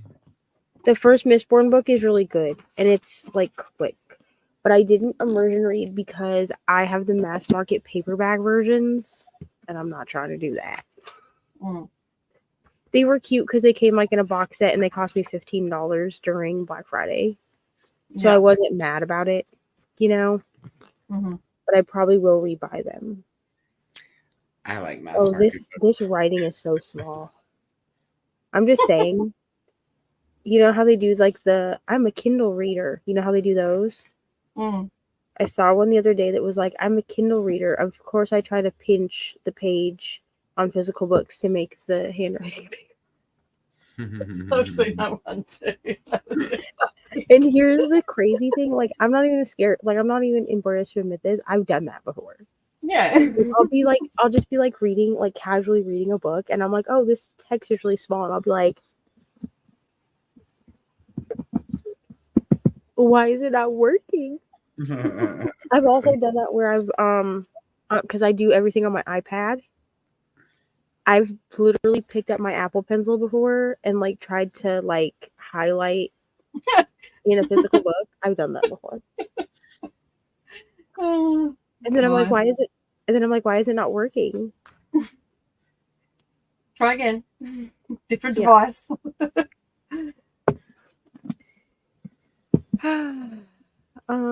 The orphanage chapter was because my grandfather was put in a boys' home by his parents and taken from his siblings. I can only imagine what he thought and went through. What book was that? The Tiger's Wife. Ah. On my book, 100 points for Teen Destiny's Child. I mean, depressing that it's not for Team TLC, but that's fine. I have to That's get up just for rude, work Jamie. in about 5 hours, so off to bed. Good night. Thanks for hosting. No problem. See you tomorrow. No problem. We are probably going to get off here now that I've shown everyone my floppy version of Wheel of Time or Eye of the World, whatever the hell this is. Book one. Okay. I hate how they put Wheel of Time like so big at the top. They do this with Crescent City too. Like that's why everybody just calls the Crescent City books like Crescent City 1, Crescent City 2, Crescent City 3. Because like Crescent City is the biggest part of this title. Mm. Like I'm looking at my paper. I gave up trying to remember all the names of the books for Wheel of Time and just went with Wheel of Time book whatever. Well, this is Wheel of Time book 1. Yeah, I know book 1, and I know it's now. I did know what's the last one? It's Something Eye of the Women World, and then Great Hunt, and then Yeah. The Dragon Reborn, and then The Shadow Rising, and then Fires of Heaven, and then Lord of Chaos, Mhm. and then Crown of Swords, Yep. and then Path of Daggers, and then Knife of Dreams. No, wait, I skipped one. Path of Daggers. You skipped 2. Skipped Winter's Heart. And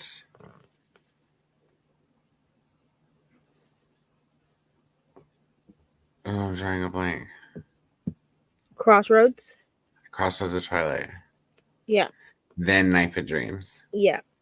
And then the Gathering Storm, and then the Towers of Midnight, and then the Memory of Light.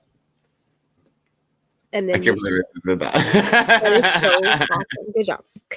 But yeah, I had to Yeah, picture Wheel the of Time cover book 1, in mind. 2, 3, 4, 5, 6, 7, 8, 9, 10, And 11, 12, 13, 14. according to this ugly ass unremovable sticker, it says now an original series on Prime Video. Mhm. But apparently you should read like the first 5 books before you watch the show. So Seriously. Seriously. Don't ruin it for yourself. Not that you maybe remember by the time you got back to the book, you'd be like so confused because the show's kind of messy. I do like the little chapter thingies. Yeah, and they all mean something, so pay attention to that. And then you have like end chapter thingies too. Mm-hmm. That's fun. Once you get used to the symbols, you can kind of tell who the POV chapter's is going to be about, or what it's going to be about. Yeah, it's better because the POVs kind of switch sometimes in mid chapter. Oh, and it still has the gift receipt in the back. Happy birthday, my friend. Maybe we can buddy read it from Amanda Shaw. So nice. I am still friends with Amanda. She's my scientist friend. She's the reading scientist. Mm-hmm. So, yeah. And then there's an ad to get all the books on Macmillan Audio. Macmillan. That's what it says. It says visit macmillanaudio.com for audio samples and more. Follow us on Facebook, Instagram, and Twitter. So clearly they didn't get the memo that Twitter is now X or whatever the hell it's called. No one calls it that. It wasn't when the first season of when that book was published, I bet. It wasn't until like last year. Right. It got changed when Elon Musk bought it. He's a queer little monkey, isn't he? Like, what a stupid name, X. Like, It Like, is. okay, now what are we supposed to say? What are you supposed to say when you post things on Twitter? I mean, on I- X. I'm Xing instead of I'm tweeting. I sent an X. So Sent stupid. an X through the window. Ah, he's a weirdo. Who? Elon Musk? Mm. Mhm. Yeah. He has like 1 million kids, I'm pretty sure, and he's Mormon. So He's what? Is Mormon. he? Yeah. I didn't know that. I'm pretty sure Elon Musk is Mormon.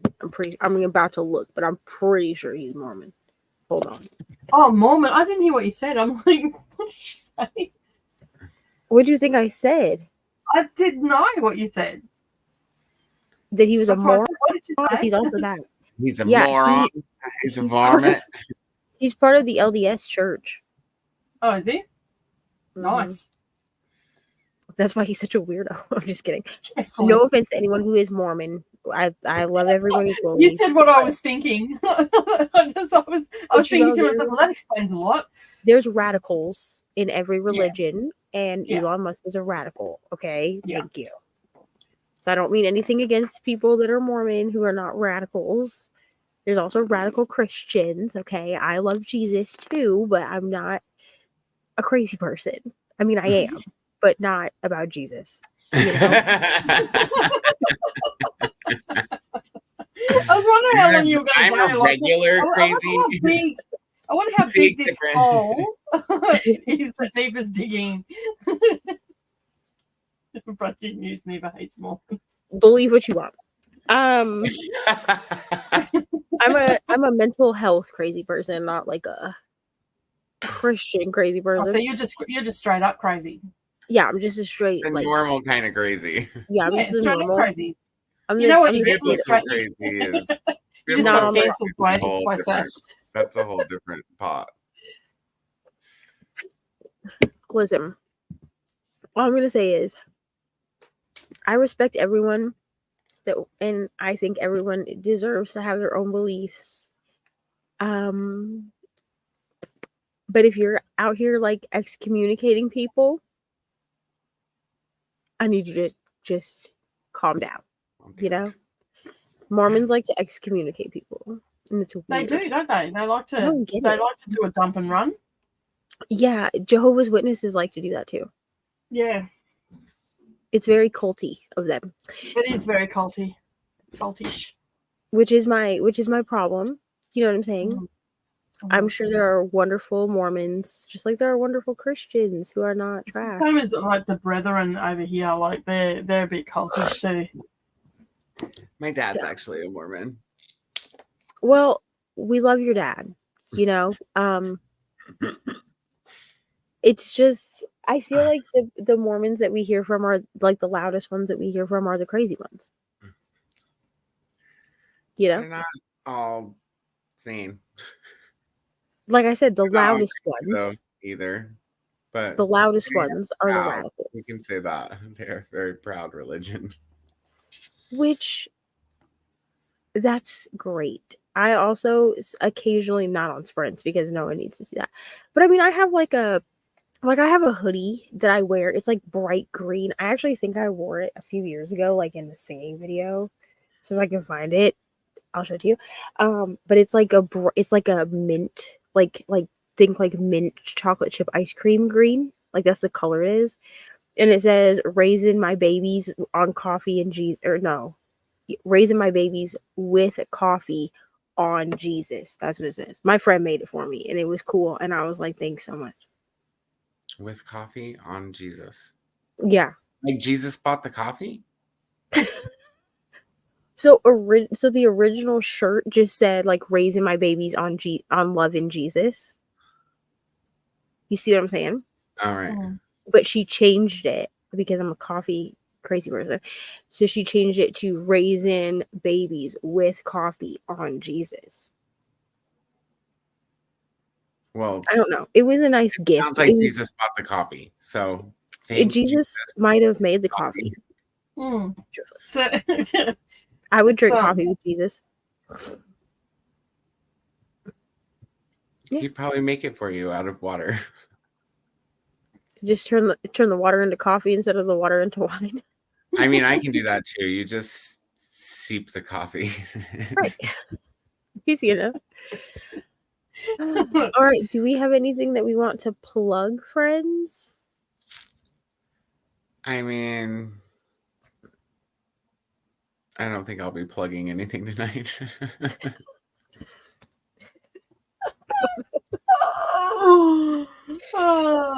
I have a video going up on Monday. It's my, I don't know what video it is. Oh, my weekly vlog. That's what it is. Weekly vlog will go up on Monday. There's no whip and chat this week because of the weekly vlog. And then at some point, maybe like Wednesday, the diamond painting I had a brain freeze. The diamond painting from scratch. Yes, thank you. Diamond painting from scratch video will be up probably Wednesday. So the vlog will hit Patreon Sunday and then go up Monday on the main channel, and then diamond painting, not DP. No, ma'am. No. Diamond painting from scratch will go up on the Patreon on Tuesday and then hit the main channel on Wednesday. You weren't here for the beginning of sprints. Oh, you weren't here. Okay. About DP. So basically, as soon as she said it, I'm like, no. So I had saved the file that had, because I filmed this video like today, like before sprints, and I had saved the file as DP, like for diamond painting. So DP from scratch. Well, I went back to put something into that file, and I was like, what the fuck did I record? Because DP in my brain is not diamond painting. Right. Okay. But the other day, I was kind of scrolling through YouTube just to kind of gather like inspiration for how to do this video. I ended up just doing it my own way, but like inspiration. And there are diamond painters that use the abbreviation of DP for diamond painting.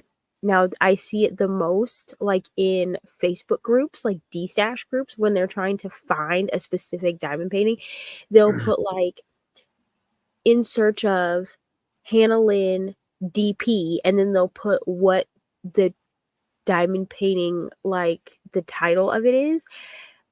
But when I first started joining diamond painting groups and I just saw DP all over the place, I was like, what? Where am I? You're at the key party.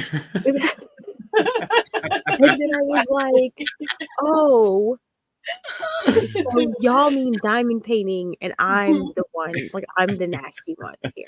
Like I am the problem. It's me. Yeah, so that was like a whole discussion that we had at the beginning of the sprints, because Nicole was like, I also did not think of diamond painting. Like her brain went exactly where mine went. And it was not diamond painting. It was not diamond painting, no. Y'all read too much smut. That's what's up. That's what Katie said. Katie was like, we and then Bree was in the comments and she was like, we read way too much dark romance for that. Like, absolutely not. Because in dark romance, DP is not diamond painting. Not even close. Well, it isn't. DP isn't diamond painting anywhere except for in diamond painting. Clearly. Everywhere else, it's exactly what you're thinking. And a lot of the women that are in like the diamond painting groups that I'm in are like older women. I'm talking like 65 and up. Could you imagine? 65 and up and not 50 and up. But could you imagine if I like commented on something and I was like, why are we looking for this artist being DP? They'd be like, I'm sorry. Dude, I wonder if there's ever been a lady go into the clinic like Shannon was talking about earlier, but with two guys stuck. How would you even get to the ER? How would you walk? Radio flyer. Like they would have to carry her. Depends on what position they're in. I mean, if the dudes are on their backs, like in the scissor position, just throw them on a trolley. Wheel them down the road. Just ride on them down the road like a always parade. Keep your phone close enough that you can call 911. in case you're ever being I'm you're gonna need ever an in a ambulance DP to come pick us up. yeah, in case you're ever in a DP position that you can't get out of, and they need to put you on a stretcher.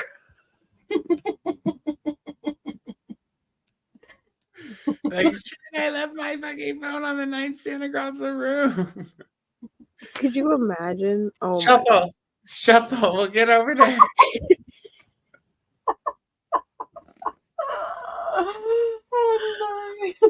Oh my gosh. Nicole, do you have anything happening this week? Just the usual sprints, and I think I've got a reading vlog coming out on Thursday. Yeah, just Harry Potter read along, sprints on Wednesday, sprints on Friday for Harry Potter, starting the third book, finishing off the second book on Monday, and yeah, I think that's all I've got coming out this week. We're doing Color Purple on Thursday, right? So what? Thursday sprints for Color Purple? Color Or Purple. Wednesday sprints? Wednesday sprints, yeah. I'm probably going to read my pages before that, so let me know where are we finishing the book? We're going to Well, what with being shocked, crying, and blowing my nose. Okay, great. So somebody put that in the Voxer and I'll mark it. Because I'm not gonna be able to read the pages on Wednesday, so I'll probably be like a couple days behind reading pages. Yeah, is Leandra still reading it? Yeah. As far as I know. But my thing, and I tell people that buddy read. First, maybe. I tell people that buddy read with me this. I don't know if I've told you all this, but I'm going to tell you now, so you can't say I didn't tell you. The bulk of my reading is done Thursday, Friday, and Saturday. So like that's why I read like all of Winterwood except for 4 chapters today, because all of the bulk of my reading gets done on my days off. Yeah, because I have time to just like turn on some ambiance and like read. All righty, friends, that's all that we have today. Thank you so much for hanging out with us on this first edition of Neva's Chatty Bits. You're welcome. I just wanted to say that, so it's fine. As soon as I know when we're going to do the first episode of the Unhinged podcast, I'll let you all know. I'm gonna get with everybody. I'm gonna try. Well, we're all on the Voxer now, so I'll try to get with everybody this week, and we'll figure it out. And then I'll just have people vote for a time and a date. And thanks so much, Sash. I know I can count on you. Honestly. And yeah, that's it. That's all. If you want to be part of the paid community, Patreon is linked down below. The $8 tier is where you'll get like the Unhinged podcast and Smutty read along book club, Smutty book club. I don't know what we're calling it. Okay. But we'll come up with a name. But the Smutty book club, that will all be at the $8 tier. The rest of the tiers have their own perks and bonuses if you want to look and see what those are. And that's it. Oh, also, I'm going to make the Discord this week. Like, I'm actually going to do it. I just need to get with somebody who knows what the fuck they're doing on Discord. So I'm going to message Bree and I'm going to message Nell. I'm going to be like, hi, I need your help. Thanks so much. Yeah. I'll probably message Bree because she's already in the Patreon. Yeah. So she already has access, which everyone will have access on every tier. You'll have access to the Patreon. It's just going to depend on what you have access to, depending on what tier you're at. So, yeah. So I have to figure out how to do that so I can sort everybody into their tiers. Because obviously, like, the highest tier will get the most crap. So, stuff, whatever. And yeah, that's all. So I guess now it's time for the awkward goodbye, which I never really know how to do. And let's not hit leave studio. That would be great. So goodbye.